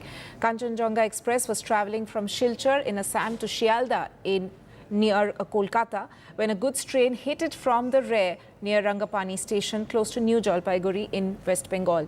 3 coaches of Kanchanjunga Express were derailed in the incident. One factor which limited casualties is the fact that the rear part of Kanchanjunga Express, comprised of the cargo van and the guards coach and the passenger compartments, were much further ahead. Now, Railways has said that human error is suspected in the incident and that the goods train had disregarded a key signal. As per the latest, unaffected portion of Kanchanjunga Express has left the site towards Sealdah in Bengal, and restoration work of the site is in progress. Kanchenjunga train जो कि अगरतला से सियालदा जा रही थी, उसका accident हुआ है rear and से. एक गुड्स ट्रेन ने पीछे से सिग्नल को डिसरिगार्ड करके आके उसको हिट किया है. उसकी वजह से जो सबसे पीछे का गार्ड का डिब्बा था वो बुरी तरह से क्षतिग्रस्त हो गया है और आगे 2 पार्सल वैन लगे हुए थे, जिनकी वजह से ज़्यादा क्षति और पैसेंजर्स को नहीं हुई. हमारा एरिया ऑफिसर एनजीपी में न्यू जलपाईगुड़ी में है, जो कि करीब 10-15 किलोमीटर दूर है. वो लोग वहाँ से और उनके साथ एक एडीआरएम और उनकी टीम, वो लोग सबसे पहले पहुँच गए. स्टेशन का स्टाफ पहुँच गया और डिस्ट्रिक्ट एडमिनिस्ट्रेशन पहुँच गया. एम्बुलेंसेज आ गई. फ्रंटियर रेलवे ने कंफर्म किया 8 आदमी का देहांत का कैजुअलिटी का खबर मिला है. उनमें से 3 जो है वो रेलवे एम्प्लॉई है 2 उसमें लोको पायलट और 1 गुड्स कार्ड है। और मुझे लगता है अगले 2-3 घंटे में पूरी तरह ये ट्रैक क्लियर हो जाएगी। और बहुत ही दुखद घटना है जो दार्जिलिंग के इस रंगापानी इलाके में हुआ, जहां करीब जो है सवेरे 8:30 बजे जब कंचनजंगा एक्सप्रेस एनजीपी से छूट के सियालदा यानी कलकत्ता की तरफ बढ़ रही थी, पीछे से आकर के मालगाड़ी ने टक्कर मारा है। और पीछे जब टक्कर लगी तो 2 पार्सल कोच और 1 गार्ड रूम का कोच पड़ा और उसके अंदर में ये घटना घटी है। और मैं आभारी हूँ गांव वालों का, इमीडिएटली आकर के पहला रिलीफ गांव वालों की तरफ से मिला और उसके बाद पूरा पुलिस प्रशासन और एनडीआरएफ, एसडीआरएफ और रेलवे के तमाम अधिकारी और कर्मचारी यहाँ पे लगे हुए हैं। I have spoken to Railway Minister regarding the accident. We doubt because the train was from Tripura. It has passes through Assam. So there will be many passengers from Assam. We remain concerned about the passengers. We are waiting for details. My Chief Secretary is in constant touch with Railway Authority. Whatever we need to do, we will do. But first of all, we have to get clarity from the Railway Department. So we are waiting for that as of now. It happened because the goods train collided with Kanchanjunga Express from behind, which resulted in 4 bogies getting affected, 1 SLR, 2 parcel van and 1 GS coach. We have 8 deaths till now confirmed, and there are 25 injuries. The injured have been moved to nearby medical centers for medical attention. They are non-fatal till now. And the rescue operations have already started. Divisional officers have already reached the site. Divisional officers of Katia division, senior officials from the zone, general manager with his team have rushed to the site and are about to reach very soon. आवाज़ मतलब मेरा तो B1 coach था, बहुत जोर से मतलब झटका दिया है। तो जैसे झटका दिया तो सब ऐसे बोल रहा था कि एक्सीडेंट हो गया, हम भी चिल्ला रहा था, सब रो रहा था। फिर हम तुरंत बाहर आके देखा कि यहाँ पीछे से एक्सीडेंट हुआ है ट्रेन का। अच्छा, तो अभी क्या है, कितने लोगों की मौत हुई है, कुछ आपने देखा है कुछ, या आपके बॉगी में कितने लोग इंजर्ड हुए? मेरा बॉगी में तो मैं एक इंजर्ड हुआ, मेरे सिर में लगा है, बाद बाकी किसी का नहीं हुआ है। ऐसे तो पीछे से देख रहा था 2-3 आदमी आपका क्या डेथ हुआ है, हमें यही देखा है। अच्छा, अभी आप लोग को रेस्क्यू किया गया है? हाँ, रेस्क्यू किया। अभी मेरे बोला ट्रीटमेंट करने के लिए, अभी आया ट्रीटमेंट करने के लिए।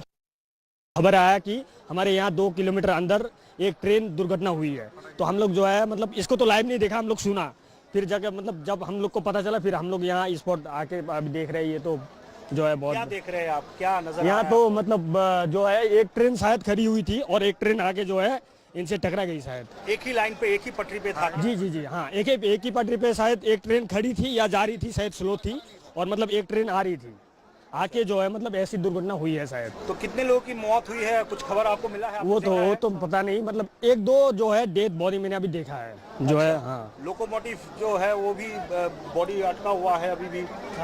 हाँ, वहाँ एक लोको पायलट जो है वहाँ तो अभी अटकी हुई है वहाँ पे भी। अच्छा जी, तो अभी क्या, अभी रेस्क्यू ऑपरेशन स्टार्ट हुआ है? जी, अभी हम लोग देख रहे हैं, मतलब उतने सारे अभी नहीं है। यहाँ जो लोकल पब्लिक है ना, यहाँ का जो लोकल पब्लिक है बहुत हेल्प की है। And my colleague Vasudha, in fact, joins us on the broadcast. Vasudha, we have seen railways officials actually coming out and talking about the fact that it's suspected it's likely a case of human error of the goods train driver actually overshooting a key signal. But is that what it is in terms of the information that we have as to what actually caused this accident, or is there any other strand of or any other angle that the railways is looking at? Tanima, the emphasis on train safety cannot be,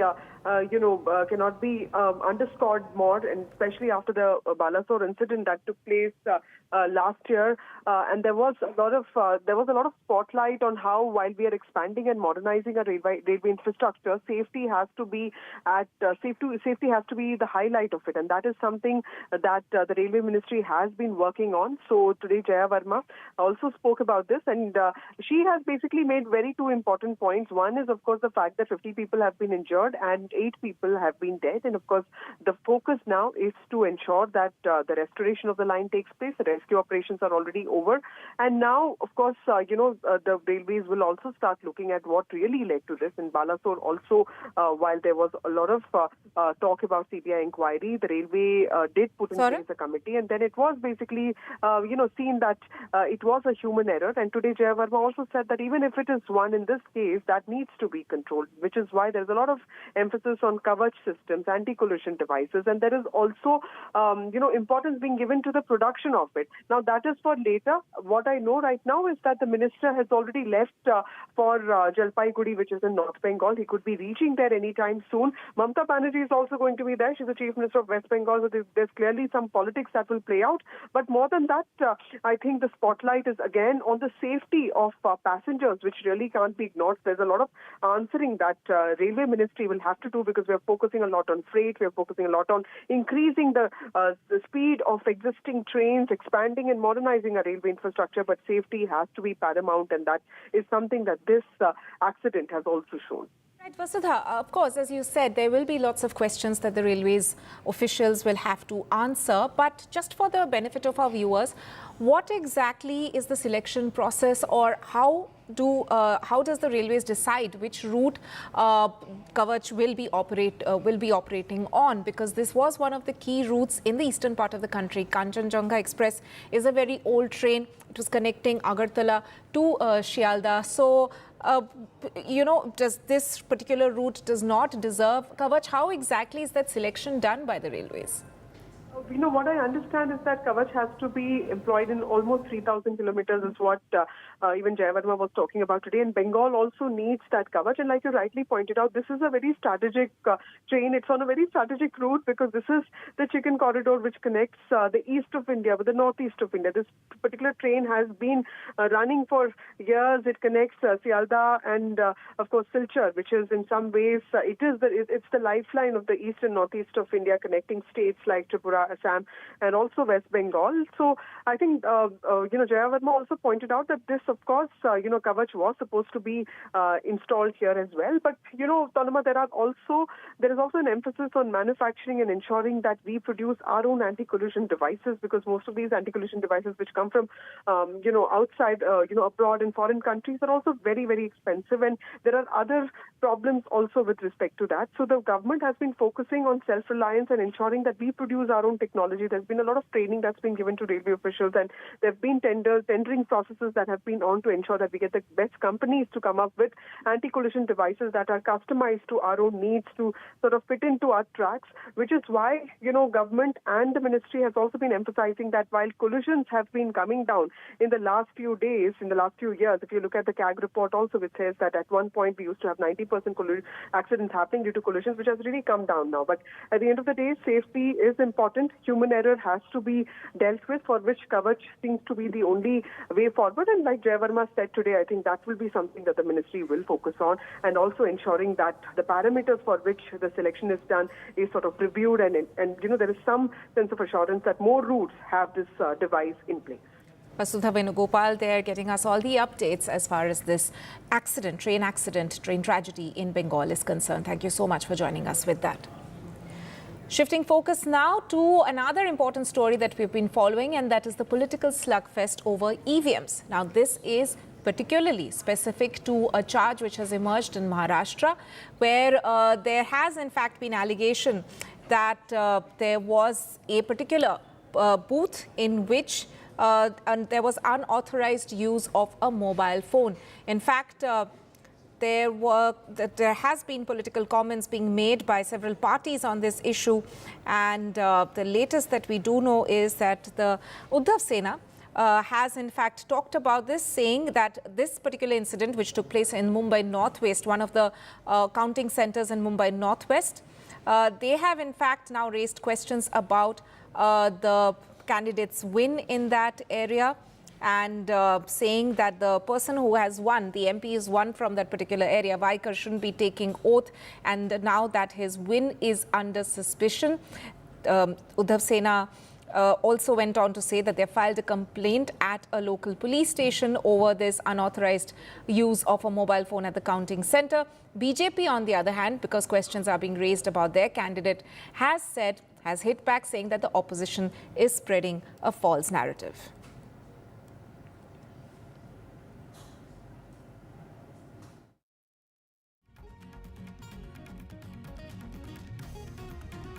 अब ये phone उनको विजय घोषित किया वाइकर को, totally illegal. वो हारा हुआ आदमी है। अब वो फोन जब्त किया है हमारे दबाव के बाद। कोई सातारकर नाम का एक रिटायर्ड पुलिस ऑफिसर जो वाइकर के रिश्ते में है, वो वहाँ 4 दिन से कुछ डील कर रहा था वनराई पुलिस स्टेशन में। 100 या 1000 के दायरे में हार जीत हुई है। वो सभी क्षेत्र में उस प्रकार से चुनाव के नतीजे अपने कब्जे में लेने की कोशिश हुई है।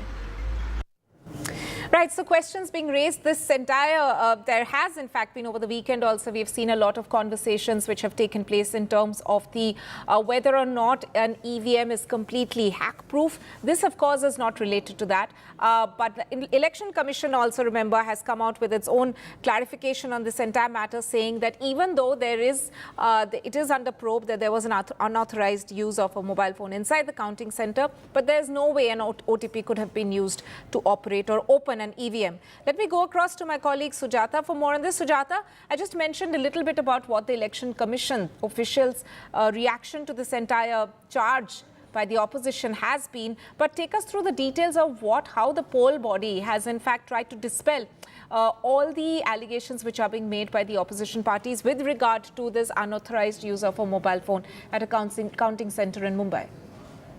Well, certainly, and we see that now after the Election Commission, as well as RO, that is the returning officer, Vandana Suryavanshi, addressed a press conference yesterday where she spoke about the role of the Election Commission into the process, and she definitely clarified that it is not possible to use or else access the EVM through an OTP that the Vandra police station had registered the FIR against, and it clearly stated that it is impossible to access the EVM through a mobile OTP. Which the relative of the newly elected MP is set to be operating that on the day of 4th June. But now that we see that Amol Kirtikar, who was the opposition, has come out and asked for the recounting of the process. And he also stated that an application will be filed in the Bombay High Court seeking recounting and also to get access of the CCTV footage to understand what exactly transpired after the 21st round of counting that happened. So at the NESCO Center, where the counting was underway until the 21st round, all of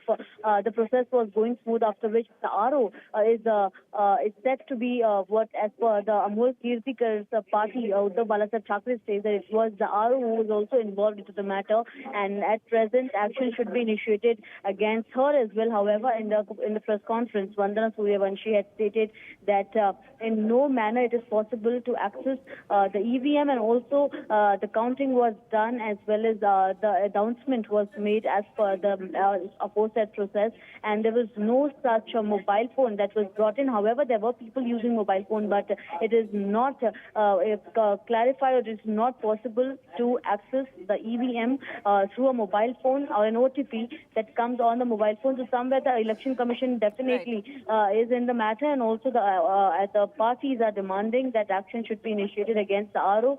However, at this point in time, it is said that an application will also be submitted to the Election Commission to ensure that the CCTV footages are made public, so that all the parties get access to it to understand and also to understand the important as well as the important turn-up events that happened on that particular day on the 4th of June. And also here the RO comes into the question to understand that when the matter happened on the 4th of June, why was the FIR registered on the 14th of June, that is exactly 10 days after the incident, for which we see that not only the opposition parties but also the opposition candidate Amol Kirtikar, who's been raising questions stating that it is the mobile phone which has been seized for the forensic lab for the further investigation. They say that the mobile phone has also been swapped with that of the original one, for which at present action is being taken accordingly.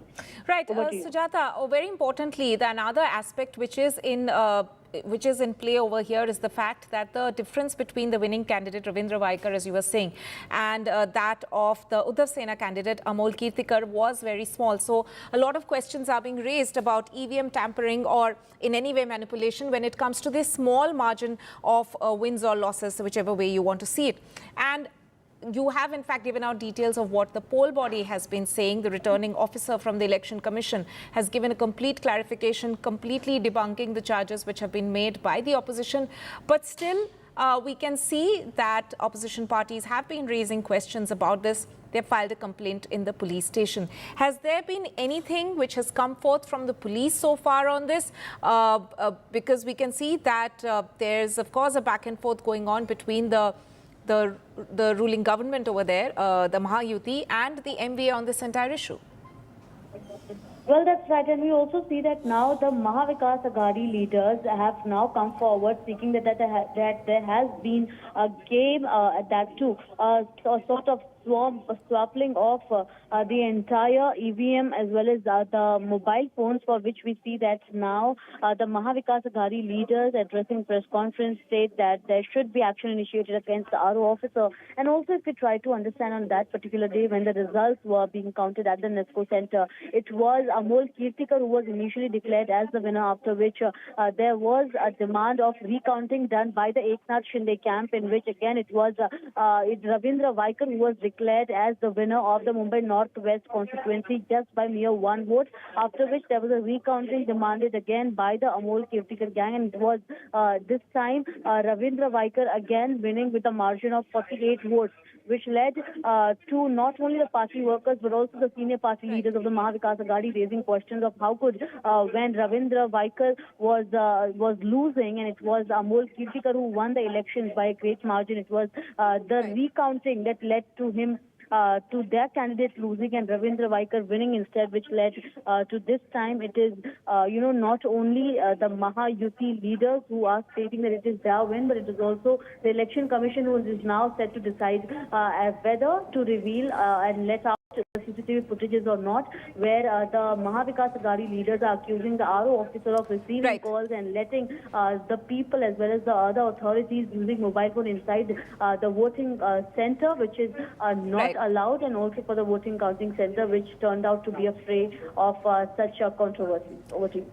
Sujata Dwivedi there reporting from Mumbai. Thank you so much for joining us with that. We'll slip into a short break at this point, but news and updates will continue right here on NDTV. Stay tuned.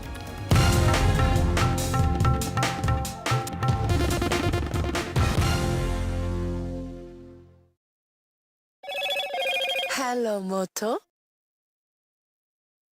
Motorola, India's best 5G smartphone brand.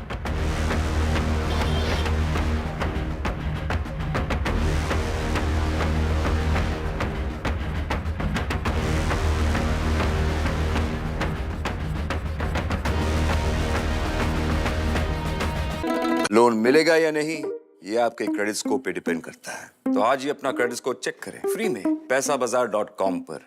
Loan की जरूरत कभी भी किसी को भी पड़ सकती है। ठीक से एक्टिंग नहीं। पैसाबाजार.com।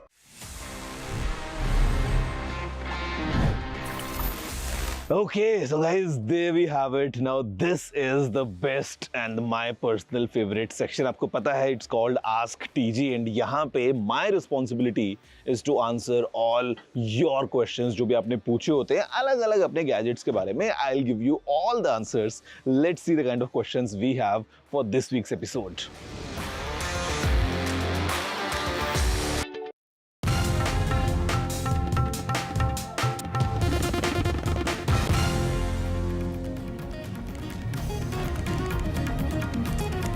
Welcome back. Now, another big focus story that we are looking at is former Chief Minister of Karnataka, B.S. Yediyurappa, being questioned by the CID. Remember, he has been named in a molestation case, a POCSO case of molestation involving a 17-year-old girl. That is the allegation on him. Now, the former Chief Minister, Yediyurappa, of course, has denied all these allegations, claiming that he's been falsely implicated, but he turned up at the Karnataka CID office today. Those are the pictures on your screens there of him reaching. Remember, this comes in just days after the POCSO court had in fact issued a non-bailable warrant against Yediyurappa, and though at this point in time the hearing is still on this case, but the court had also directed the BJP veteran to at least join investigations and appear for questioning. He is being questioned right now. He's been questioned for the last couple of hours. We expect the questioning to come to a close at any moment now. Remember, this was anticipated. He had given a commitment through his lawyers to the High Court that he will appear before the CID for questioning. This was after a fast-track court had issued an arrest warrant against him, and he had gone to the High Court, A, for quashing of the case itself, which he says is a false case and he's been falsely implicated, B, to ensure that there was no arrest or no action taken by the police, given that he's going to cooperate with the investigators. So this was expected. So he had reached the CID office by about 11:15 this morning. He's been questioned since then by the officials. Obviously, they will be listening to his version of the events, also put forth before him evidence that they've gathered. Remember, a mother and a 17-year-old daughter had gone to Yediyurappa to seek help, allegedly, for other cases they'd filed against other officers in February 2024 when the alleged assault happened on the 17-year-old girl. Right. The allegation is that he molested her. The mother, of course, is no longer alive, but the police have recorded statements of several witnesses and others in this case. Staying with news from Karnataka, Chief Minister Siddaramaiah has defended his government's move to hike fuel prices. In fact, Siddaramaiah claimed that the fuel prices in his state is still less when compared to others. Remember, Karnataka recently raised fuel prices by about 3 rupees per litre. Commenting on BJP's protest today on the issue, Siddaramaiah called it the party's double speak. Hitting out, he said that the BJP should actually protest against the centre, as the centre's fuel tax levies were much higher. Raised on petrol, sale tax, 3 rupees on petrol and 3 rupees on diesel. Still, we are less than the neighboring states' rates. We are less than the neighboring states. See, the BJP people, for political reasons, they are making this as an issue. They are making this as an issue. When Narendra Modi ji raised additional excise duty on petrol and diesel, they are keeping quiet. We'll be heading into a short break at this point. Don't go anywhere.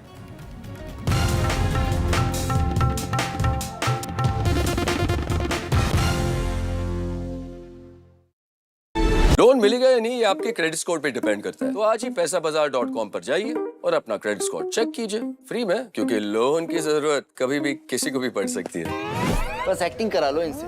पैसाबाजार.com, credit score check, आदत अच्छी है।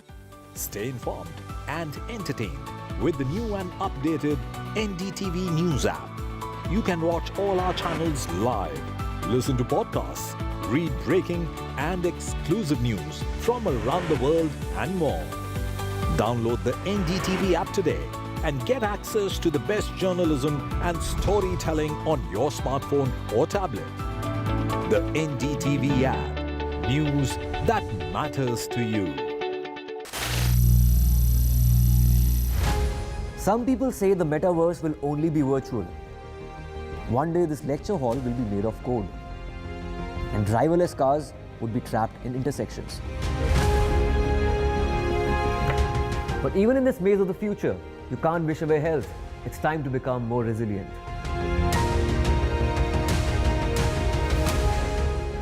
"10 years of Banega Swasth India, we have grown and achieved so many milestones.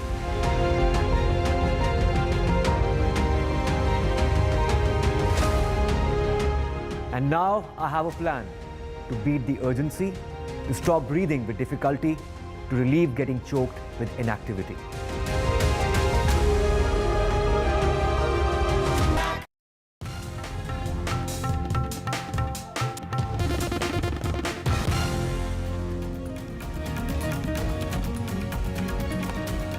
8 people killed and at least 50 others injured in the train accident in West Bengal. Fatalities include 3 railway staffers. A goods train rammed into Kanchanjunga Express near Darjeeling. Bengal Chief Minister and the Union Railways Minister both en route to the accident site. Initial probe shows human error. That's what Railways officials say. Railways adds that the goods train driver had in fact overshot a key signal. The drivers among those killed in the accident. A Maha row erupts over EVM manipulation charge in Mumbai. There's a row over unauthorized mobile phone usage at a counting center. Now, despite clarifications by the poll panel, political war of words rages on. Another incident of mid-air horror, metal blade found in food served on an Air India flight. 7 days on, Air India confirms the incident, says that the blade was left behind from a vegetable processing machine. Former Karnataka Chief Minister Yediyurappa questioned by the CID in a POXO case. The former Chief Minister grilled for at least over 3 hours. He's been accused of molesting a minor. And under fire, Karnataka Chief Minister defends fuel price hike. Political face-off fueled in Karnataka. BJP protests against the fuel price hike in the state. Once again, the middle class, a scapegoating of the middle class taking place.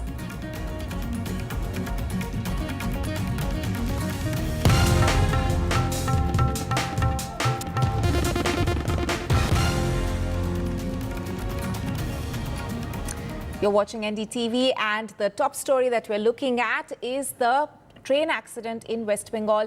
8 people, including 3 railway staffers, have been killed and about 50 others injured after an express train collided with a goods train in Darjeeling district of West Bengal. Kanchanjunga Express was travelling from Silchar in Assam to Sealdah in Kolkata when a goods train hit it from the rear near the Rangapani station close to New Jalpaiguri. 3 coaches of Kanchanjunga Express were derailed in this incident. One factor which limited the number of casualties in the accident is that the rear part of the express train comprised of the cargo van and the guards coach, and the passenger compartments were further ahead. Railways, in fact, has said that as per their initial assessment, human error is suspected and that the goods train driver had overshot a key signal. Now, as per the latest information, the unaffected portion of Kanchanjunga Express has left the site and the train is now headed for Malda. Restoration work at the site is also in progress. और मुझे लगता है अगले 2-3 घंटे में पूरी तरह ये ट्रैक क्लियर हो जाएगी और बहुत ही दुखद घटना है जो दार्जिलिंग के इस रंगापानी इलाके में हुआ, जहां करीब जो है सवेरे 8:30 बजे जब कंचनजंगा एक्सप्रेस एनजीपी से छूट के सियालदा यानी कलकत्ता की तरफ बढ़ रही थी, पीछे से आकर के मालगाड़ी ने टक्कर मारा है और पीछे जब टक्कर लगी तो 2 पार्सल कोच और एक गार्ड रूम का कोच पड़ा और उसके अंदर में ये घटना घटी है। और मैं आभारी हूँ गांव वालों का, इमीडिएटली आकर के पहला रिलीफ गांव वालों की तरफ से मिला और उसके बाद पूरा पुलिस प्रशासन और एनडीआरएफ, एसडीआरएफ और रेलवे के तमाम अधिकारी और कर्मचारी यहाँ पे लगे हुए हैं। I have spoken to Railway Minister regarding the accident. We doubt because the train was from Tripura. It has passes through Assam. So there will be many passengers from Assam. We remain concerned about the passengers. We are waiting for details. My Chief Secretary is in constant touch with Railway Authority. Whatever we need to do, we will do. But first of all, we have to get clarity from the Railway Department. So we are waiting for that as of now. It happened because the goods train collided with Kanchanjunga Express from behind, which resulted in 4 bogies getting affected, 1 SLR, 2 parcel van and 1 GS coach. We have 8 deaths till now confirmed, and there are 25 injuries. The injured have been moved to nearby medical centers for medical attention. They are non-fatal till now. and the rescue operations have already started. Divisional officers have already reached the site. Divisional officers of Katia division, senior officials from the zone, general manager with his team have rushed to the site and are about to reach very soon. 25 बताया पर may be 50 के आसपास hospital में लोग हैं. But now opposition is targeting you, the railways especially. They are saying that in the last 1 year there have been spate of rail accidents. How do you look at the accusations by the opposition? I would not like to get into that, but let me assure you कि safety is the first priority of the railway organization, and we are doing everything to ensure that our train operations remain safe.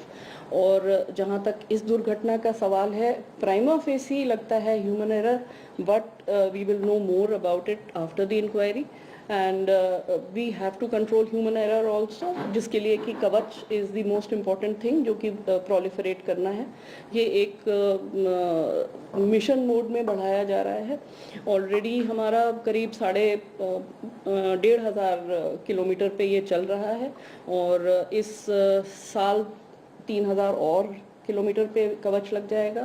Next year फिर 3,000 की और extra planning है, पर पूरे भारतवर्ष में लगाने के लिए ग्रेजुअली इसको बिल्डअप करना है, क्योंकि हमें जो ये सप्लाई भी करते हैं ये इक्विपमेंट, वो लोगों को भी अपना प्रोडक्शन रैंप अप करना है. So we are trying to help them and persuade them कि इसको बढ़ाइए आप, जितनी जल्दी हम इसको प्रोलिफरेट कर सके उतना ही अच्छा होगा. आवाज़ मतलब मेरा तो B1 कुछ था, बहुत जोर से मतलब झटका दिया है. तो जैसे झटका दिया तो सब ऐसे बोल रहा था कि एक्सीडेंट हो गया, हम भी चिल्ला रहा था, सब रो रहा था. फिर हम तुरंत बाहर आके देखा कि यहाँ पीछे से एक्सीडेंट हुआ है ट्रेन का. अच्छा, तो अभी क्या है, कितने लोगों की मौत हुई है, कुछ आपने देखा है कुछ, या आपके बॉगी में कितने लोग इंजर्ड हुए? मेरा बॉगी में तो मैं एक इंजर्ड हुआ, मेरे सिर में लगा है, बाद बाकी किसी का नहीं हुआ है. ऐसे तो पीछे से देख रहा था 2-3 आदमी आपका क्या डेथ हुआ है, हमें यही देखा है. अच्छा, अभी आप लोग को रेस्क्यू किया गया है? हाँ, रेस्क्यू किया. अभी मेरे बोला ट्रीटमेंट करने के लिए, अभी आया ट्रीटमेंट करने के लिए.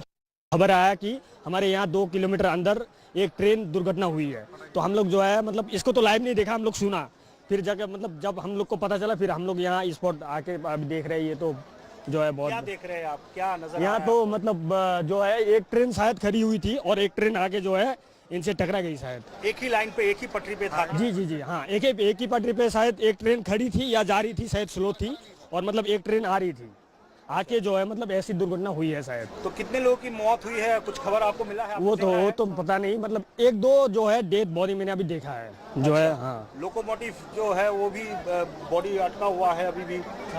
हाँ, वहाँ एक लोको पायलट जो है वहाँ तो अभी अटकी हुई है वहाँ पे भी. अच्छा जी.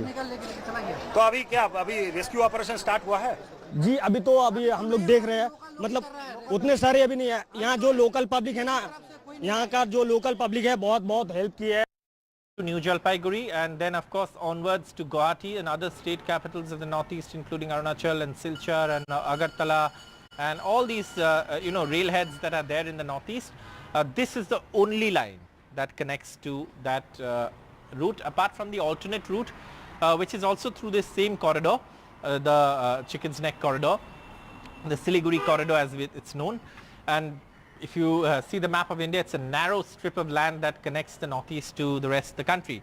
All road, rail traffic to the northeast move through this corridor, and therefore the focus of the railways now is to ensure that A, the route is cleared and the rail route is thrown open for railway traffic as soon as possible. Early this evening or end of day is what we are hearing from railway sources. We also know that 3 railway staff, including the 2 motormen of the goods train that rammed into the Kanchanjunga Express, and the guard or the train manager of the Kanchanjunga Express, have also lost their lives in this accident. And also what we know so far is that this accident of course has led to the loss of 8 lives, including 5 passengers, 3 staff, and the fact that one thing perhaps has been a savior in this case is the 2 parcel vans that were attached at the end of the train. The 2 parcels vans have been instrumental in ensuring that the primary impact of the collision is suffered by the parcel vans which don't carry passengers. And it is only then of course you have the guard train manager's bogie which has suffered damage, and another bogie which has suffered damage. So the casualties have come from there, and also the engine of the the goods train which rammed into the Kanchanjunga Express, the 2 motormen of that goods train. So those 2 parcel vans extremely important in this accident. Right. And like you said, Kavach is something that's designed specifically for a situation like this. Had it been installed on this route, this wouldn't have happened. But again, it's a large process. It's a complicated engineering system that has to be deployed across the country. And that's something that perhaps the railways have been saying that we're doing it on a mission mode, but one needs to look at the speed of installing this system for a critical service like the railways in India.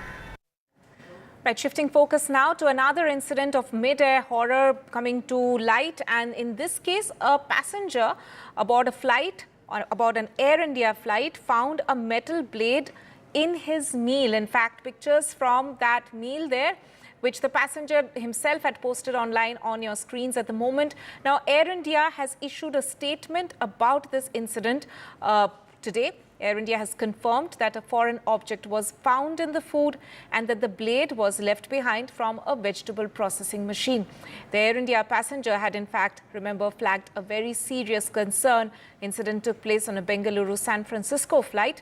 Passenger had in fact written on his social media post that the blade could have cut my tongue, injured him. Those are the pictures there on your screen of this horrific incident, shocking incident rather, being reported, another incident of a horror aboard a flight there.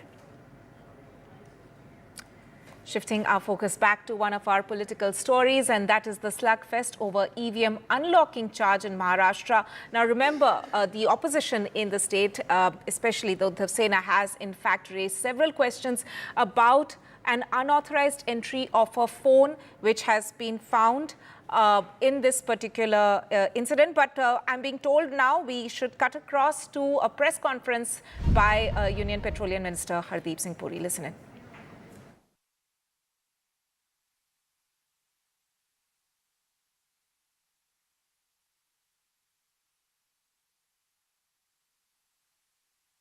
They are series of other lies. What are those lies? That somebody else is responsible, we are not responsible. Arey bhai, the price of petrol and diesel at the bunk is determined in large part due to the international prevailing price, because we import 85% of our requirements of crude oil or kacha tel. And I have done some statistics, madam, I knew you were coming. Between 2004 and 14, the price of petrol and diesel in Bengaluru went up by 84%. This is a Congress time. And it went up, in diesel it went up by 111%. Why did it go up? Because an international price had gone up. And to that you add cost of insurance, cost of freight, refining margin, etc. Now, in our time, 2014 to 2024, there was turbulence in the international situation. There was a Russia-Ukraine war situation, which is still going on. There was problem closer to home in the Red Sea, attacks by Houthi rebels, etc. Yet, we have been able to navigate the international situation, and Bharat is the only country, madam, where prices of petrol and diesel over a representative period have come down. In the case of petrol by about 2% or so, and diesel by a little percent, instead of going up. Now, how did we manage this? How did we manage this? Essentially, because the Honorable Prime Minister reduced the excise duty levied by the centre on two occasions, November 21 and May 2022. As a result of which, central excise duty came down, and all the BJP states also reduced the VAT that they charge. If you go into the VAT figures, it becomes clear. But let me give you what this resulted in. I'll give you some states. I have got some figures. The difference in price between Itanagar and Chennai is 9 rupees 90 paisa on petrol. The difference in price between Lucknow and Telangana is 12 rupees 76 paisa. The difference in price between Gandhinagar and Bengaluru is 8 rupees 21 paisa. Difference between Panaji and Kerala is 12 rupees 35 paisa. Guwahati and Kolkata, 6 rupees and 80 paisa. Why? Because BJP ruled states followed the centre's lead and reduced their price, their VAT. Now I come to diesel. It's very interesting. Difference between Itanagar and Chennai is 12 rupees. In between Imphal and Ranchi is 7 rupees 37 paisa. Lucknow and Telangana is 7 rupees 89 paisa. Gandhinagar and Kerala is 6 rupees 11 paisa. Now I'll give you another interesting statistic. If we are in a situation where the large percentage of our requirement of crude oil is imported, clearly you are dependent on international prices. But that's not how there's no change in that. Because the economy is booming, maybe the domestic consumption is booming. But what have we done? We have done action for which we have responsibility, for which we can take the action. And we assume that responsibility for today. You know what the Congress did? Between 2004 and 14, they introduced something called petrol bonds. What are they? You floated, say, 1,41,000 crores. Today, madam, we are having to pay back 3,20,000 crores.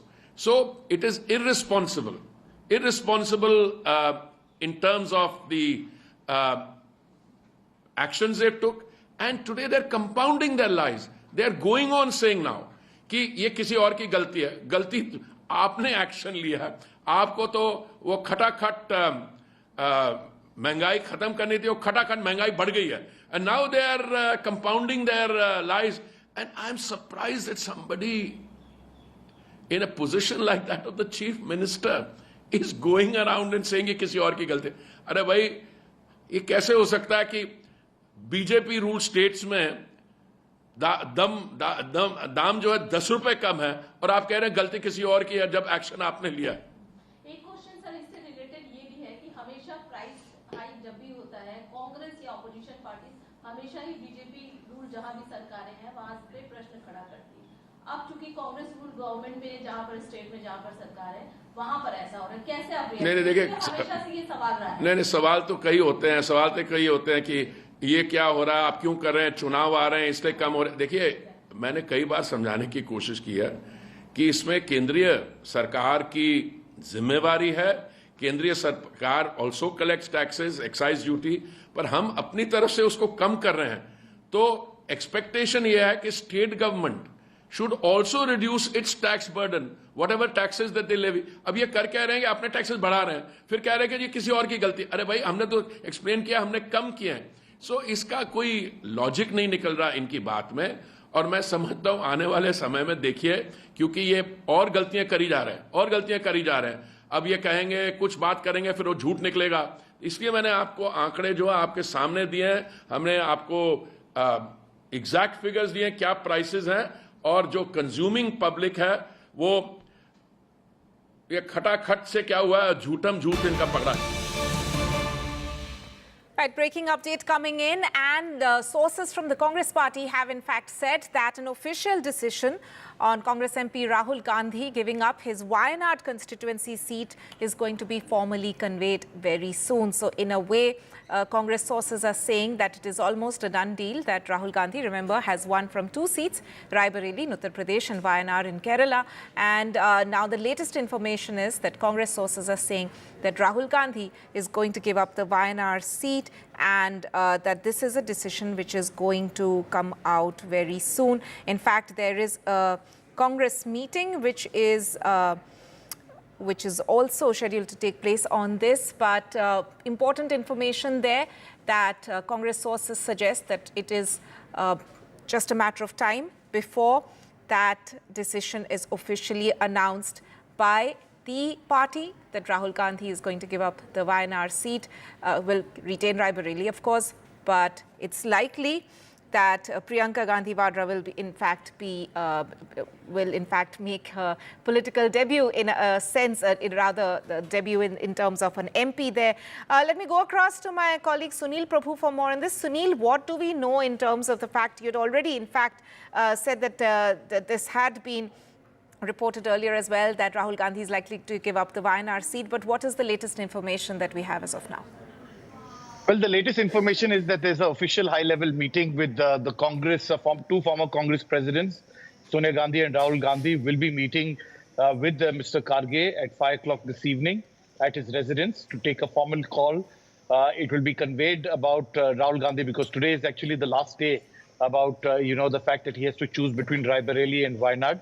And as you rightly pointed out, we at NDTV have reported this on the 6th of June when the India meeting was underway. And it's on that they have taken that decision that Rahul Gandhi will continue to be from Raebareli. And the fact that, Priyanka Gandhi Vadra is going to, of course, no formal decision will be taken. There's still time for that because there's a notification and the entire process. But many would like to see her contest from Wayanad. Having said that, there are other issues to be decided. For example, the leader of the opposition in the Lok Sabha, who it will be. Many wanted Rahul Gandhi to become the leader of opposition and take that role, because that will give him cabinet rank status and effort to work with Indian alliance partners, as well as to ensure that the Congress puts its best foot forward on various issues of concern. But that seems unlikely at this present juncture. Rahul Gandhi is not inclined towards that post, and the choices now are between, a few of them. One, of course, is Gaurav Gogoi. The other is Kumari Sealdah. And we'll have to wait and see what Sonia Gandhi decides and who she nominates. This, of course, in consultation with the Congress president about who it will be. The pro-term speaker, just for the information of our viewers, will be sworn in by the President of India. And it's likely to be K. Suresh, who's the senior most member of parliament. The other one, of course, was Dr. Virendra Kapoor, who's now become a union minister, so he's not eligible.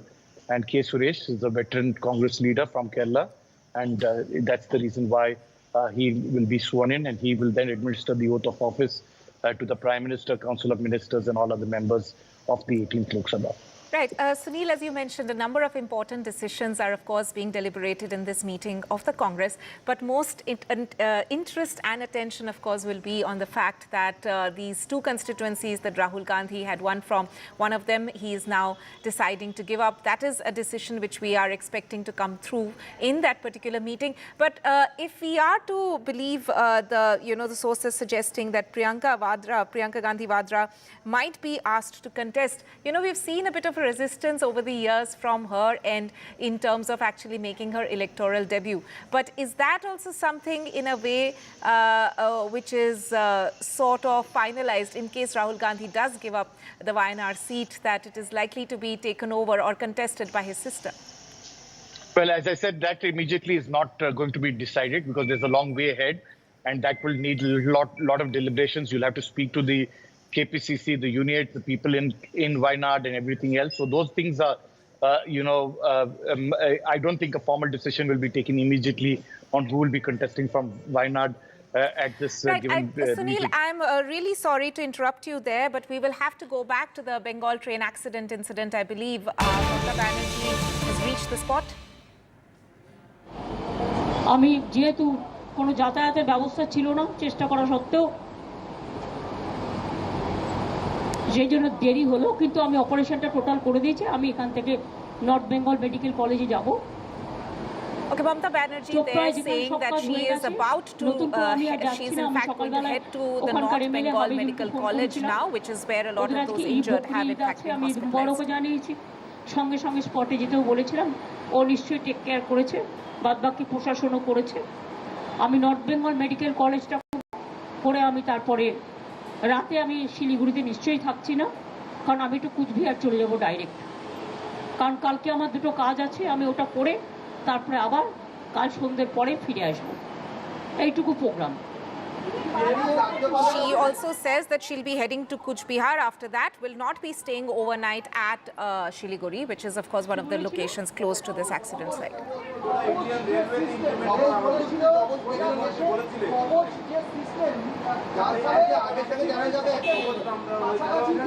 এই শুনুন, anti collision device নামটাই anti collision device, ওরা কিসের কি নাম দেবে তা আমার দেখার দরকার নেই।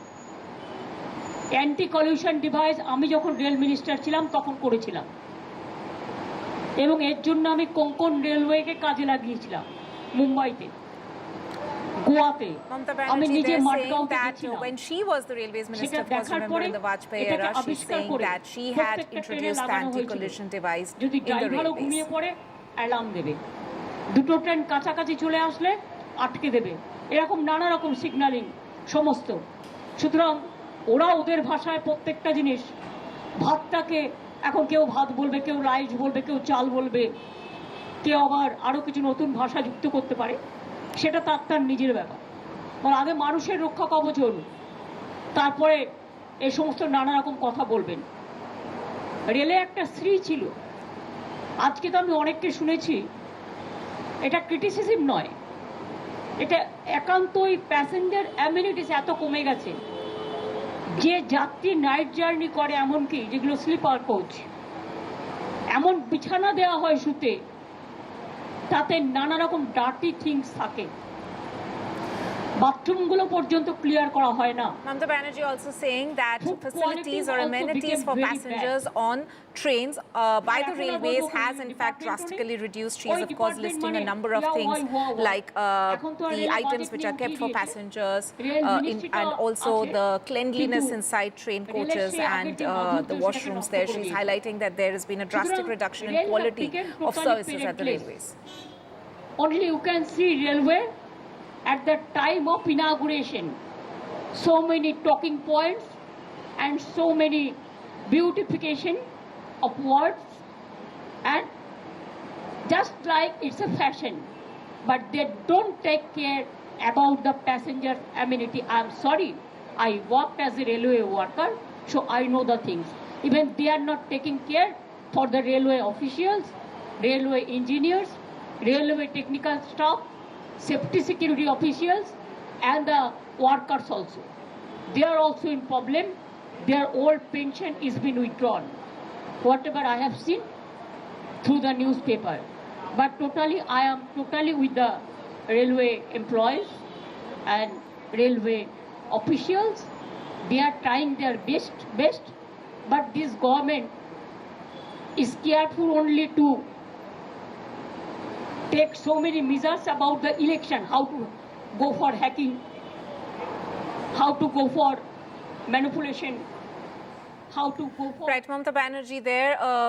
She is, of course, talking about that she is going to meet the injured in this incident, in this accident very shortly, but also talking about how, according to her, the facilities or the amenities provided to the passengers has drastically reduced. She's, of course, saying that the railways in a whole, the kind of safety, security and services which are being provided by the railways has drastically, the quality of it has drastically fallen over the years. We'll have to slip into a short break at this point, but stay tuned to NDTV for more news and updates.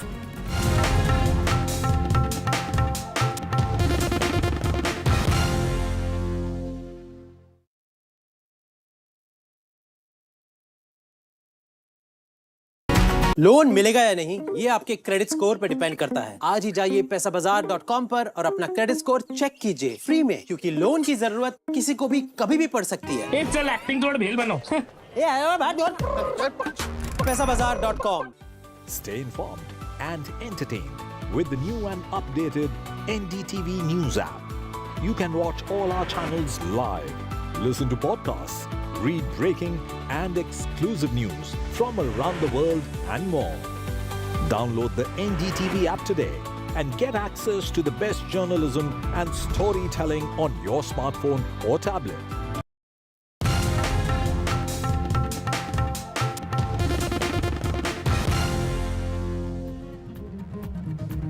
Welcome back. Now, another important story that we've been following is that of the U.S. National Security Advisor Jake Sullivan being in Delhi. Now, Jake Sullivan has also met Ajit Doval, the National Security Advisor of India, of course, his counterpart, and also the External Affairs Minister S. Jaishankar. There, those shots on your screen of Jake Sullivan meeting Jaishankar, and the focus between the two sides is on deepening military technology ties between India and the United States of America. We'll be heading into a short break at this point. Stay tuned to NDTV for more.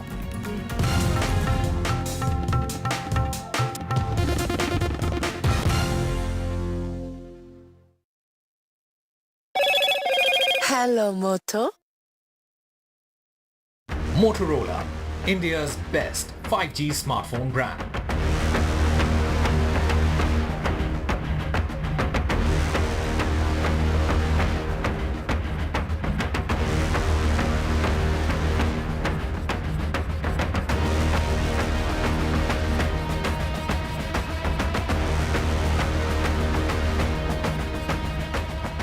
Loan मिलेगा या नहीं ये आपके credit score पे depend करता है। तो आज ही अपना क्रेडिट स्कोर चेक करें फ्री में पैसाबाजार.com पर। लोन की जरूरत कभी भी किसी को भी पड़ सकती है। ठीक से एक्टिंग नहीं। पैसाबाजार.com। Stay informed and entertained with the new and updated NDTV News app. You can watch all our channels live, listen to podcasts, read breaking and exclusive news from around the world and more. Download the NDTV app today and get access to the best journalism and storytelling on your smartphone or tablet. The NDTV app. News that matters to you.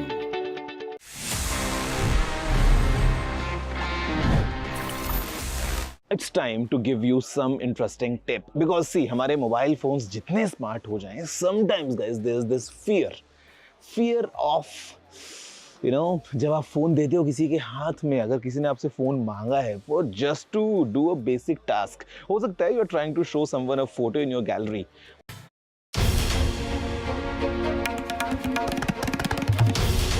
This is NDTV and you're watching NDTV 24/7. Hello, Moto.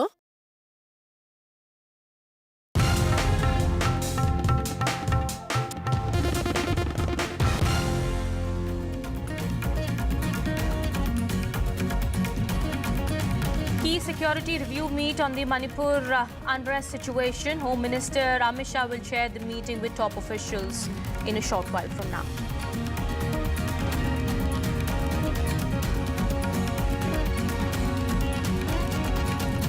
A special report from the Jammu region. Militancy back in Poonch, Rajouri after 18 years. NDTV report day after Kashmir review meeting by Union Home Minister Amit Shah.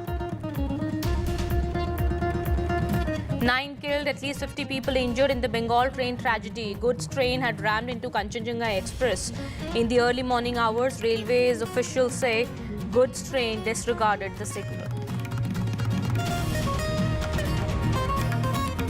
Politics erupts over Bengal train accident. The opposition has accused the Modi government of neglect. Rahul Gandhi says it was utter mismanagement for 10 years. Mamata Banerjee says passenger safety was compromised.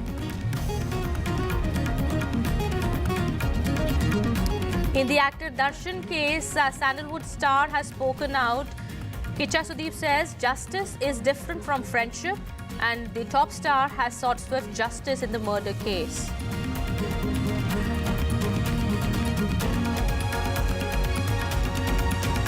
Maharao over EVM manipulation charge. The controversy erupts over unauthorized mobile at a counting center in Mumbai. Despite clarification, political war rages on.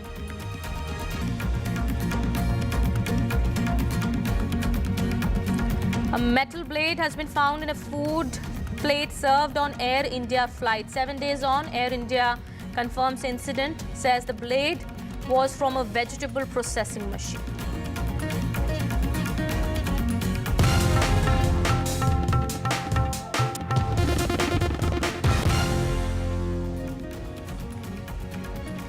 All right, we're starting with some breaking news that's coming in at the moment. We are learning a Delhi flight that was bound to the train mishap site has been delayed for several hours. We are learning by more than at least 1.5 hours. We are learning this flight that was to reach the Bengal train mishap site has been delayed. It's an Indigo flight that we are learning. We'll try and get more details. The flight has been sitting on the tarmac for over an hour, we are learning, and the Indigo crew has informed the passengers that the delay is due to a technical snag, but the passengers are facing a very difficult time at this moment. Many of them have tweeted also. We have Vedant, my colleague, also joining us on the broadcast, getting us more on that. Vedant, we are learning this flight has been delayed by over an hour now. You've also been traveling in the same flight, trying to reach the mishap site. But we're learning the flight has been sitting on the tarmac for over an hour. And what is the explanation now that is being given by the Indigo crew? That's right, Kitty. As rightly pointed out, the flight was supposed to take off at about 2:10. And it's been over nearly 2 hours, and the flight is still sitting on the tarmac. In fact, it's just returned to the bay And what we're being told now by the Indigo crew is that they'll be deboarding shortly and perhaps arrange another aircraft. There's no clarity on that yet. But it sat on the tarmac for about an hour and a half, after which it returned to the bay. We are now sitting on the bay, and the deboarding has still not begun. So, of course, as you said, the passengers getting extremely impatient on the flight as well. And this is one of the 3 flights to the train mishap site. In fact, this is the last flight to Bagdogra, which is perhaps less than 60 kilometers from the very train mishap site in West Bengal near Jalpaiguri. So, of course, this is the latest in the many sort of incidents that we have seen in the past couple of days, where there have been massive delays on Indigo flight. What the latest that we're getting from Indigo PRO is that there was some sort of high temperature triggered some technical snag, which is why refueling could not be done properly. Perhaps that is what the inane reason that has been given by Indigo as of now. But the update is that still sitting on the bay, and deboarding could begin shortly. Okay, for over an hour, you're saying that the passengers have been facing difficulty there. Any facilities that are being provided for the passengers? We've seen how in the past also, this is not the first time that such an incident has been reported. Now, are the passengers being provided any sort of facility and clarification as well from the Indigo crew? Well, Kitty, it's been nearly 2 hours, in fact, because the flight was supposed to take 2 hours off now, you're saying? Yes, because the flight was supposed to take off at 2:10. So, it's been almost 2 hours now, and refreshments, etc., are being served. Water is being served constantly, but of course, that doesn't really make up for the fact that it's been 2 hours and the flight has still not taken off. Of course, a lot of passengers tried to seek answers from the Indigo crew as well. The crew, of course, as always, Kitty, as we've seen in the past as well, says that they have no information and there's no clear communication from the crew, and that is something that really sort of angers passengers and makes them even more impatient. In fact, let me also tell you there are a lot of media channels on the flight as well going to the train mishap site. So more than 2 hours and the flight, there's still no update on that. And of course, a lot of passengers also told me that they've heard of the train mishap that happened there, and many of their relatives are also on that train. So a lot of anxiety around this, and no clear communication from the Indigo crew. Okay, there has been no communication so far from the Indigo crew as to what's leading to this delay in the flight. Initially, they tried to assuage the concerns of the passengers, but then since then, as my colleague Vedant also has been traveling, he's supposed to travel in that flight, but we do understand the flight has been delayed by over 2 hours. He was trying to reach the train mishap site in Bengal, but has been unable to do so because Indigo has not been able to provide any clarification. Also, so far, it's been more than 2 hours that the flight has been delayed, but Indigo crew has not been able to provide any comfort, any clarification also to the passengers who've been waiting since hours now, more than 2 hours now. We realize that the flight has been delayed, but nothing we do believe is being done in this regard as to assuaging the concerns of the passengers there. But all right, we are learning that the communication that has come in recently is that it's supposed to fly in some time from now, but how long is that going to take? That also remains to be seen. We'll keep an eye on this big story that we continue to track at the moment. Meanwhile, we have some more news that we are looking at this point in time. A Q security review meet is taking place regarding the Manipur unrest situation. The Home Minister is chairing this key meeting with his top officials. Well, Union Home Minister Amit Shah also had met the Manipur governor yesterday. And after this is the second meeting that is taking place on the Manipur situation at the moment. My colleague Aishwarya is also now joining us on the broadcast here, getting us more details about this meeting. Aishwarya, yesterday we've seen how Union Home Minister had met the Manipur governor regarding the Manipur unrest. And now this is the second meeting, we believe, that is taking place regarding the Manipur situation. What more details are coming out? Any directions that are likely to be given?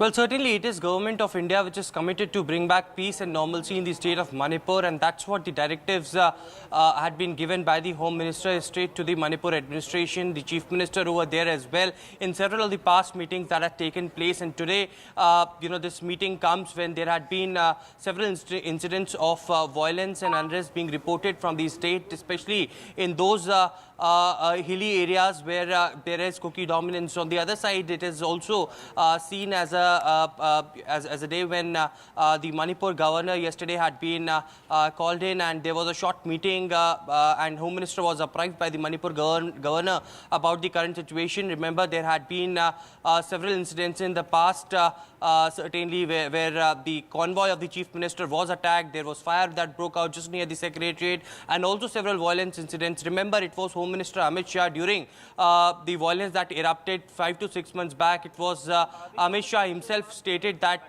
the Government of India will bring back peace and normalcy in the state, and that's their commitment. In next 6 months this will happen. But certainly the unrest and violence is being reported on a frequent basis since last few months. The opposition parties had been cornering the government on the situation of Manipur as well, and the recent statement of the RSS chief Mohan Bhagwat on Manipur also clearly had sparked the entire row over the security situation over there. Remember, it was Mohan Bhagwat who stated that the normalcy should be restored in the state of Manipur, and this should be done at all costs. And certainly soon after that, we have seen that how the Government of India had come out in action as well. Today, just behind me at the Home Ministry over here, the DGP of Manipur, Mr. Rajiv Singh, it is also the advisor to the Government of India for the state of Manipur, and the top officials from the CISF and the security forces, including the Assam Rifles, had also arrived just few moments back at the MHA, and we have been told that the meeting has now started at the Home Ministry, and it is being chaired by Home Minister Amit Shah himself. Certainly, as I mentioned, the Government of India has just one word to say, and they had stated that they are committed to bring back peace and normalcy at all costs in Manipur, and that's where the directives will be followed up to all the security officials over here. All right. Right, Ishwarya. Thank you so much for getting us all those details there. This is an important meeting that is taking place regarding the Manipur situation at the moment at the MHA. Those are the latest visuals that are coming in. We are learning Army Chief Manoj Pandey is also at the Home Ministry. Manipur DGP is also at the MHA, participating in this meeting, apprising the Union Home Minister of the current situation on the ground. There have been incidents that have been reported in the recent past. The violence has been, of course, reported in the last 1 year, and the unrest on the ground continues to prevail in Manipur, and the Union Home Minister is taking stock of the situation, as well as we are expecting that some directives are likely to be issued to the concerned officials in this regard.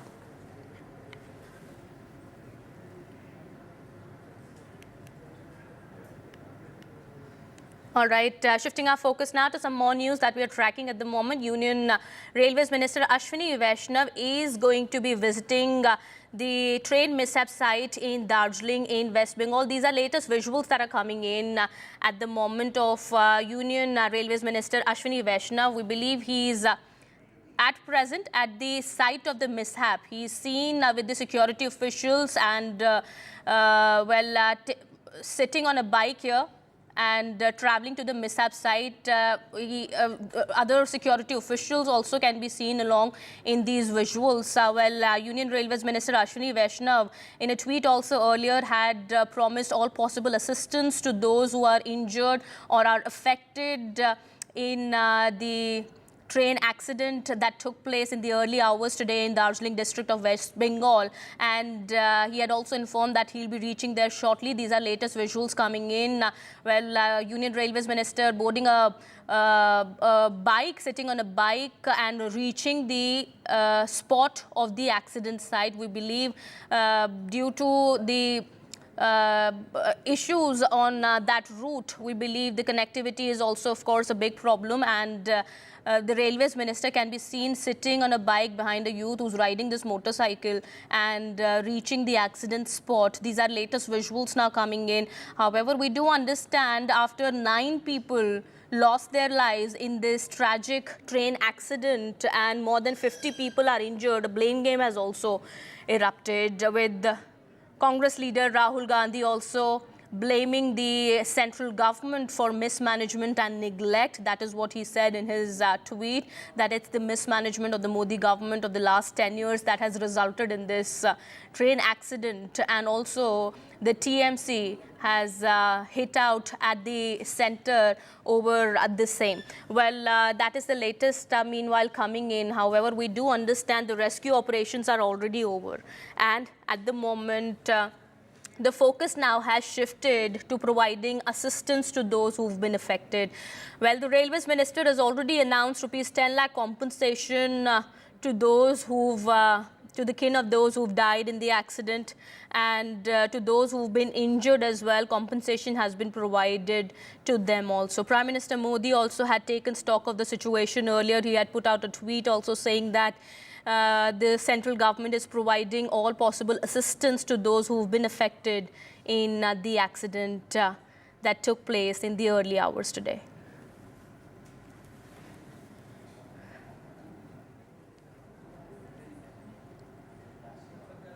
Well, these are latest visuals coming in. Well, West Bengal Chief Minister Mamata Banerjee is also expected to be present at the spot shortly. She'll be reaching, we are learning. Mamata Banerjee also had put out a tweet earlier informing that she will be reaching the spot of the accident site, and Union Railways Minister Ashwini Vaishnav also now, just a short while back, he's reached the accident site sitting on that motorbike. As we can see, he was en route the site of the accident. The accident took place early in the morning today when a goods train had hit a passenger train, that is the Kanchanjunga Express, early in the morning from behind, and there were 2 bogies at least of the train that were derailed. Many people were injured. At least 9 people have lost their lives. That is what is being reported at the moment. Well, the Railways Minister has already announced an ex gratia, 10 lakh rupees as compensation to those who've died in the accident, to their kin is being provided, and to those who've been injured as well, compensation is being provided to them by the centre. However, we do understand Congress leader Rahul Gandhi also had put out a tweet earlier in which he criticized the central government, saying that they didn't do much to ensure that the situation was properly handled. He had expressed his condolences to the families of those who had lost their lives in the accident, and said the government should immediately provide full compensation to the victims or their families. But he also said in that tweet, and I quote, "The increase in railway accidents in the last 10 years is a direct result of mismanagement and negligence of the Modi government that results in loss of lives and property of passengers on a daily basis." Remember, this also comes in the light of the fact that the top railway official, that is the Railways chairperson Jaya Verma, earlier in that press conference today had informed that there was no covered system that was installed on that route where the train was traveling, and the Kanchanjunga Express was passing through a very critical route. It is that route that connects the northeast to the rest of the country, and that is how it becomes so important. But the Railways chairperson had informed that there was no covered system that was installed, and arrangements were being made now to do the same. But after that, now we do see that not just the Congress party but the TMC also taking a dig at the centre over the accident. All right, my colleague Saurabh now joins us on the broadcast, getting us more. Saurabh, we can see in those visuals Ashwini Vaishnav sitting on a motorbike travelling to the site of the accident there. That's right. You know, this is, of course, a little away from Rangapani station, which is not very far from the airport, Bagdogra Airport. And it's about barely half an hour to 45 minutes drive from the Bagdogra Airport, the Rangapani station. Like I said, it's located in that crucial, strategically important Chicken's Neck or the Siliguri corridor. Now, there are a list of dignitaries who are headed there. Ashwini Vaishnav, the Railway Minister, amongst them. West Bengal Chief Minister Mamata Banerjee is taking a flight to Bagdogra. West Bengal Governor also taking a flight to Bagdogra. Also, Shukanto Mojumdar, the state BJP chief, and the Union Minister of State for Education, also heading to Bagdogra. So, a lot of political visits there, and at the Bagdogra airport, they will all head to the accident site. Mamata Banerjee, the West Bengal Chief Minister, will also go to the North Bengal Medical College and Hospital. So will the Governor of West Bengal, C.V. Ananda Bose. And this, of course, seems to be the itinerary for the evening. Meanwhile, the railways are working on a war footing to restore rail connectivity. But Mamata Banerjee has raised the issue of Kavach and, of course, said that, questioned the railways on the implementation of Kavach, because to give you perspective, only around 1,500 kilometers of the Indian Railways is covered by Kavach, which is, of course, the anti-collision system that has been developed for the Indian Railways. What does this do? Well, if two trains are on the same track and headed for a collision, the system kicks in, applies the brakes automatically and prevents a collision. On this route, this would have prevented an incident like this from happening. But unfortunately, it's not yet been installed on this route. And many are now questioning the pace of the installation of Kavach.